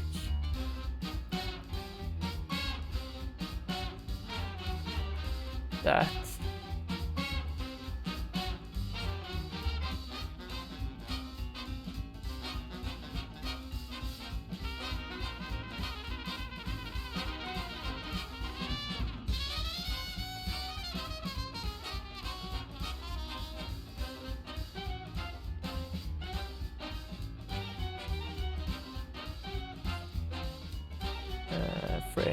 Frame rate. Let's do something like that.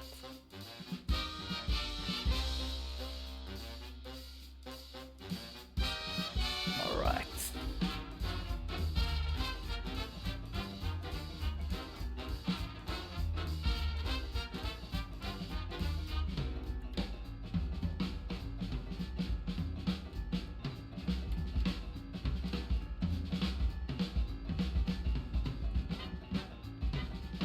No.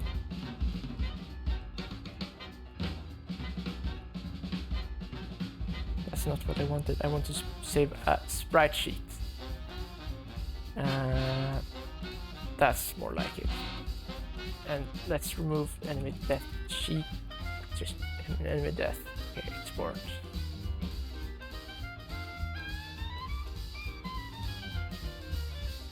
Multiple sprite editor.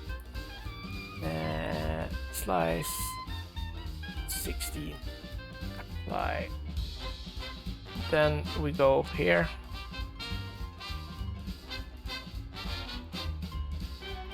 Enemy death. Sprite.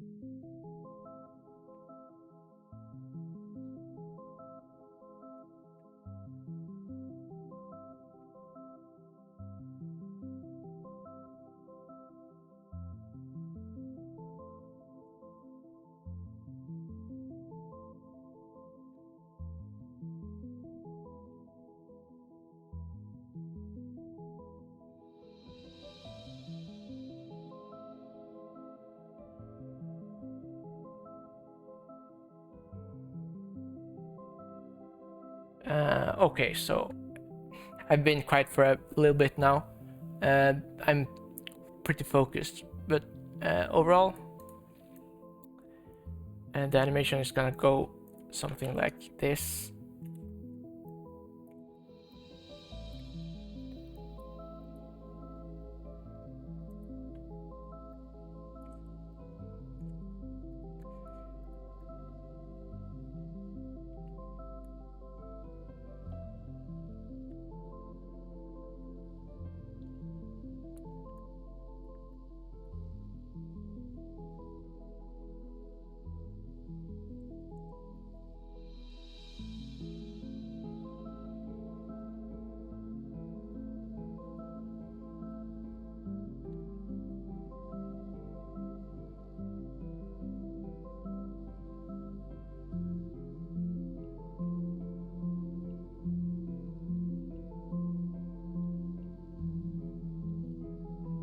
And this one is not gonna loop.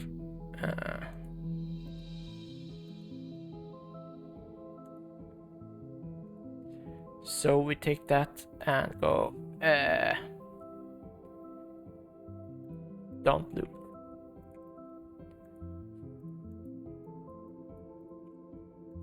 So once enemy death is finished, it's gonna just be over.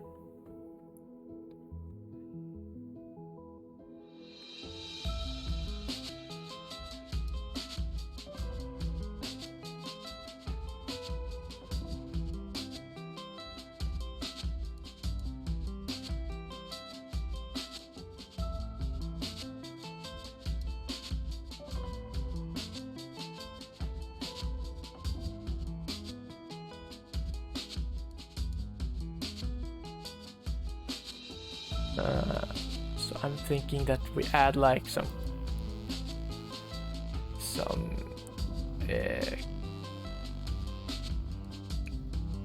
clouds, but maybe not. I mean, I have lots of time. I'll take time with that. Later, I'll have to add a spawner.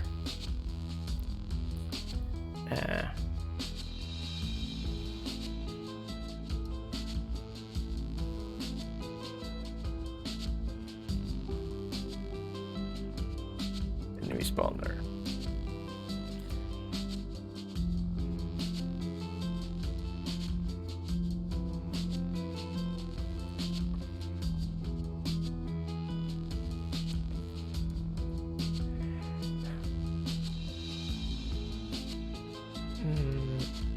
And enemy spawner will be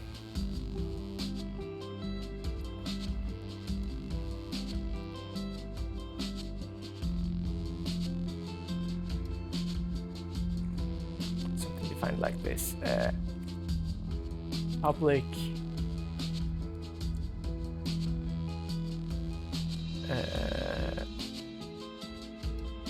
vector to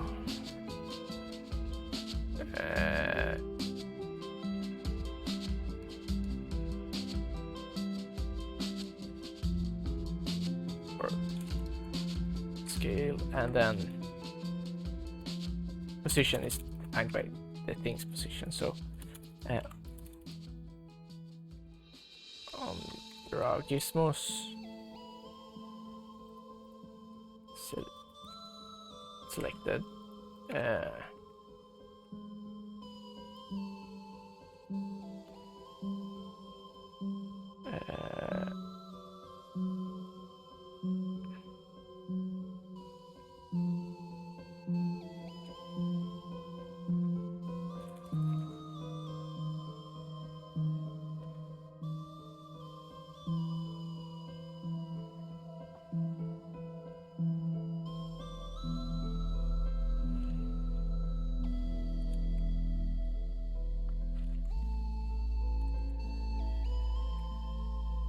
And then scale. So like that, and then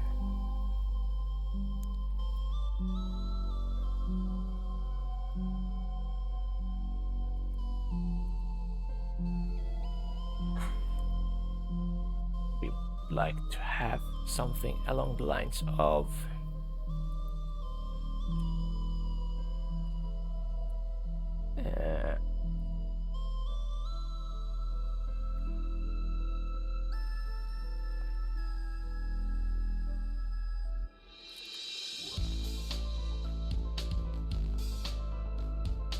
actually, let's have a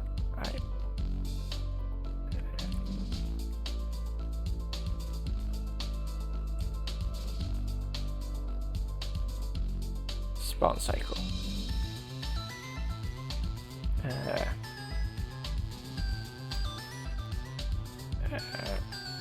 For now, it's wild through.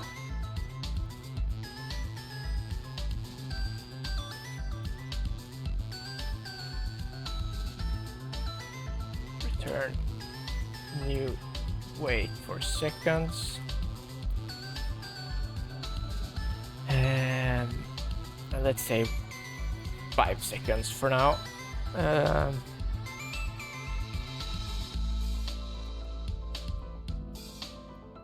Let me path.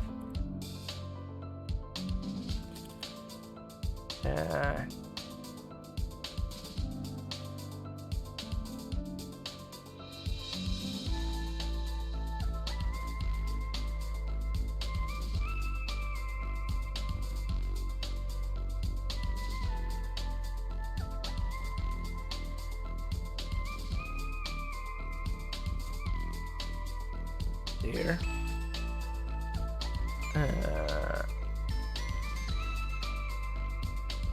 All right.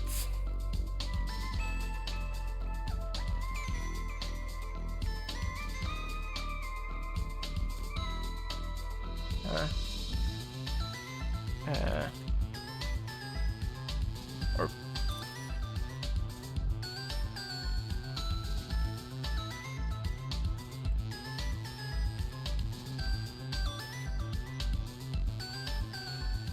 right, boy. I just. Oh, there we go.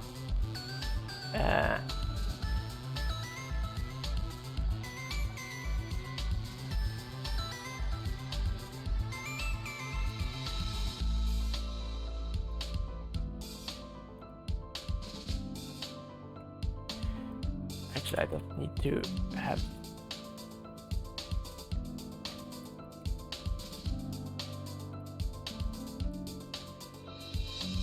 While the name, okay.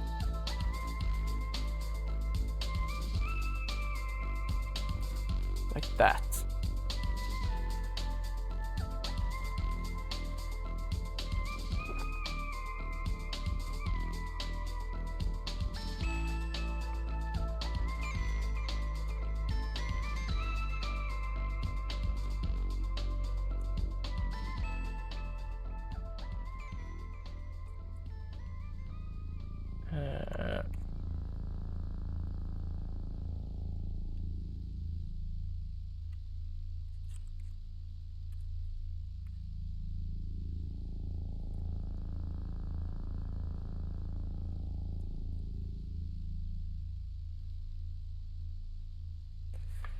Let's see that it works first before we try to randomize the spawn location.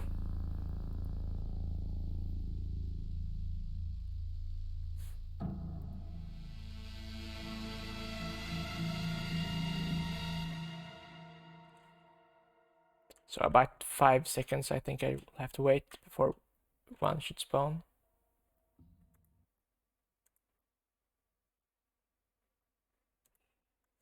Oh yeah, I need to assign the enemy prefab here.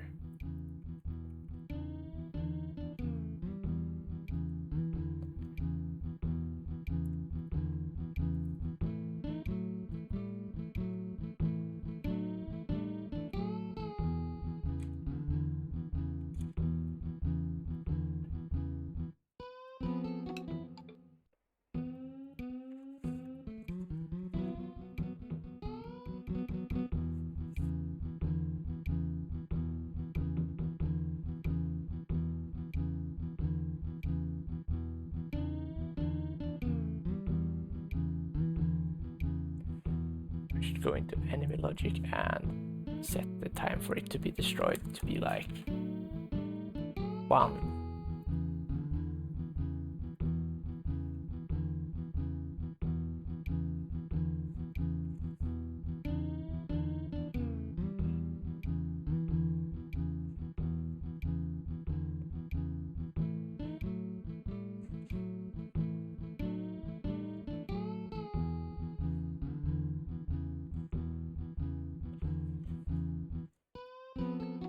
And actually, let's make it so that the enemy on spawning, enemy logic is disabled.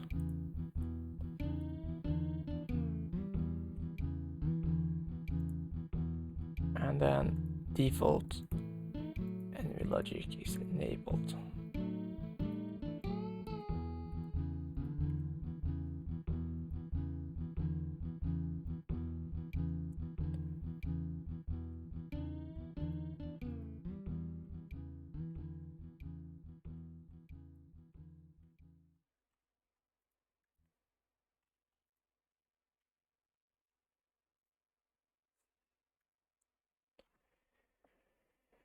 All right.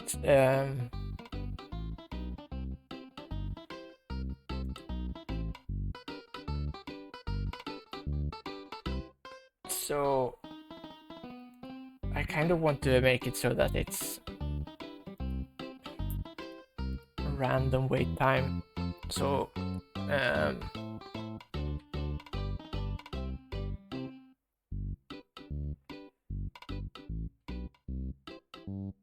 wait time for spawning is like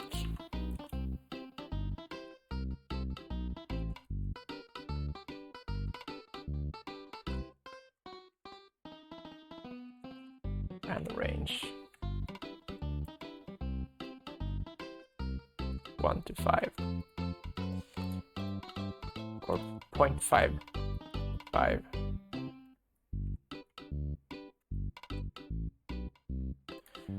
Okay, and spawned enemy transform position is equals to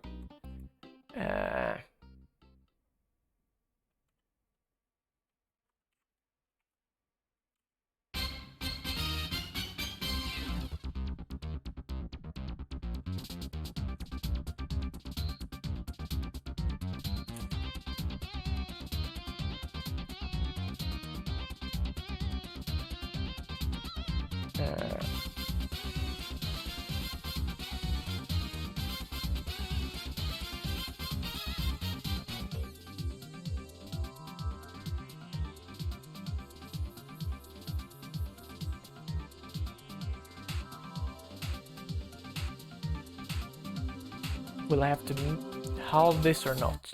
I am not sure.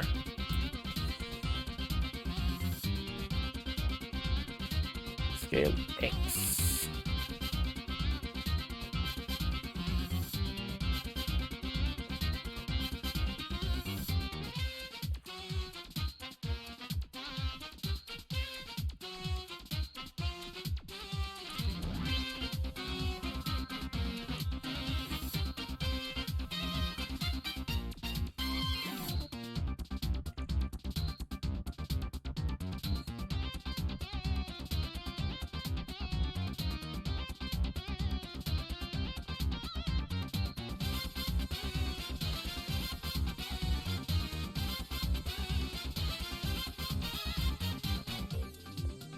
Oh yeah, I need to halve it.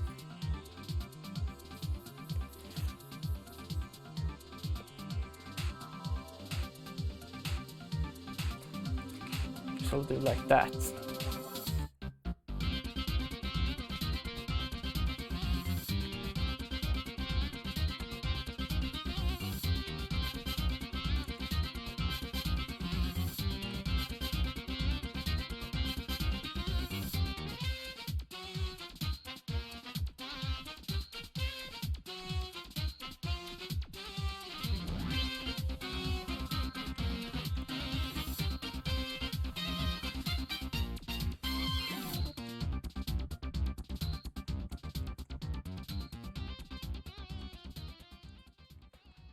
All right, this is actually kind of...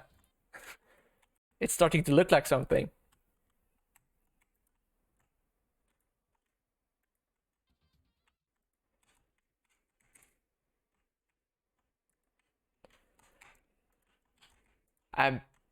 Yeah. Now I just need to add so that they actually like can damage you, because as it is right now, they kind of just push you around. And that's still not nice, but like, it's not that bad. So let's see. How would I do that? I would probably want to do it in player, perhaps. Player movement is such a bad name for this at this point. So like on collision. On collision enter. I think I did something like that on here. But instead of enemy die.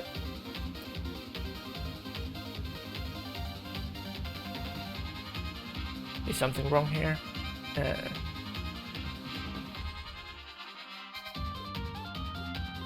Oh yeah, it's because collider there.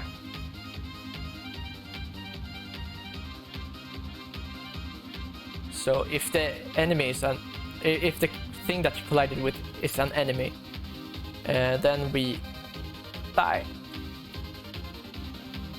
and then we add a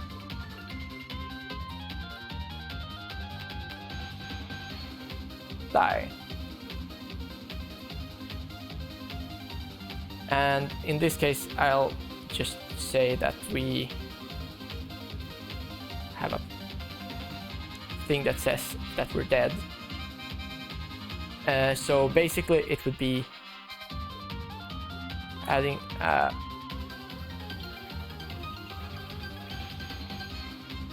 is dead.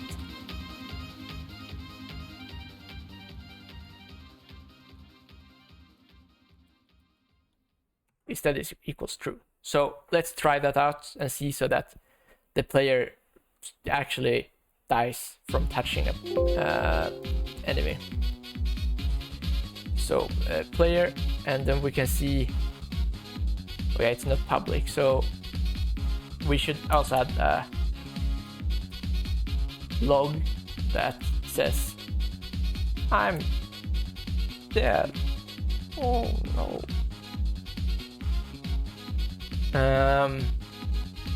So right, now we can test it. Will the player die? Likely.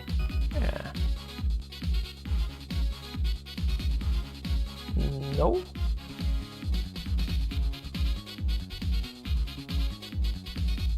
Huh.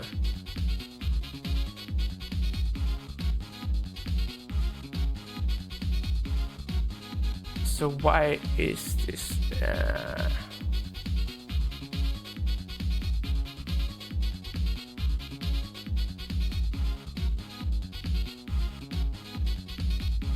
Enemy. Let's see here.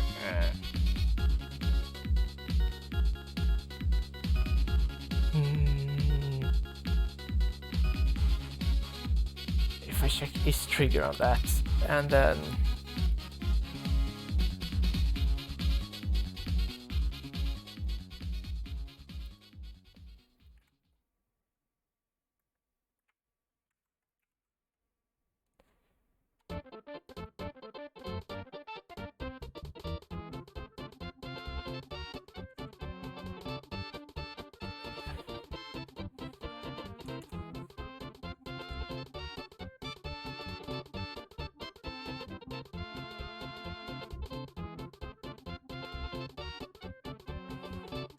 Alright.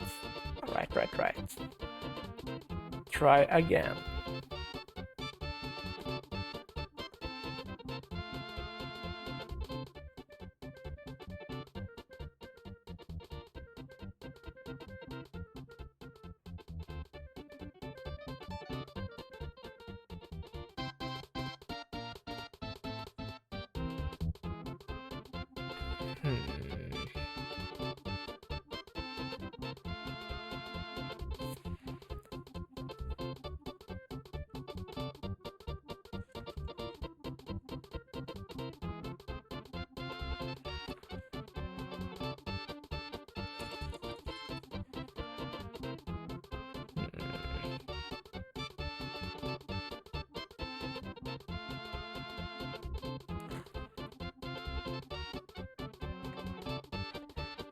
So the thing would be that I'm not getting the enemy here.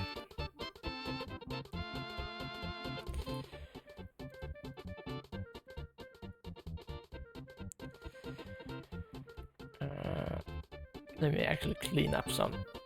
I have plenty time.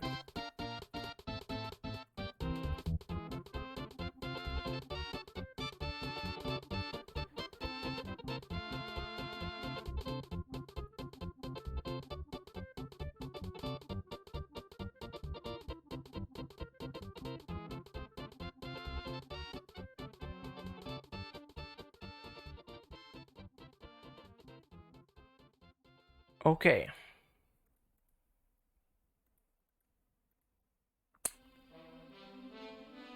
Yeah, this works.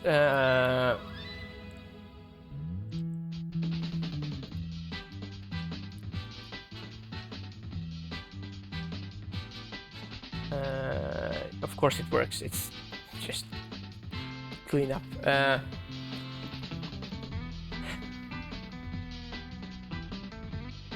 Let's try this and then take the character there. Oh, I think I know what might be the problem. It's because the collider is not actually on there. So it would be more like a... It's probably best for me to place... Okay, so Visual Studio is kind of just fucked off.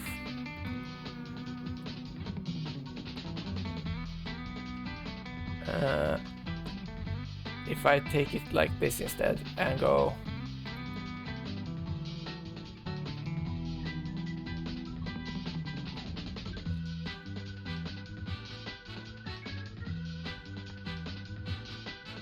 public and make one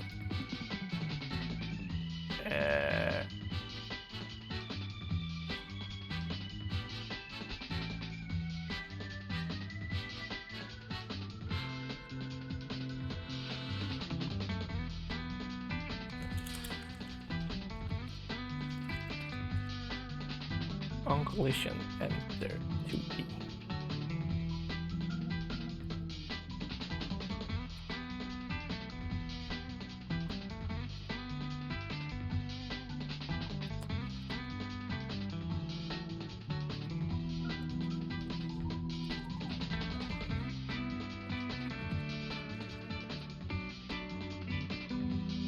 Collision.collider. There we go. Now we can try again. It should scream I'm dead in the log if this all works as it should.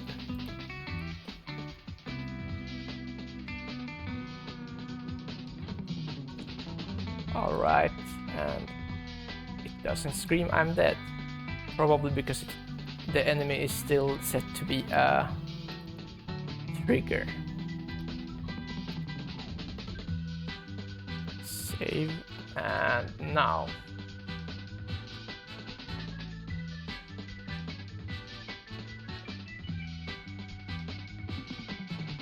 No.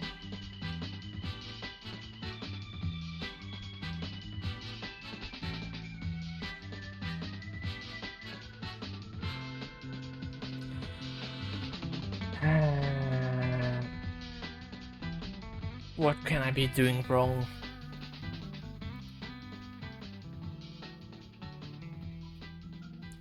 Okay, player, try, okay.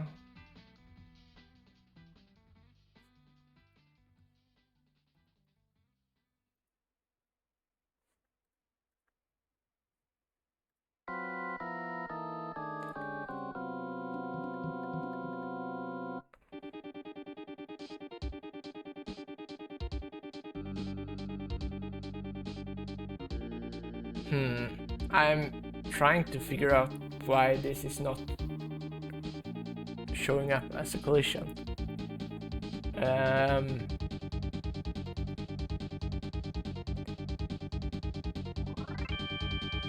Maybe I should just make it a trigger and get that.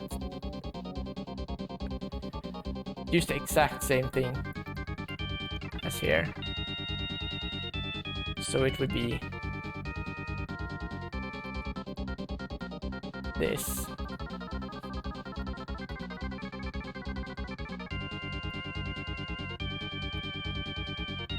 With an add. Okay, so then we take enemy logic and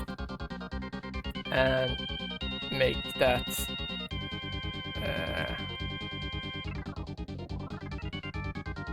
player.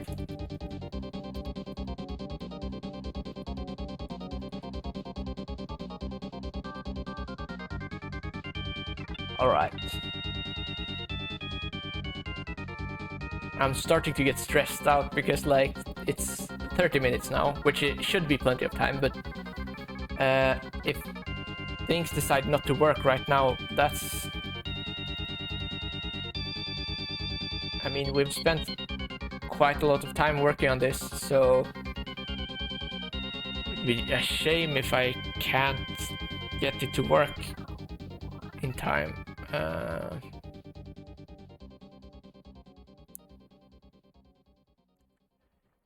How come?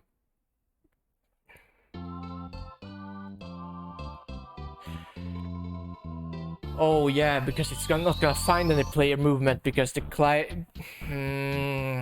of course.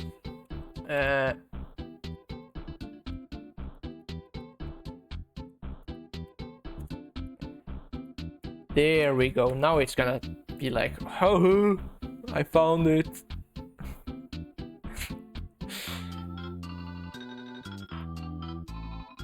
And it's all gonna work and I'm gonna be happy.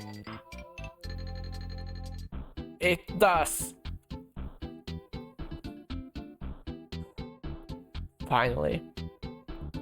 So now I can change this to collision, I assume.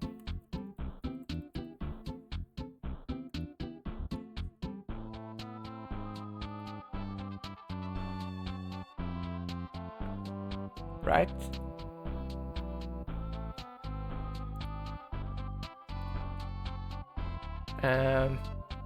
I might need to change this to normal. Why is it? Okay, on collision then. Oh yeah, it's because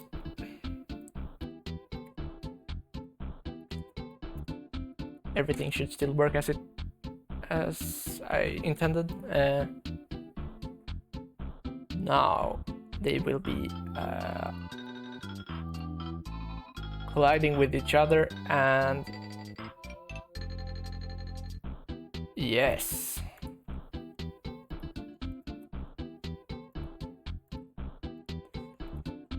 Oh, hand them some love before they come and kill me.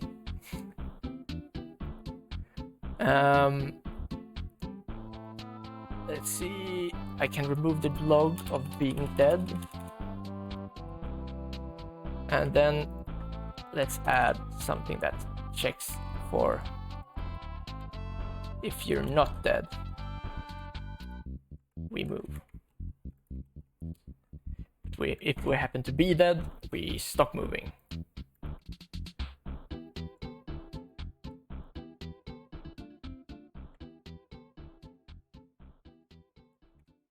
Oh. Okay, and then I die.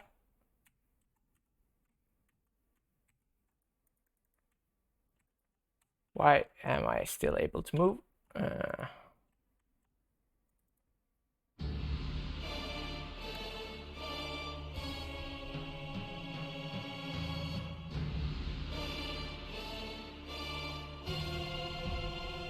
Oh yeah, it might be... Did I, by accident,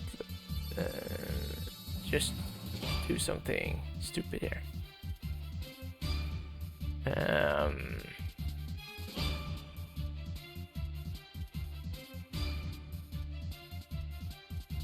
if it's not dead, we move, of course.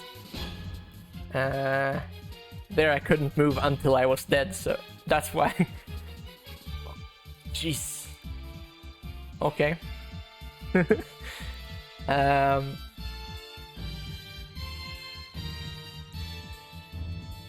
Now I cannot move anymore, and I think I want to make it so that I do a dead check on pretty much everything, but like overall I would also add one to here.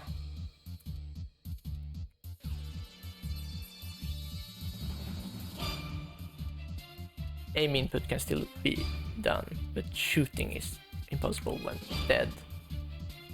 Which would make sense, because otherwise you can just keep on playing without having to worry about dying. I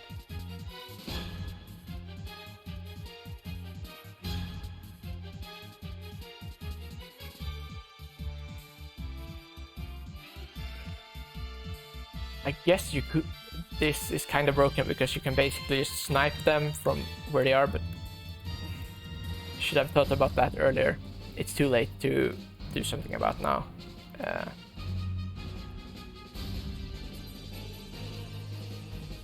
And I died.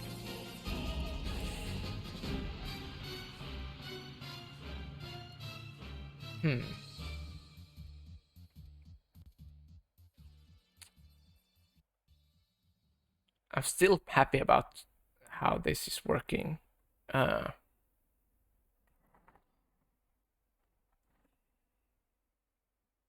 But we could add some more layer to it, such as a death animation for the player, a restart button maybe. So let's see about that. If the player is dead,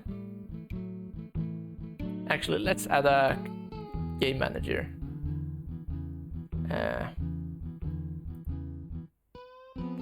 Or rather a UI first. Canvas, and then we set that to we don't need an input module for that. But what we do want is to have a text object.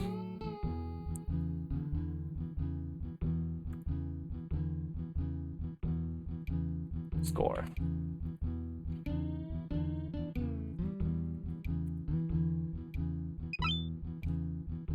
Oh, hello.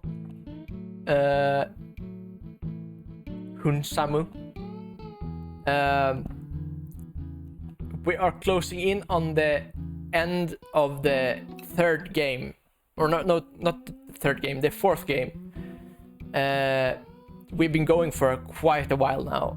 And like this game has been in works for about 2.5 hours at this point. It was, the time limit was at 3 hours. So right now we have this whole thing going, where you're supposed to hand out love to the mean red cubes that spawn, and then they turn pink and disappear.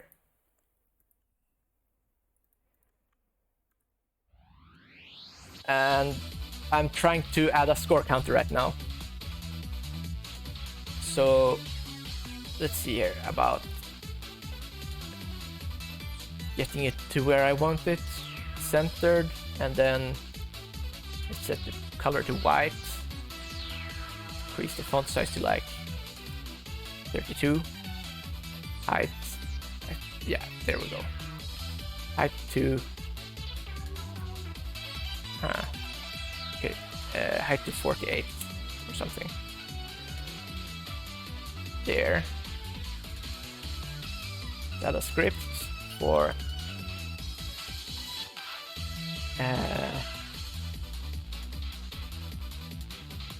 score counter.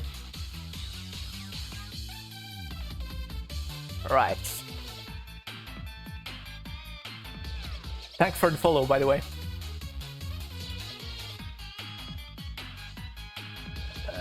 Now we're gonna go here and we'll create something I call a game manager.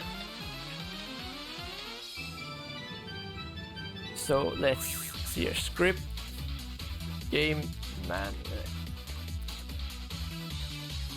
So the thing about game manager is that we're gonna remove that and make it a public static class, which means we'll be able to access it from anywhere in the game. And then we add a public static int current score. Let's add a public static void reset function as well.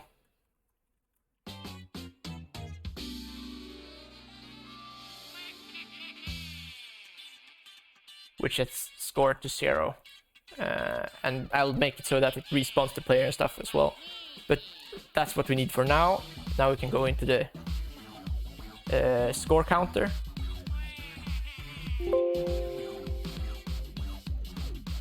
And what we're gonna do here is that we're gonna have, I'm just gonna make it simple for now. I think I need to add using and UI,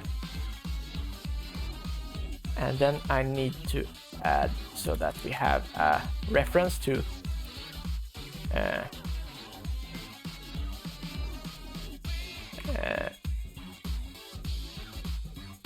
counter, and then okay, counter is equal to get component text. There's a lot of code here, so I'm sorry if you have if you don't understand what's going on here, but I tried my best to explain how it works. So we basically get the thing here, the text field here. We want to be able to modify that in here. So basically what we're going to do here is that we take the update, and now we have a reference as the counter. So we set the counter the text to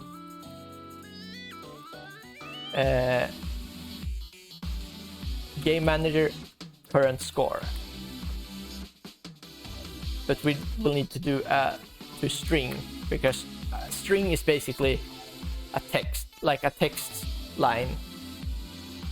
So it's basically converting it from a number to a text line, so it can go in the text field, to put it simply. And now we also want to go into enemy logic and make it so when they die, they add score to the game manager. Alright, so if everything works as I want it to, it should add score to the counter now when I kill them, or when I give them love. Oh yeah, it does work. Number goes up.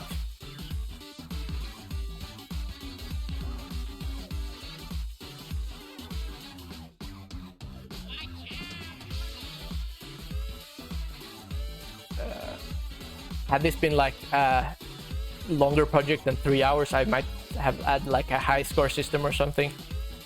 But I feel like it might be... Oh, I lost. This is good for now. All right, so score is working. Good, very good. What can we do now? We can add a death animation of sorts to the player, or like some way to make it disappear. So I'll actually,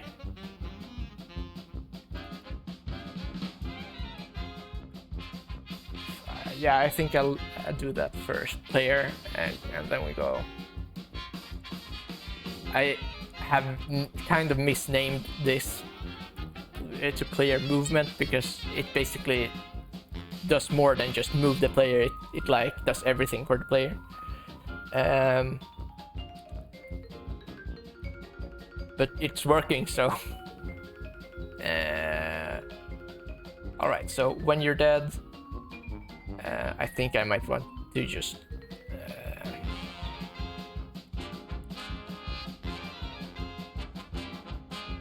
Actually, let's just game object. Set active false. Now it just basically makes the player disappear. It turns off the player, so it's not gonna be in the game basically. Active in the game at least. It's gonna be in the game still. So let's try dying. Yeah. Okay, null reference exception. I should deal with that. Okay. So, is there a...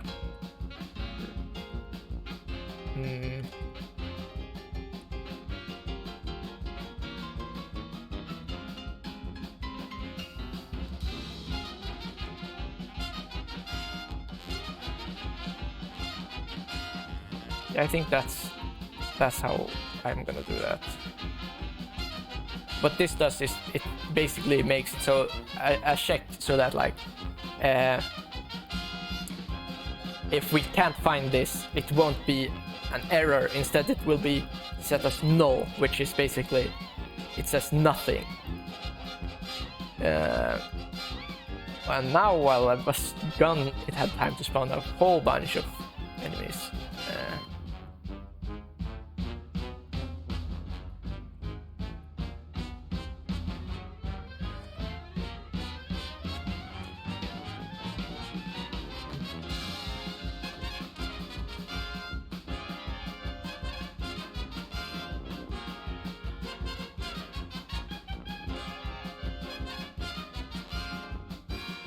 Oh yeah.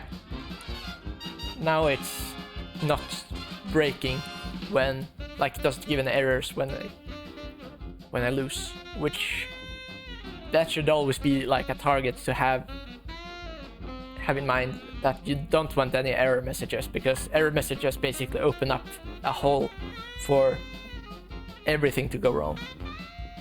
And last time I checked, you don't want everything to go wrong.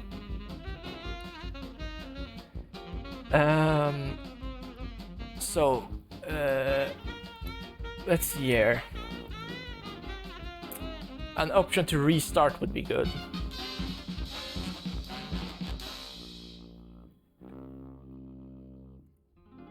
That would require some stuff to be,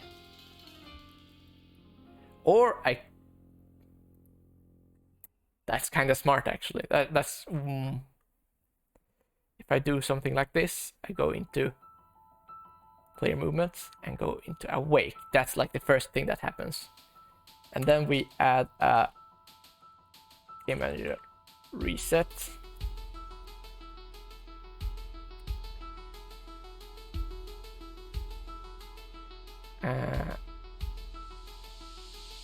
Then what we can do is to have a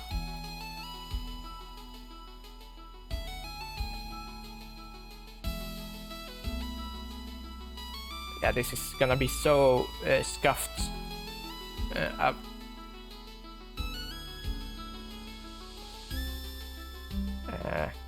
Let's do this over in game manager, where we do a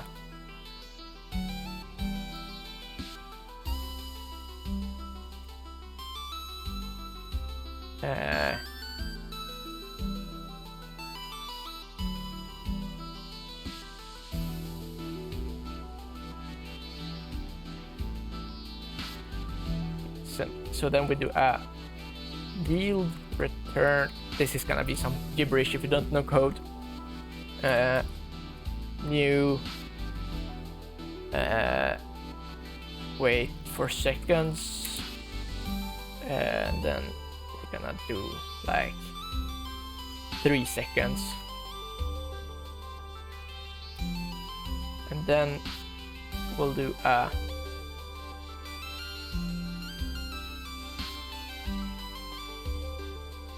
scene management.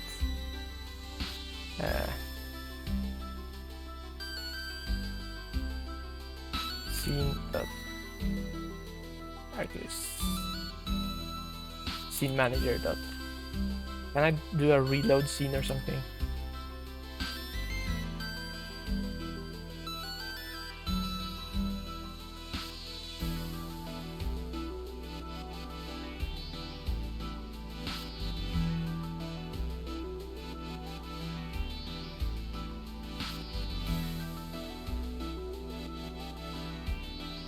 Okay, probably static. All right, so then we go into player, and what we do here is that we call the game and actually start coroutine, restart after time. So I don't know if this will work. If it works, it's like a super scuffed solution to this whole thing. But either way, I'll be happy.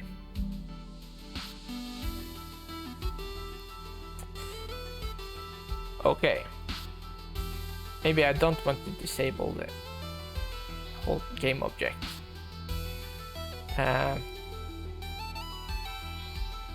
Character. Can I just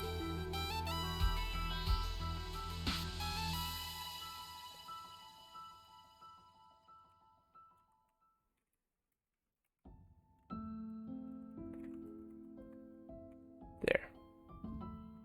So now instead of disabling the player, it disables the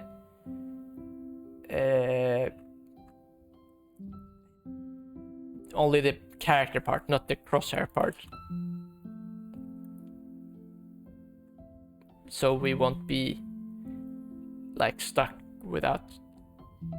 Okay. Yes! It resets. Haha!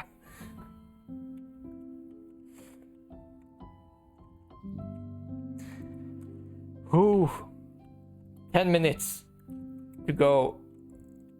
And I think I'll say that it's finished here because I don't want to break anything in the last 10 minutes. Damn.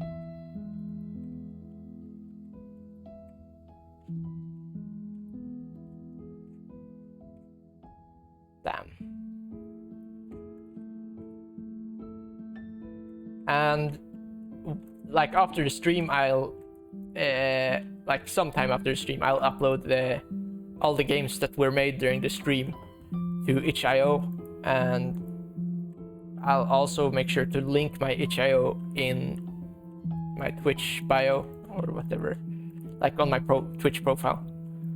I should put that as a panel actually, so you can easily access it if you want to find like the games I made. 21.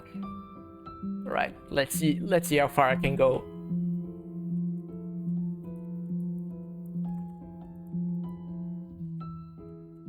And eventually I will make this into a YouTube video as well.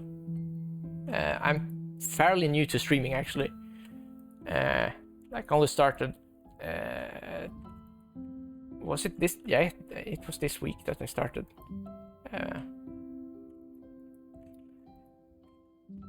So like I will start uploading things to YouTube, and this was definitely intended to be uploaded to YouTube.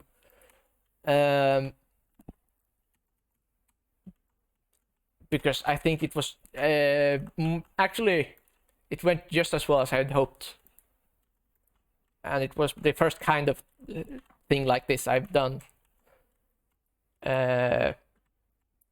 Normally I've only been streaming like work on a game project for the stream, so to speak. But I might want to start doing something more like this, where it's like whatever I'm working on is gonna be finished in just a stream or two. That way it will be more fun to watch actually, and like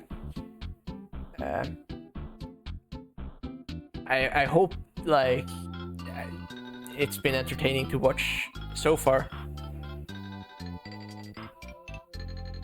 I shouldn't be playing it too much. Like it can't be like I need to wrap things up to see so that everything works. If I try it in a different resolution, say free aspect.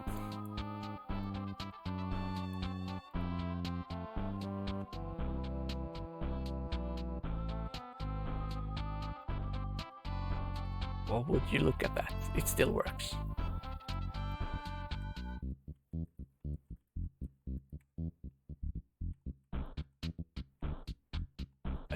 So I can talk about like a few of the design decisions that I've made while working on this. Like one part is that like you see how when the red cubes spawn, they have like a short spawning animation. And during that time they don't damage you, so you have a time to react so that they don't like just kill you as soon as they spawn. You will never be immediately dead from something you couldn't react to.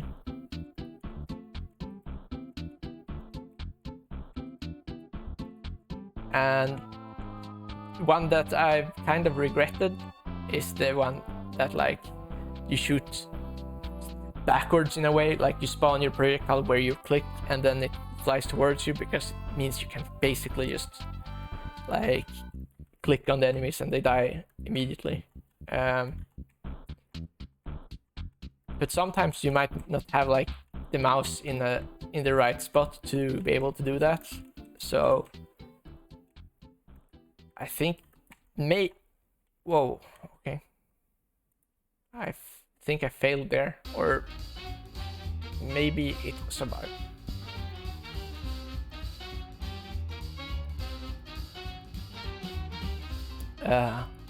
Reviewers, welcome to the stream.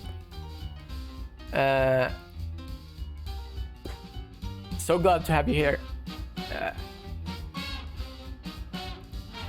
I'm all pretty much finished with this game, and it's been 3 hours since I started, and as such, like, I won't be doing any more games today, since like I stream says making 4 games in 5 hours. I've made 4 games at this point, and this was the final game. I did it in an incremental way, so like the first game I had 15 minutes, next game I had 30 minutes to make, and then it was 1 hour, and then 3 hours.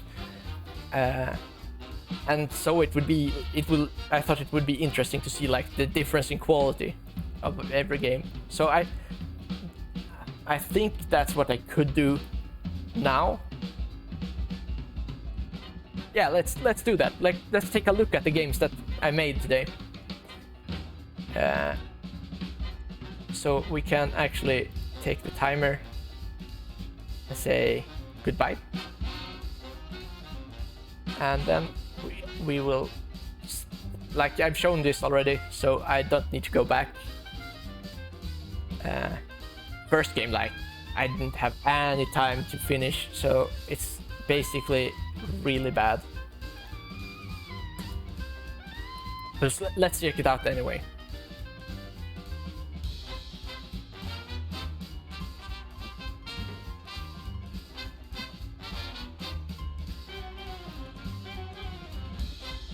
It's been a journey today. And finally we're at the end of the climb. You can take a look at the view from atop the mountain. All the places we visited. So this first one didn't get far at all. It's in a way it's similar, but like since I only had 15 minutes to think about an idea, to make sprites and then code it. I mean, it's to be expected that it's not gonna turn out well. So basically, yeah, it's shit. It's garbage.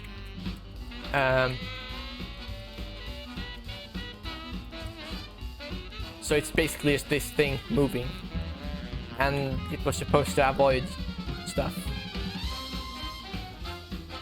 And then let's start up game number 2.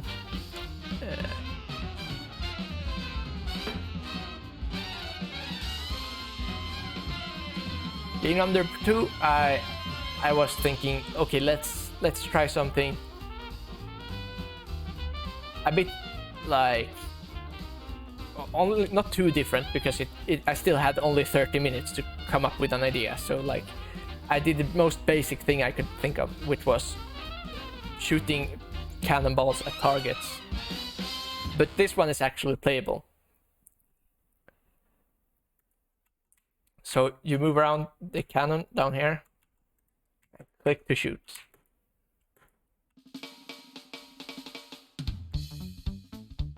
And it's sort of jank, but it's better than the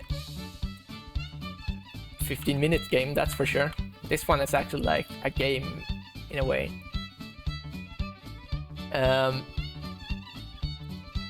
So like this is what I got done in 30 minutes. Now let's jump one step up and go for the 1-hour game.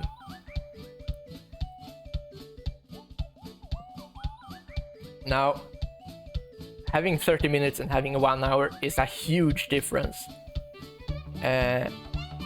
which let me go as far as to implement like more complex mechanics than like just left and right, and like things such as jumping and then like random generation of the world. So this is like a climbing game. I'm sure like if you played like there are a lot of mobile games that are like this, yeah. But okay, so one thing is clear.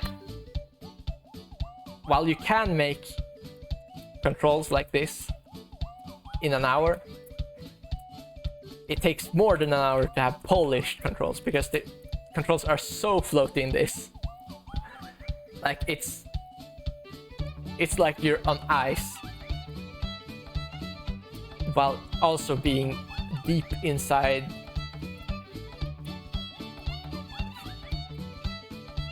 bucket of slime. I thought of something that, and I tried to come up with something that wasn't absolutely disgusting, and it took me a while.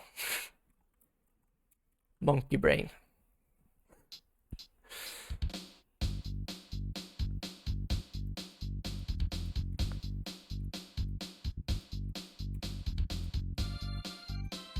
Kinda have to get the flow going, but I'm pretty happy with how this turned out. With only an hour of work. And then, of course, the last game in the series, the 4-hour game, the one that you just saw, which not the 4-hour, 3-hour game. I think I said 4 hours. 3-hour game. This one I had time to put in proper like animations. I had time to think about like not a story, but like a motivation that like, oh, they're angry and you hand out love to them, fittingly for Valentine's Day and all. And I think this, of course, since it had the most work put into it, it turned out the best. It looks the most like a finished product out of the ones that were made today. Not that it is a finished product by any means.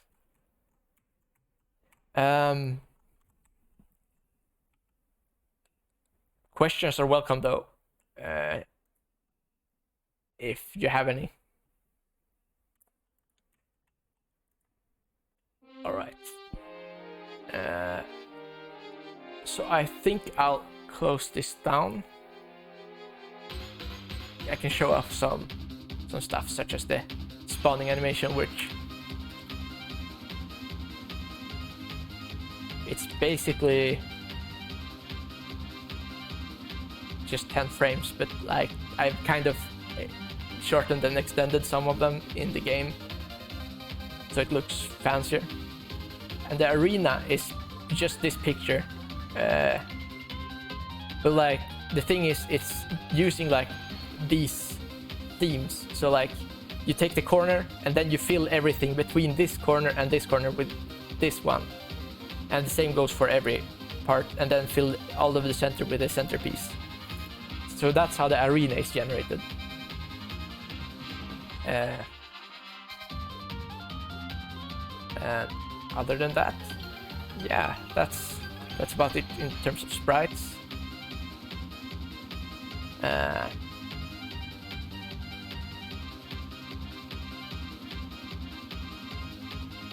don't think I need to save. All right.